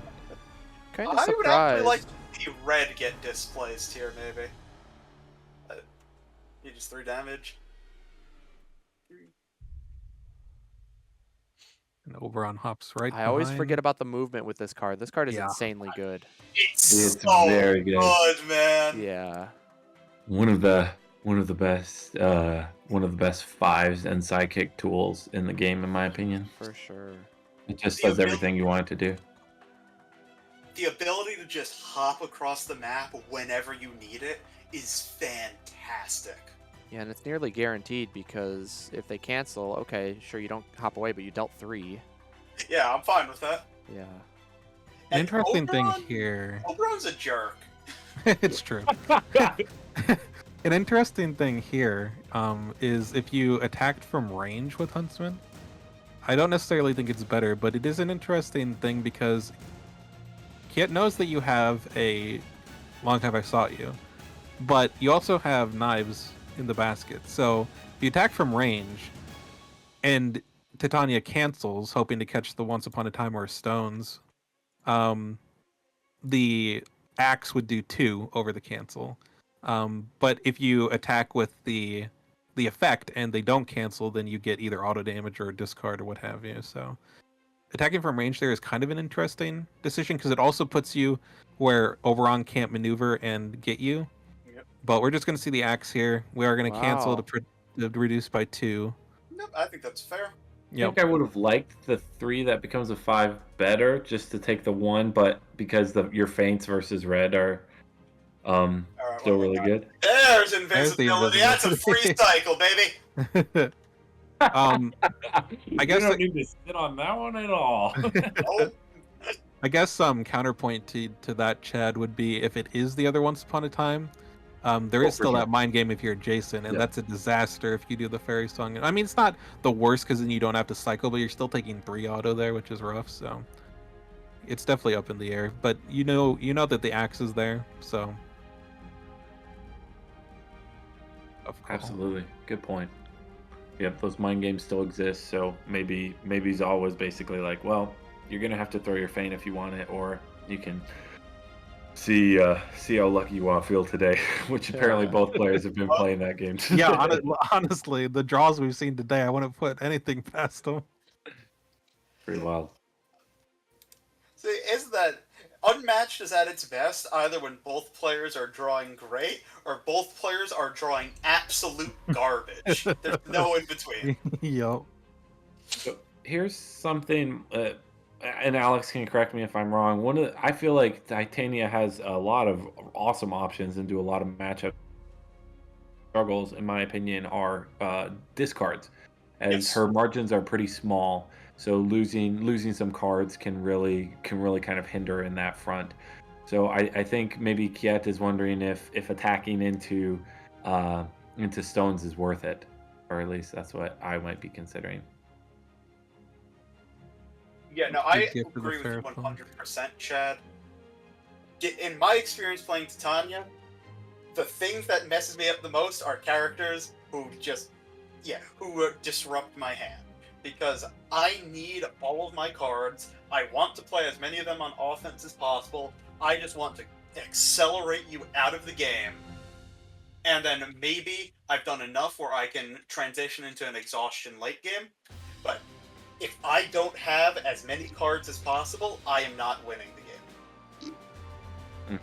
Yep. So we just saw a Gift of the Fair Folk, just simply healing Titania 2 health. Also moved Refreshing both after Red that Huntsman axe. away. And then, pushing the opponents away. Forcing a boost here or an overdraw, unless did Zot already take a maneuver? Already took a maneuver, Oh, okay, so so he Red can could double. maneuver up to 7 and put initiative on Titania.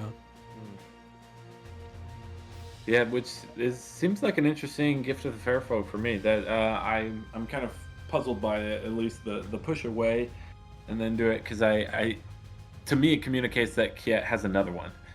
Yes. So Red, if she chooses to run away, then Kjet is going to play another one and then maneuver again, and call it good there, and kind of play like when you're using bidding to just push somebody away.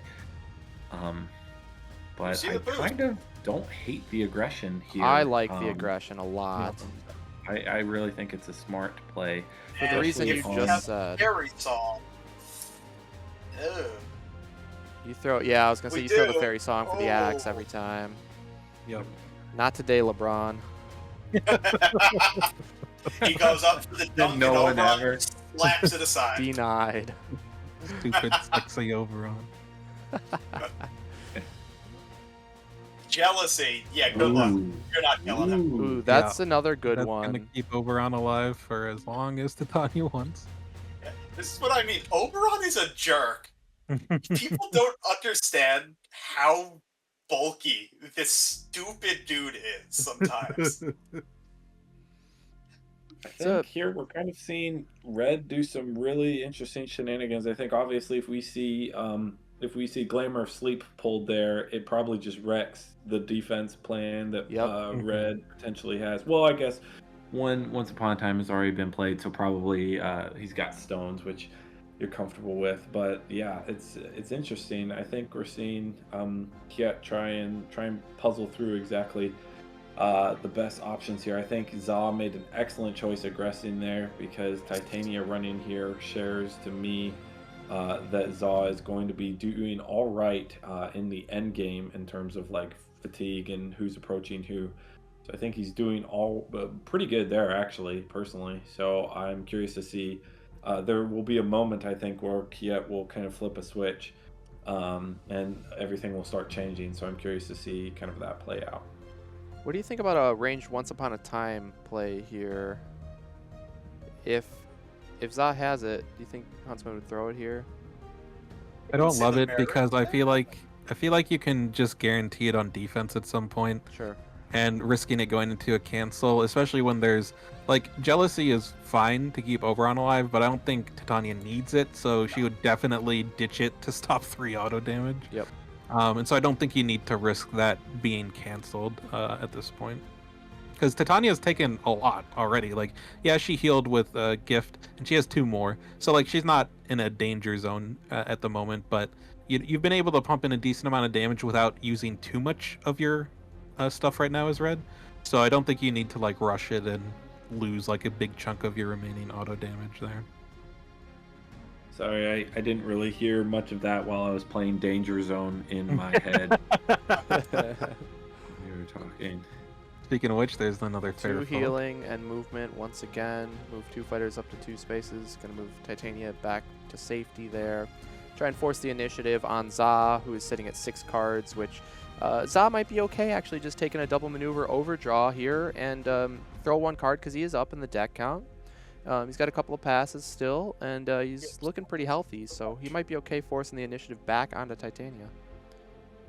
I think so, honestly, and I think, I mean, we'll see this. There was a bunch of outrage about Titania playing an amazing fatigue game, and I think we see here that you have to get to that. You have to get to that end state. It's not like your opponent just constantly has initiative and is constantly just trying to aggress you.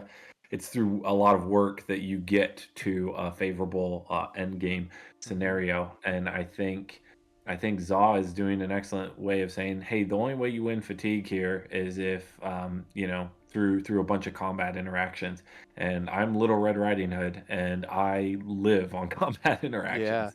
Very similar So, to Jill Trent in that regard, where you have to work to Yep. get to that end game scenario. We see the boost with a basket. That was not something I expected. Okay. I don't hate it, though. No, you got plenty. Little Red is attacking. I mean, you needed a 3 boost there, so if you wanted Red to reach Oberon.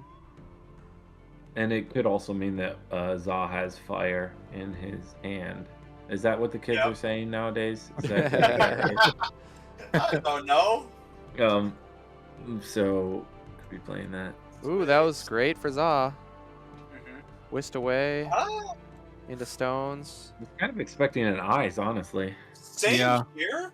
Yeah, I would have expected an eyes. So this is a But great that play hit by Zaw. Ooh. That's a little unfortunate. That's some good damage that you can score. Yeah. Yeah. Especially Pretty because big. Oberon can defend with it when he's about to go down, right? Similar to how Huntsman does with Once Upon a Time. Yeah, because Oberon's a jerk. We've been over this. Also, just as a side note, but if Parting Gift was still in hand, Titania could attack with it now. Oh, here's the fun And if one. Huntsman doesn't block, Here's the fun one. game over. Yep, there's the greed. I'm feeling a Fairy Queen here. I'm gonna be honest. To me, 5? the fact that he switched and then played a versatile that could be used by either, and then warp over to Huntsman tells me he doesn't have a 5. Yeah, I would have loved to see an Oberon 5 if he had Oh it. no, is this a Ooh. blank Oh, stones? It keeps Huntsman alive, though. It does. So he's valuing Huntsman's life more than the stone's effect, which I think is fair. Yeah, I think If that's fair. Titania wants to kill him, she now has to commit another card. Problem is with greed, she can replace it. Well, if you have Moon Looks Down, that's a fantastic attack here. Yeah, no, that's true. We'll see whether the stones here Alex, pays off or you not. can't talk card names with me with these new fighters. I don't know what that means. What is It's, this? it's the Looks one that Down. puts the glamour on bottom. Okay, one of the okay, youth yep. glamours. It's the 3, right? The Yes. glamour cycle, Yeah. I know. If it's a guaranteed kill. See, I What do you have a... swap then? Do you throw the movement one? Oh, no. Okay, it's The just the donkey. donkey. I'm glad we all agree on that. Oh yeah. It's obviously the donkey. Do you draw Do here you and cycle? just try and aggress? No, because that leaves Oberon defenseless. No, sorry, not with with that greed, draw. oh. just- Oh! Oh! Interesting. Jet thinks we're all fools. So that I guess now says his to plan me is he to just has get his this last lead. 4? Well, He just wants to start Oh, no. negating Red's auto damage, I think is the idea. Yeah, I think no, that's fair. I think I know. Oh, he can just swap in, yeah. Or no, sorry, he can't do that anymore. I don't think know I know what about Kjet's planning. that. Yeah. Enlighten. There's a 50% chance we hit Rhyme. If Red Oh. goes in, Oberon can Oh, no. survive no matter what. And then Yeah. if we just flip over our hand, then Oh, he has the Red might scheme. be dead. Oh, Oh my goodness! What a I game. love it. I think Zah's thinking the same thing. Which like, if this is Yeah. Rhyme, I die. Yeah, That's I did say I we like don't see it very often, but hey, when you need it. this Yeah. is insane. this is a good game. Gotta love that creative use of Path by Za. To good effect, I think, too. Yeah, this entire set. Well, especially if you consider that it's a 50% chance for Rhyme, which you could potentially die to if you go in there. But also it's a 50% chance that all of your auto damage is about to be negated for as long as Kjet keeps it up. So using Path to draw now and maybe get more pressure through combat is more desirable than, having it shut off think he soon by sleep. No, might be I think debating it's throwing a a scheme here. fantastic play by Za. Yeah, it kind of covers both your bases, which is really strong here. Here's something too. If he plays the scheme and moves in and then attacks, even if Rhyme is the top deck, putting 2 cards back into or 2 cards at worst back into Little Red's deck kind of undoes the fatigue that he went down with the draw. Yeah, also true. Oh my goodness! If this Whoa. hits these 3, If that was once upon a time. if this hit like Queen of the Fairies, it'd be ridiculous. Nope. Oh. Oberon lives for now. Oberon only needs 1 health to do what he's about to Titania is do. pretty happy with that hit, I think. Yeah, that's like a perfectly fine Let's hit. make Za sure should put Stones is on stones in top. his basket. Yep, he's got it. There we go. Ah, boo! All right, it's not Rhyme. That's still a good I one. want to see Everyone's it top red. This also means that unless Kjet gives this up, he won't have the Rhyme stuff. So he'll probably want to, if he does eventually give it up, he'll want to do Moon Looks Down to get back the. That was 3 spaces, right? To get back the sleep first. Hold on. It was.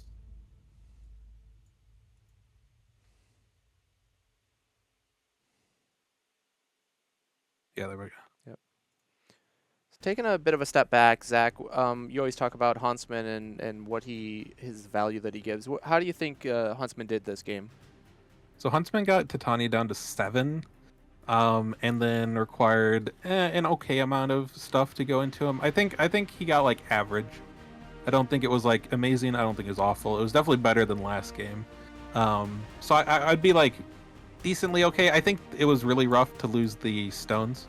Trying to keep him alive there.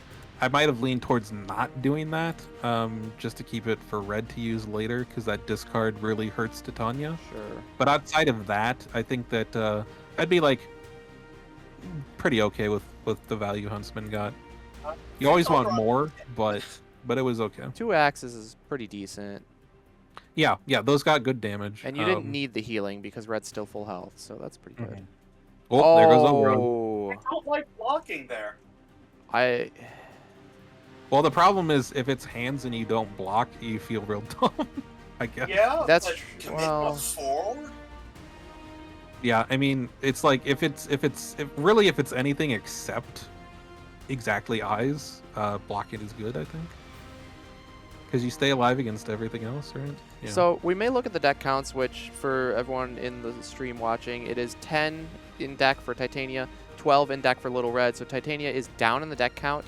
Although the thing to consider is that Titania has Glamour of Sleep. So if you count the overall cards remaining for both players, Kjet has 7 cards in hand. So that's 17 remaining cards for Titania, whereas it is only 16 remaining cards for Little Red.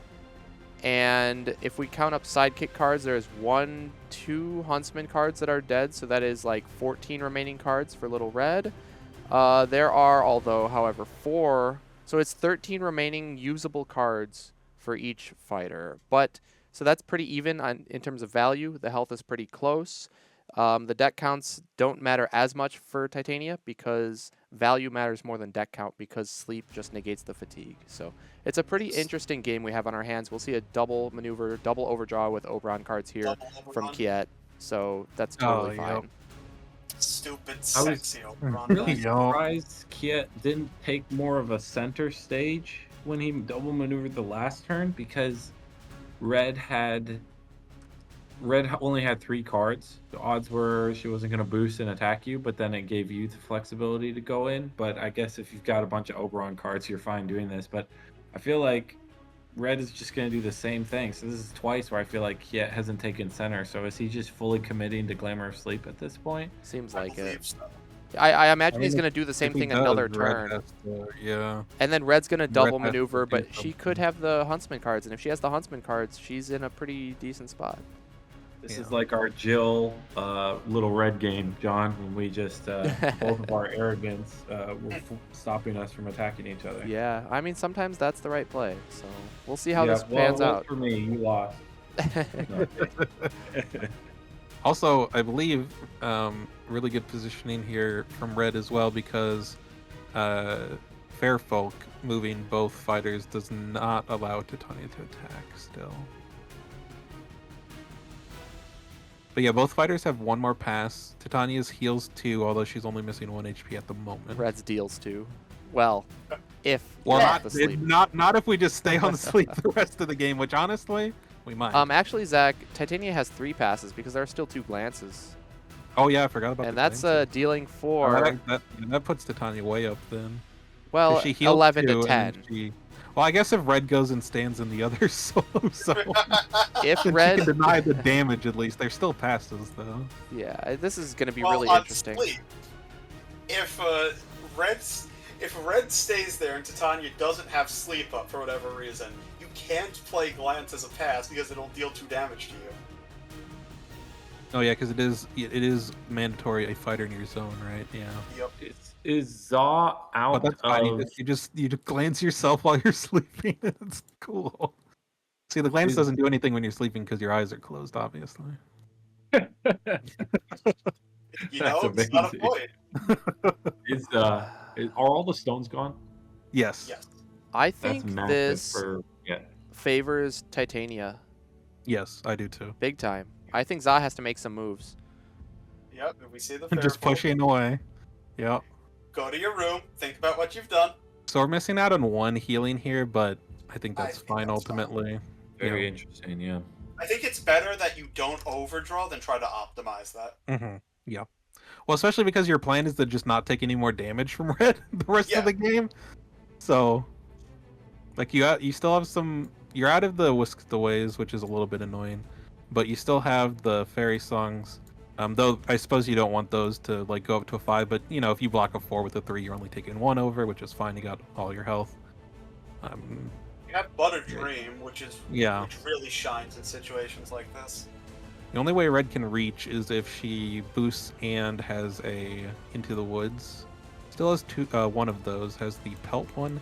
Yeah, unfortunately, that's the least threatening one when you go in with it because it doesn't actually represent any scary effects on offense. The other 2 actually give you options.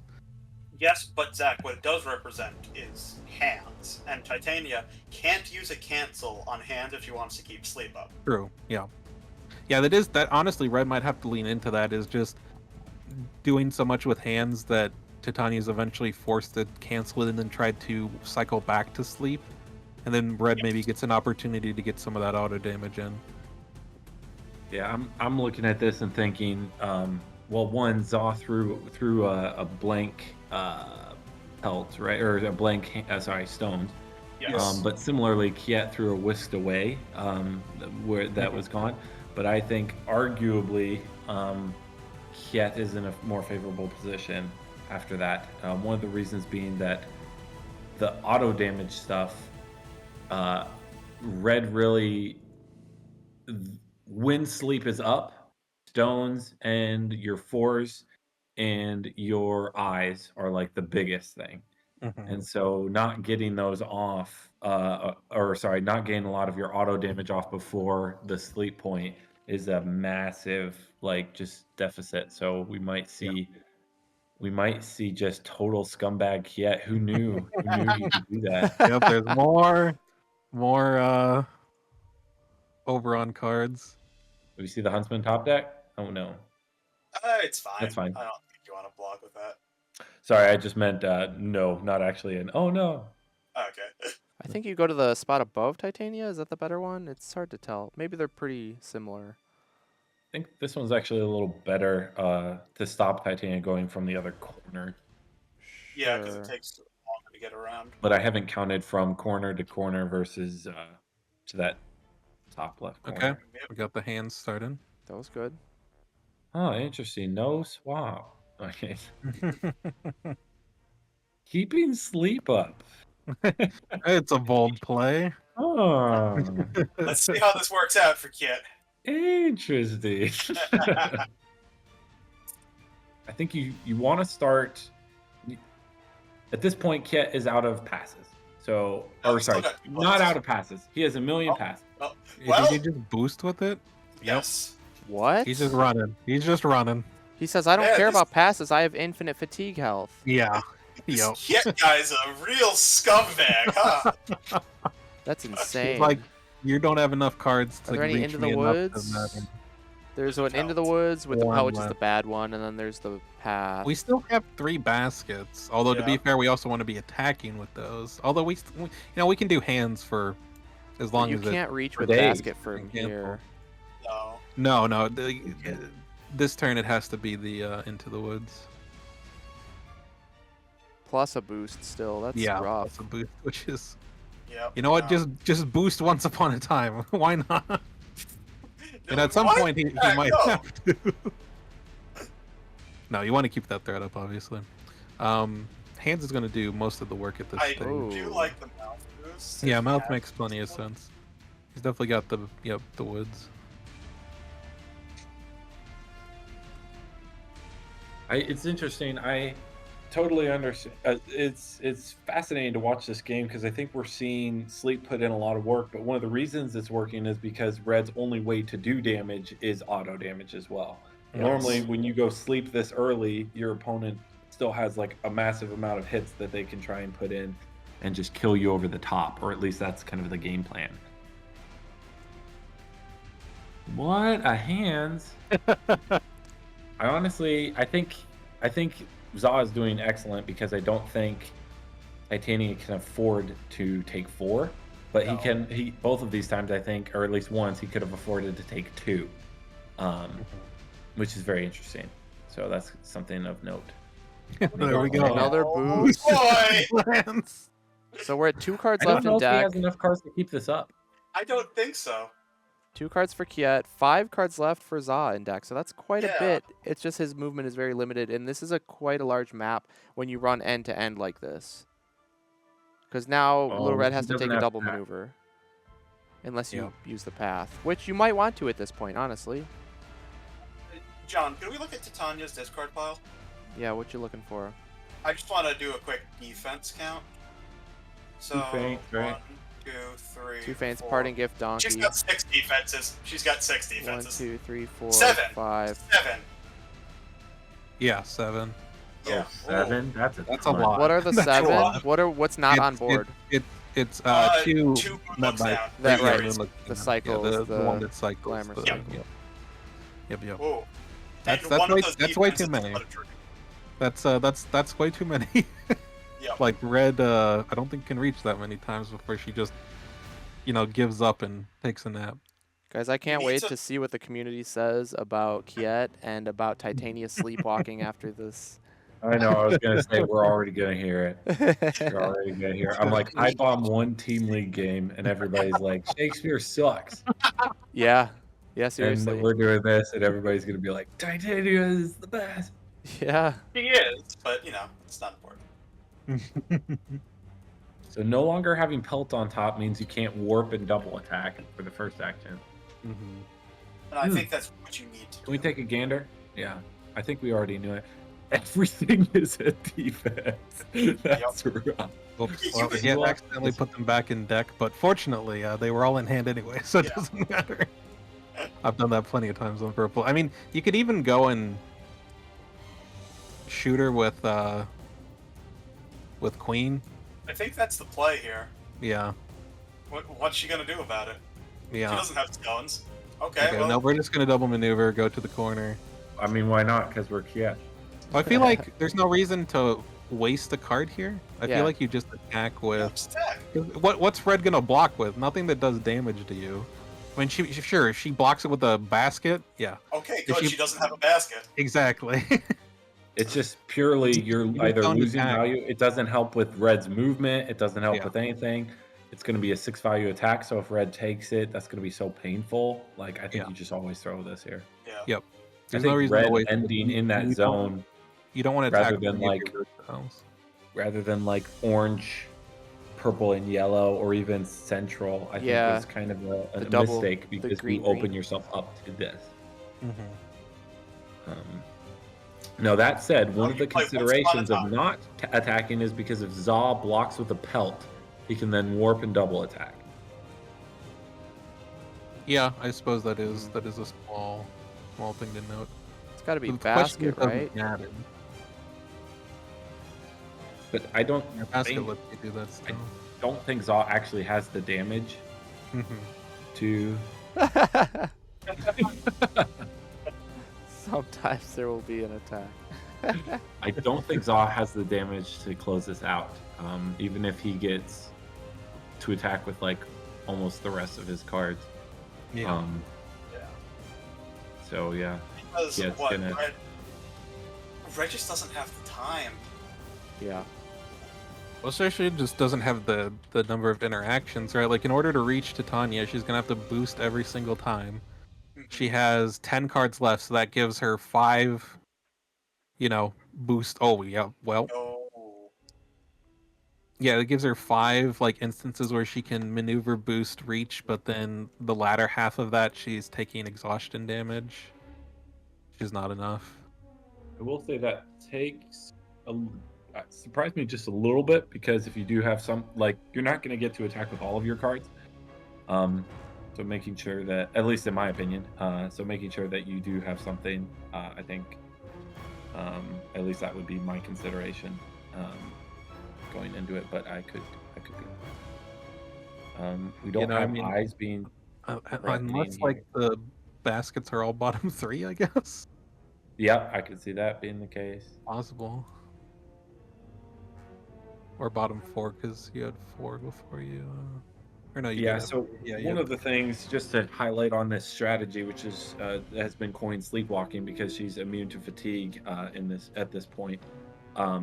One of the things is that your opponent has, if their highest block is 4, and in this case, Kjet got rid of his 4s really early, so his only thing blocking, like a value block, is just a stall, and it's the 0. So if Zaw could hit with like logs or something like that, you really force Oh no. you really force Titania to have to decide, is this worth spending a glamour for, which gets them off of Glamour of Sleep. I don't like attacking with the hands there. I feel like you just need to swing something bigger. I absolutely agree, because value at this point doesn't matter. Yeah. Boosting with a basket. Throwing Hands. another hands. Za's committed to this, but I don't think it'll pan out. Yeah, I suppose this To one be didn't fair, matter. I think it's over. Well, yeah, but what yeah. a dream, but But yeah, no, I definitely think the last one should have been like a basket or something, like the Yeah. one before that. But the idea maybe is that you can't reach if you don't have baskets to boost. Mm-hmm.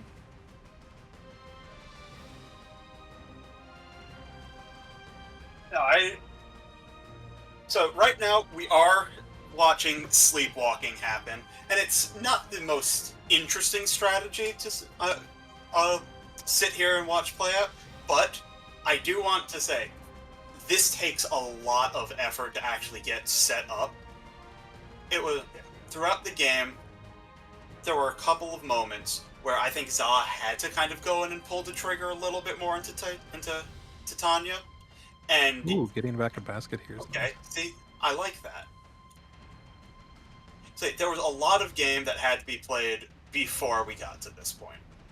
Yeah, it looked to me like Za overcommitted to this long game from like the mid-game point where he was backing off to the far corners and whatnot. And I don't know if that was due to him not having the right defenses or whatever the case may be, but yeah, I think that was the window that was missed Yes. that allowed for All the sleepwalking. What sleep says to the opponent is, you're going to interact with me, or you're going to lose this game eventually. And if you don't interact with Titania enough, she has enough resources to pull off this end game where you can't beat her anymore. The really unfortunate yeah. thing for Za too is there was that turn where he played the other path to draw 3, fearing the potential Rhyme glamour coming up, and then it wasn't Rhyme, it was the Sleep. And that really, he got big punished for that one, I think. Yeah. I also think that the fact that we only saw one, like actual instance of auto damage come out before Sleep was also a big deal. So I feel like Za just didn't have access to a lot of that early, because I think he would have been always trying to get it through early if possible. 100%. It's like we didn't see any mouths until at the end here when he's having to boost with them. We saw the one once upon a time, but that was it. Oh He's my getting God, into we're double supposed to attack get- this turn, but I don't think it's enough. No. Titania still has 3 blocks. Gonna use one more here. Justine, I would have loved to see a basket into a hands. To take back basket again. Yeah, that's fair. Hey, got the basket now. Hey, we got the hands into the basket, though. Got some damage. That's some damage. Titania's not getting it perfect here. So we have a feint and a 3 left, right? Yes. Yes. So it is actually like pretty close, and I think obviously, I think Kjet will win, but it's actually like he's gonna be basically out of cards at the end, I think. So it is like actually like incredibly close. And it all comes back to a few things, I think. One was, to your guys' point, drawing with the path ended up, like, if Red had 3 more cards in this spot, Yeah. he'd be in a much better place. Also, did not get the stones that tried to save Huntsman. Now, Titania did have to spend a second card on him, so that is something to keep in mind, but at the same time, you might have been able to hit something bigger impact at some point. Yeah, looking but- at that interaction, right? It was like stones hit a donkey, and that is not the hit you want to see. Mhm. If Yeah. you Yeah. attack with stones and you pull out a Glance or a Fairy Queen or But a Dream, that is huge. Yeah, pulling out a defense here would be insane. So I think you guys have highlighted some excellent points. There's one other point I want to highlight where Za was committing to the fatigue strat. And then he chose to boost in rather than maneuver and overdraw. When Titania had the jealousy glamour, and then Titania was able to spend it, and I think that was a big problem as well, because it helped Kjet get to Glamour of Sleep. If you're both playing the value game and you're both like sitting back and overdrawing, but you're not on sleep yet, you're in kind of a dangerous spot. So I think that was a big part too, where Za played into Kjet getting the cycle off rather than because if Kjet goes offensive to try and cycle into sleep, there is one window where Za can get once upon a time in at that point and just get free damage there. So I think that was another point too. Boosting with a basket, making an attack.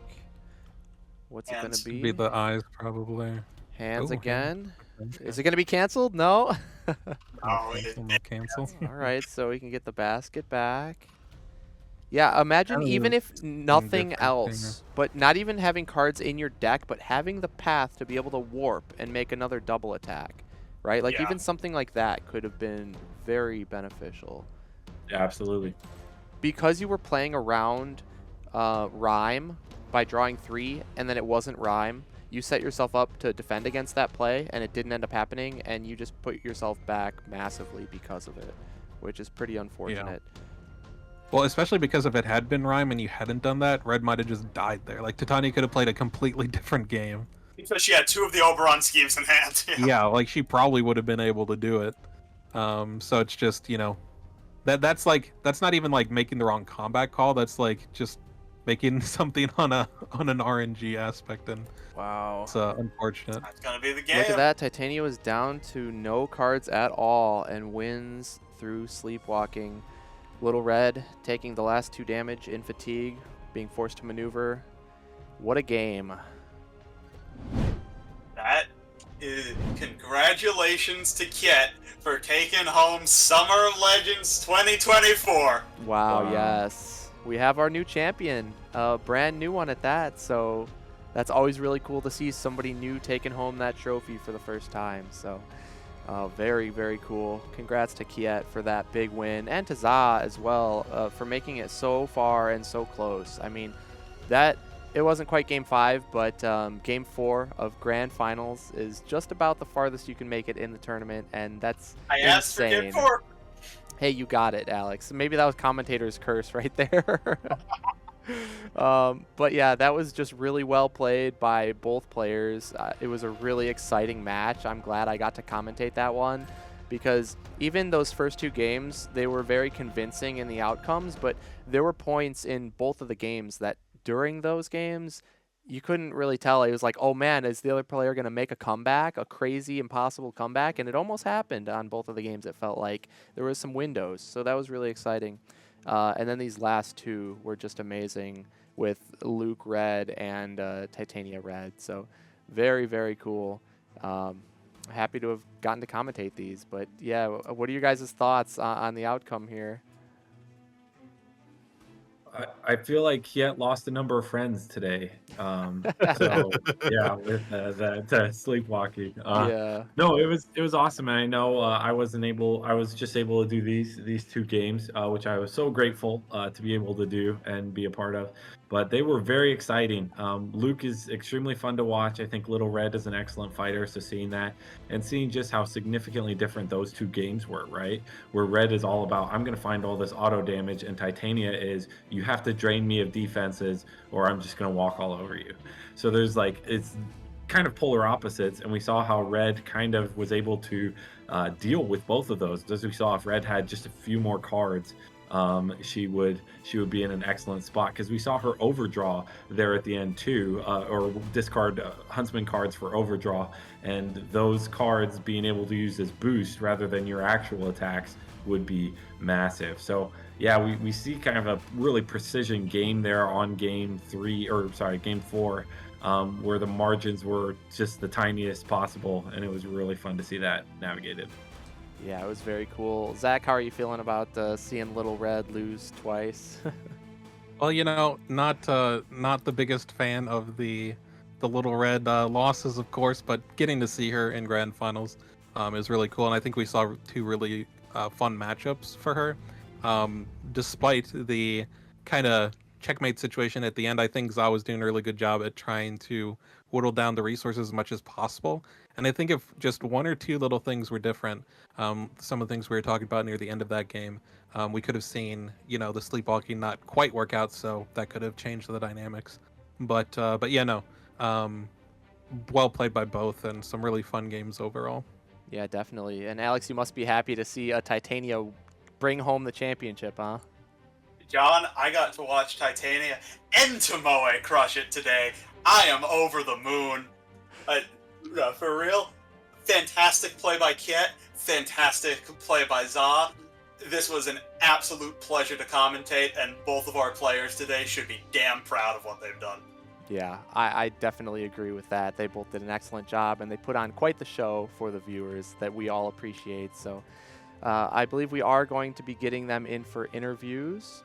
I'm not sure. We're going to be getting ZA, I believe, first, but let's see if they're ready. It'll be just a second for that. And then we'll be getting, of course, Kjet in after that. All right. Hello, ZA. Welcome back for the interview here. I want to thank you, first of all, for the time you put in playing, as well as joining us for these interviews and everything. And congratulations for making it so far. How are you feeling after this event here? Так, привет, Ваня. Поздравляем тебя, что ты так далеко прошел. Приветствуем тебя, так сказать, в нашей комментаторской будке. Спасибо тебе, что присоединился к нашему интервью. Значит, как ты себя чувствуешь после такого матча? Естественно, тяжело и раздавлен. После уверенной победы, первой победы, сыграть 0-3 это, конечно, тяжело. Я уверен, что у меня было какое-то количество ошибок. Надо разбирать и смотреть, насколько я был близок к тому, чтобы забрать этот финал. Yeah. Of course, I'm a little tilted and I feel really tough, especially after winning with so much advantage in the first game. Losing 0-3 is really quite hard. I really do think that I had some mistakes, misplays during those 3 games, and I need to probably sort it out what I should have done differently. Sure. Yeah, it's always tough because there are a lot of calls you need to make during the game, and you sometimes have an idea of what your win condition is, and it doesn't play out in the way you wanted it. Да, это, конечно, всегда очень тяжело, особенно когда ты понимаешь, что во время игры у тебя одна стратегия, а после этого она не срабатывает, и надо придумывать что-то новое, а ты уже сыграл много лишних карт. Вот так. Да, в какой-то момент не хватило, наверное, правильного принятия решений по стратегии. Может быть, в какой-то момент я не успел переключиться, и в последнем матче мы уже коротко обсудили, что надо было действительно чуть раньше идти в центр, но у меня была не очень хорошая рука, поэтому я немножко побоялся, и вот, наверное, это стало ключевой ошибкой в поражении в последней игре. Yeah, of course, there probably were a few strategic mistakes during that games, and especially in the last game, we've already had a conversation with Mehmet that I should have gone to the center a little bit earlier than I did. Yeah. So probably.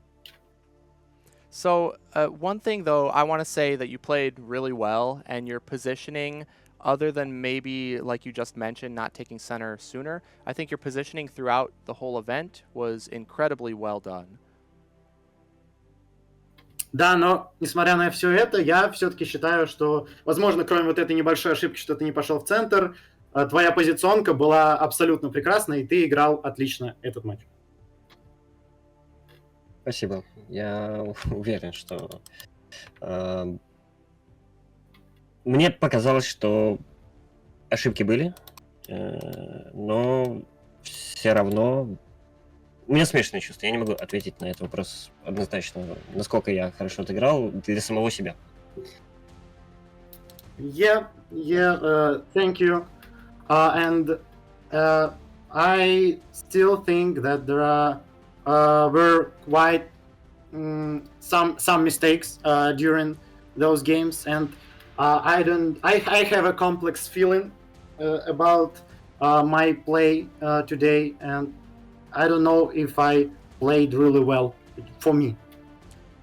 That's okay to feel that way after a loss, but just know that you made it all the way to grand finals competing against the best players in the entire world. So I think you've done an excellent job. You've proven yourself to be a very good player, and you should be proud of your great tournament run overall. Да, это чувство понятно, но все-таки знай, что в течение всего этого ивента ты играл против игроков со всего мира, против лучших, ты дошел до финала, и такой пробег в таком турнире, это очень почетно, и ты должен быть горд за себя. Спасибо, действительно. Еще надо осознать этот большой путь. Действительно, последние 2 недели были очень тяжелыми, и хотел бы как раз сказать спасибо, и тут я скажу никнеймы сам. Yeah, probably you're right. It was quite a long run. I can't even realize how long it was actually for now. But during those weeks, it was really during these 2 weeks before the finals. It was really hard weeks. I had a lot of preparations, and I want to thank a lot of nicknames that I will read out right now. Thank you. Да, спасибо большое. И thank you for preparation.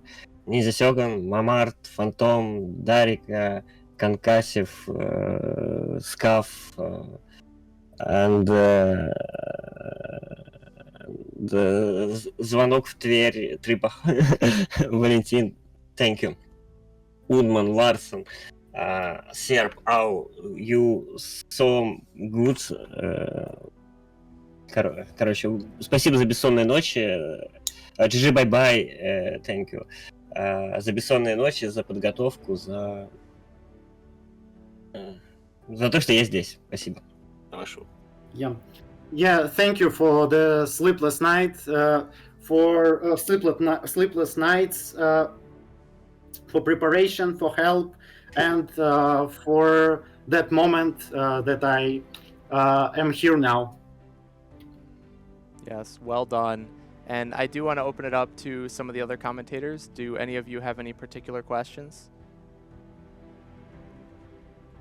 If not, I do have one more thing, but... Yeah, I don't know if I have a question. I just want to kind of echo the sentiments, but also props for playing Little Red because I love seeing her, so loved seeing you play her and had some really close games with her. Да, Darkblade не столько имеет вопрос, сколько поздравить тебя хочет и похвалить за то, что ты поиграл на шапке 2 раза на его любимом персонаже, и это были 2 очень близкие игры. Спасибо тебе за это. Спасибо. Может быть... Спасибо. Просто спасибо. Yeah, just thank you. So the other thing I did want to ask about, though, was you started your lineup, and did you think that Golden Bat was the weak link?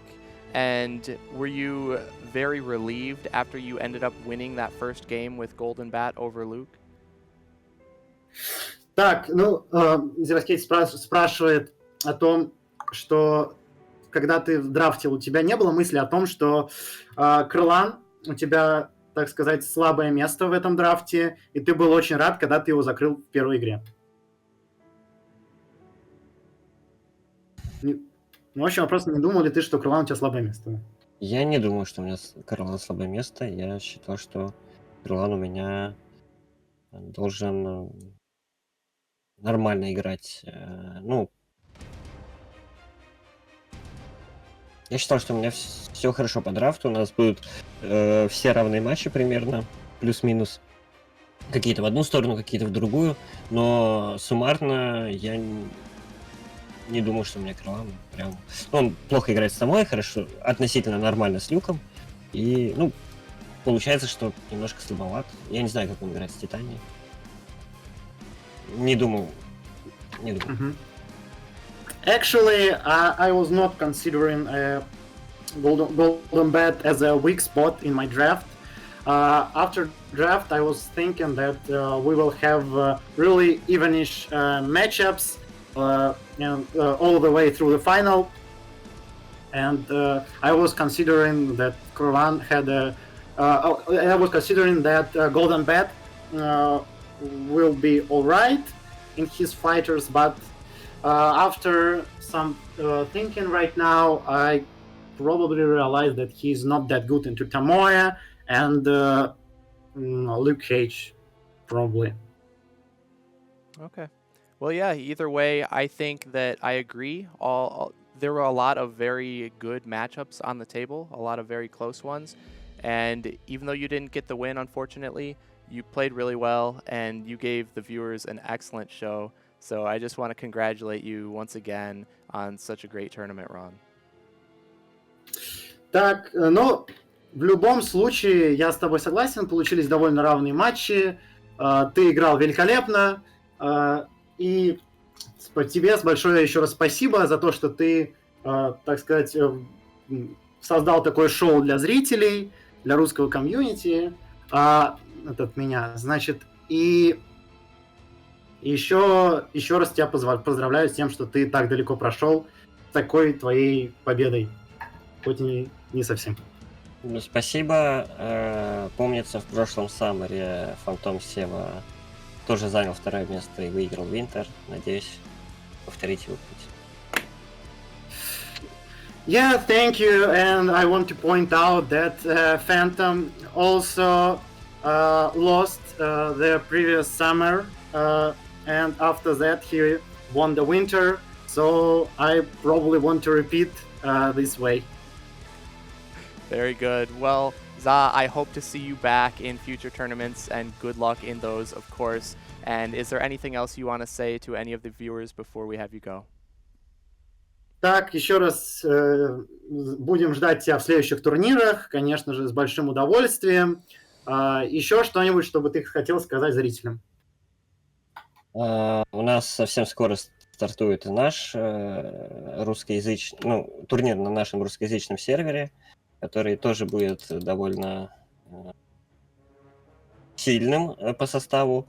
И я думаю, что за ним будет интересно смотреть. И, может быть, увидимся еще и там.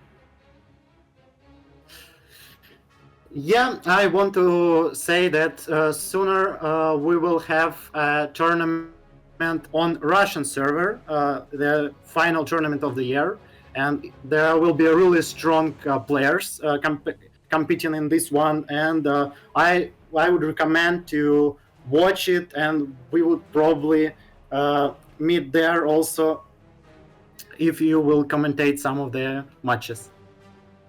Yeah, that would be great. I'd love to watch, so definitely send me the info when you have it. You can always reach out on Discord, but good luck in that event. I hope to see you back for more future events of ours, and just thank you for playing. Да, отлично. Я обожаю смотреть за турнирами, так что если нужна будет какая-то помощь в стриминге, пожалуйста, обращайтесь ко мне в Дискорде. И ждем тебя на следующих наших ивентах, и удачи. Thank you. Bye-bye. You're welcome. Take care. Bye. All right, and then we are here with our brand new champion of the world in Unmatched. Kjet, congratulations on such an incredible tournament run. You finally got the victory here, the first place. You are the champion for now. You get to bring home that trophy for the first time for an official online event. So how are you feeling after that huge win? I'm feeling so great, man. After the first game, I was a bit disheartened, but definitely won some 50-50s in draft, and I feel so great now. Yeah, you've got to be feeling good. Now, going into the draft, how were you feeling before you guys even finished the draft? Just going into it, after whatever preparation you did yesterday, how were you feeling? So during the preparation, I noticed best of 5 being quite volatile. So I wasn't confident in the draft. But today it went fine, actually. There was one weak link in my roster in the end when we had to do the self-ban, Yenenga. And Za also told me when I self-banned it that he just wanted to beat her 3 times. So after that draft, I was feeling quite confident because I was basically going to kill Golden Bat and Tesla a few times. However, that went a bit different in the first game. And yeah, it was a bit disheartened after that, but just kept going, won the 50-50 in draft, and yeah, it was great after that. Yeah, we were talking about that 50-50, and first of all, we thought Golden Bat was the weak link in Za's lineup, and you were just going to counterpick Golden Bat and win against him 3 times. That was what we thought. And then, yeah, same as you, after that game 1, we were like, oh no, this is bad. And we figured you'd have to win some 50-50s in draft, and thankfully you did, because I believe the second game was, that was the Tomoe versus Tesla. Right, and that was a good one for you. If you ended up with Tomoe into Little Red, we would have been a bit concerned. So, yeah, I can see on screen that the conversion has begun. Now that you've officially won. Yeah, we are all Kjet. Yes, we are all Kjet. Now that you've won, you've just plagued the entire community. Nice. Yeah. We are Kjet. There you go. That is awesome. But man, it was just really great games. I think all of them were really intense. I know the first 2 games were very dominant, but there were windows that we were like, maybe this is going to turn around. There was an opportunity. So that was really exciting to see whether or not that was going to happen. And then the last 2 games, game 3 and 4 with Little Red, both were incredibly close. And that was just a pleasure to watch. So especially since you brought out Titania, I know you've been a big fan of Titania ever since she came out, and you really showed the world what Titania can do. And how are you feeling about getting to show that off kind of for the first time in a big competitive play setting? I'm glad that Titania won me the tournament. I would have preferred to do it in a different way. I wanted to go in aggressive, but I didn't have the card for that. But I definitely have played this match a few times, so I know I can win the league. So I opted for that. In my opinion, the game was a bit boring, but I'm glad at least that I could show Titania being decent. Yeah, I was mentioning we can't wait to hear what the community has to say about sleepwalking after that performance. Yeah. I mean, the first half was really interesting, and then you know. But no, Yeah. I think it was cool because we were mathing out at the end, like the different interactions, and it was very close. Like you had kind of just enough to be able to make it viable. But I think to Za's point from his interview, if he had centered a little bit earlier and maybe started doing what he did with hands, just slightly earlier, it could have maybe led to more difficulty in like making that fully work from your side. Yeah, exactly. If he did it earlier, then I would have taken a hit or two in the mid game, because I'm expecting the handstand. But after him being so slow, I was like, I can defend everything. I think, and it worked perfectly. But yeah, I think there was still some time. I mean, how much health did I have? 9, so I could take some hits. But, Yeah, helped. another thing that we were looking at was when Red used the path to draw to guard against you getting Glamour of Rhyme, because it was basically a 50-50 between that and sleep. And if you had done that, you had like all the Oberon scheme stuff. Like Red might have just died. So it was really kind of like that let him play around kind of both to a degree. But unfortunately for Red, it was the other Glamour that didn't threaten her as much. So that draw ended up hurting her in the long run. But To be fair, I had both the schemes. I had both the glances, and I had the bullet beam. So I had 0 things to attack with. okay, so nothing to actually hit with. That's unfortunate then for Red. No, like I said, my draw was a bit weird. So I was really glad he did it. Yeah, that must have been a big relief when you saw that flipped over to draw. Be like, well, I wasn't planning on doing that anyways. No, exactly. Yeah, very cool. Well, any other questions from either of the commentators? I would just like. Oh wait, sorry. Go ahead, Chad. Yeah, well, I just wanted to say, as a fellow runner to win a grand finals game, I wanted to just see at what point did you have it mathed out. I remember there being a very real moment in Darkblade and I's game where there was a moment where I was like, "This is it," and I think you can even see it on camera. And it seemed like you were so calculated as to when you had it all mathed out, because you were boosting with glances really early, which caught me off guard, but it made a lot of sense as to why you did that. So I was just wondering, at what point did you have it mathed out, or were you just running on autopilot, since you said you've played this matchup before? So I was just kind of wondering when that moment happened. So the moment I exactly got it matched was around, I think, 6 or 7 cards for him. Then I knew, counting with his boost values, and I think 1 scheme left, how many times he could reach me, and my cards would exactly match that. So around that, but even before that I was boosting with the glance indeed. Because with this strategy I don't need damage, I just need to get away and get as many moments where he doesn't attack me. So yeah, around 6 or 7 cards I was basically already, yeah, I knew I won. How did that feel then at that moment when you finally know? Because I've been there as well, right? And it's like you're on edge and you know things are going well for you, but it's still not locked in yet. And you're like, this might be the time. This might be it. And then that moment you finally realize it. How did that feel? It felt great. I mean, it's also weird because 6, 7 cards on deck, and I know I'm winning, but it can still go wrong. So I'm not clear yet. But yeah, when I win, definitely it's great. But I was also expecting it a few times already. Yeah. So it was a bit of a slow. Sure. Okay. What do you got for him, Alex? I was just going to say, thank you for your roster. The characters you played today, I couldn't make it to Grands, but I was with you there in spirit with that Tomoe and Titania. I love seeing those girls up there. You were one Moon Knight short of having my characters. That's I right. mean, Moon Knight would have also have, I think. He got that out of the way earlier. He got the Yeah, no, he got beat that, trained with Moon got Knight. that in the quarters. It got him to semis, so he had to get the rest of the roster out there. Exactly. Well, Kjet, just really well played throughout the entire event. You've proven time and time again how good of a player you are and that you deserve to be at the top of the competition.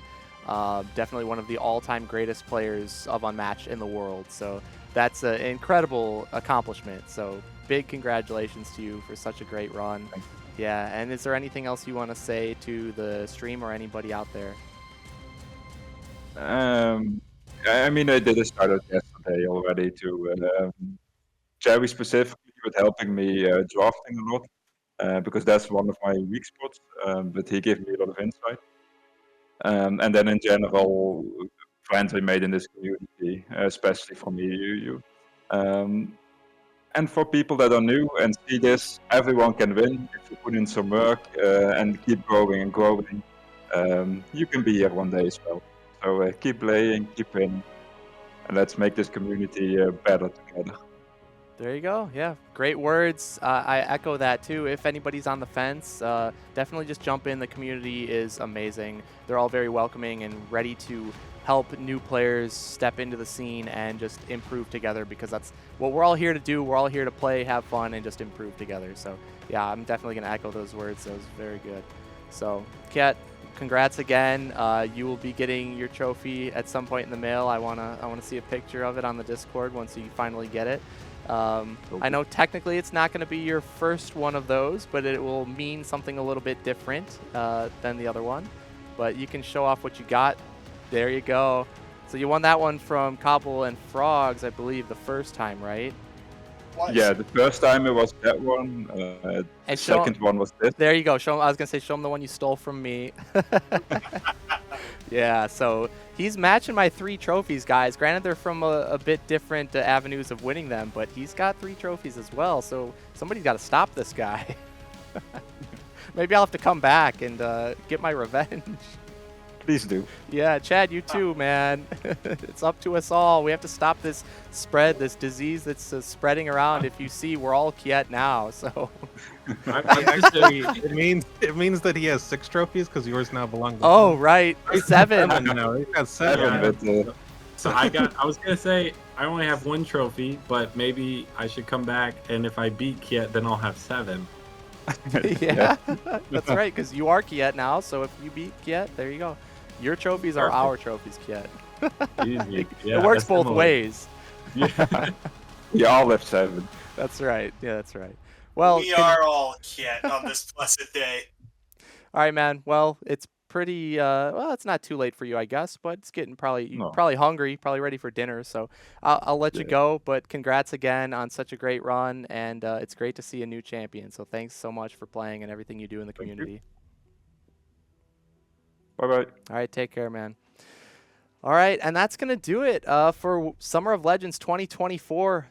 We have our new champion, Kjet. Big congratulations to him. He played incredibly all the way through, and it's always cool to see a new champion crowned. So that is awesome to see, and I've been very glad to be a part of it and get to host all these awesome matches for everybody out there. I hope you all enjoyed, and I want to give a big thank you to everyone involved in this whole thing. So obviously, you guys, the viewers at home, thank you for watching and being with us for this, because that's the whole reason we put on all these events. And thank you to Restoration Games for not only creating the game, but creating this incredible community around the game. They're just the greatest and most supportive company that I've ever seen in a board game. So big shout outs to Restoration for that, as well as, giving us stuff to reveal. That was really fun to get to reveal some of the new Witcher stuff on screen. So thank you for that. Thank you to Frank for running UM League, which is the website that hosts all these events. You can find out player stats, fighter stats, see past competitions, and all this stuff on UM League. So definitely check out the site if you guys are unfamiliar with it. It's a great resource. You can even log friendly games if you just want between you and your friends. So it's an amazing website.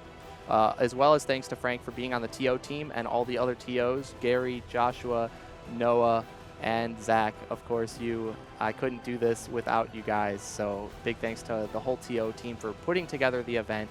Thanks to the guys at Vorpal Board for giving us an amazing platform to stream and showcase this amazing game and all of the art and the amazing components involved, and just being able to provide you guys with that top level gameplay. It's just amazing. So big shout outs to them at Vorpal as well.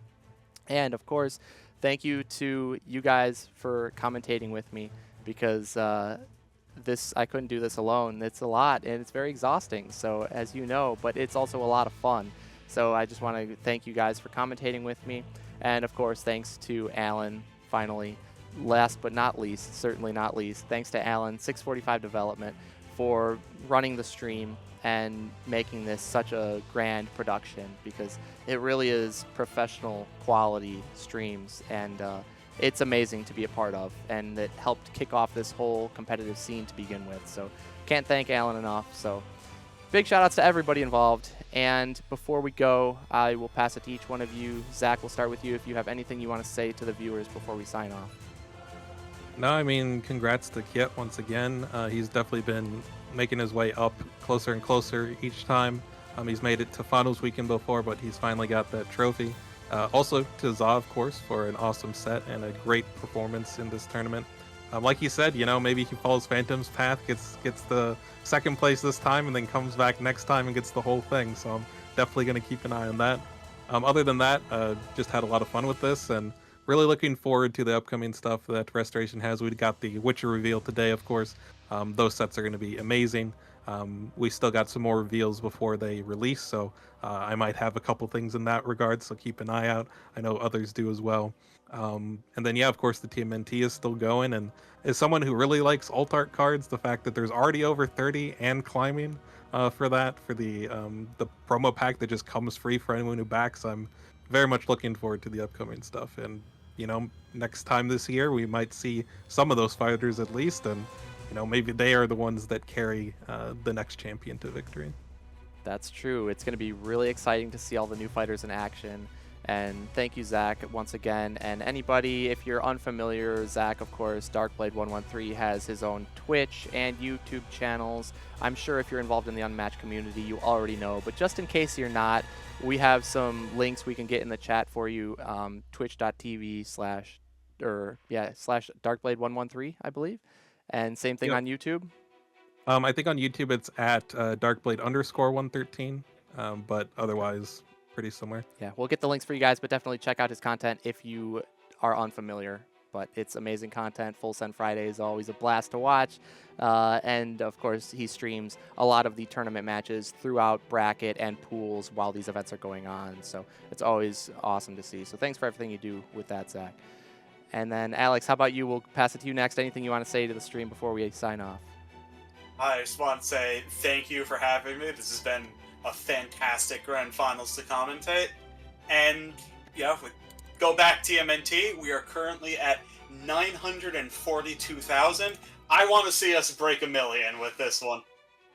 That is insane. But, yes, that set is packed with content, and it's going to be incredible. So you definitely don't want to miss out on that. So thank you again, Alex, for joining us. It's always a pleasure to have you on.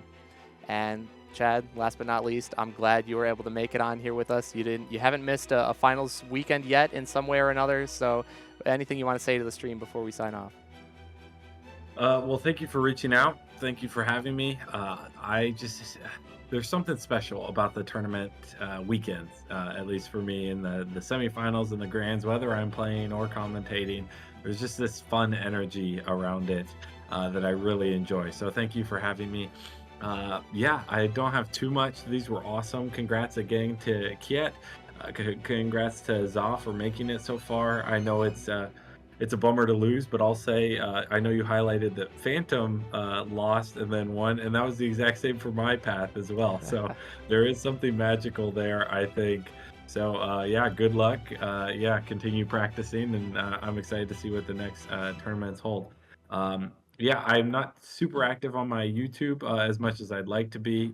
Just fairly busy. Uh, but I will be at PAX Unplugged this coming up soon here in December, and I'd love to meet any of you, play some games with any of y'all, and that would just be fun to have. So yeah, my YouTube is Unmatchad. If you enjoy some of those puzzly end games, that's what most of my content focuses on. And who knows? I hope to have some more of that in the future. Maybe even involving some of the newer fighters that are coming out. So stay tuned for some of that stuff. Yep. Thanks, Chad, once again for joining us here. Definitely, you guys check him out. We can get a link to his YouTube on the Twitch chat there as well. He puts out some awesome puzzle videos. Those are a lot of fun. So if you're interested in puzzles and you love Unmatched, you're gonna want to see those videos. So go check them out for sure. And finally, I mean, I'm John, zzzzaa1, and I also have a YouTube and Twitch channel. I have not been very active as of late, honestly, just been really busy with life, but I still do put out content here and there. There's plenty of Unmatched videos that you can check out, even old resources like strategy stuff and talks about the different Unmatched formats and tier lists and whatnot, although it's a bit out of date now, but go check that stuff out if you're interested. And my ongoing series Matchup of the Month, I am definitely far behind on, but we're still working on cranking them out. April. We just put out April's episode. It's April right now, clearly. Yeah, it's fine. So we're not behind. It's fine, yeah. So me and Chad, we just got to get together and play some more games, but we'll get those out to you guys as soon as we can, of course. It's always a really fun time doing that. So I hope you all enjoy that, but go check it out on YouTube. It's just at zzzzaa1, and then twitch.tv/zzzzaa1 as well. I typically stream my tournament matches when I'm participating, or sometimes other fun events, like when a set is released, I'll typically play the new fighters on stream and get absolutely bodied by my opponent because I don't know what I'm doing, but that's always a fun time for everybody. And so yeah, check me out on Twitch and my YouTube. Follow that because I should hopefully be having some Witcher reveals as well. So yeah, I'm happy to be a part of that. But yeah, thanks everybody once again for watching, and that's going to do it for Summer of Legends 2024. So huge congratulations once again to all of our participants, but especially to zzaa and mostly Kjet for being our new champion, taking home that trophy. They made an incredible run and put out some incredible content for everybody to watch here. So big thank you to them. Congratulations once again, Kjet. That's going to do it for everyone this Summer of Legends 2024. Hopefully we'll see you back for Winter of Champions. But this is John, zzzzaa12, signing off. You all have a good one. We are Kjet.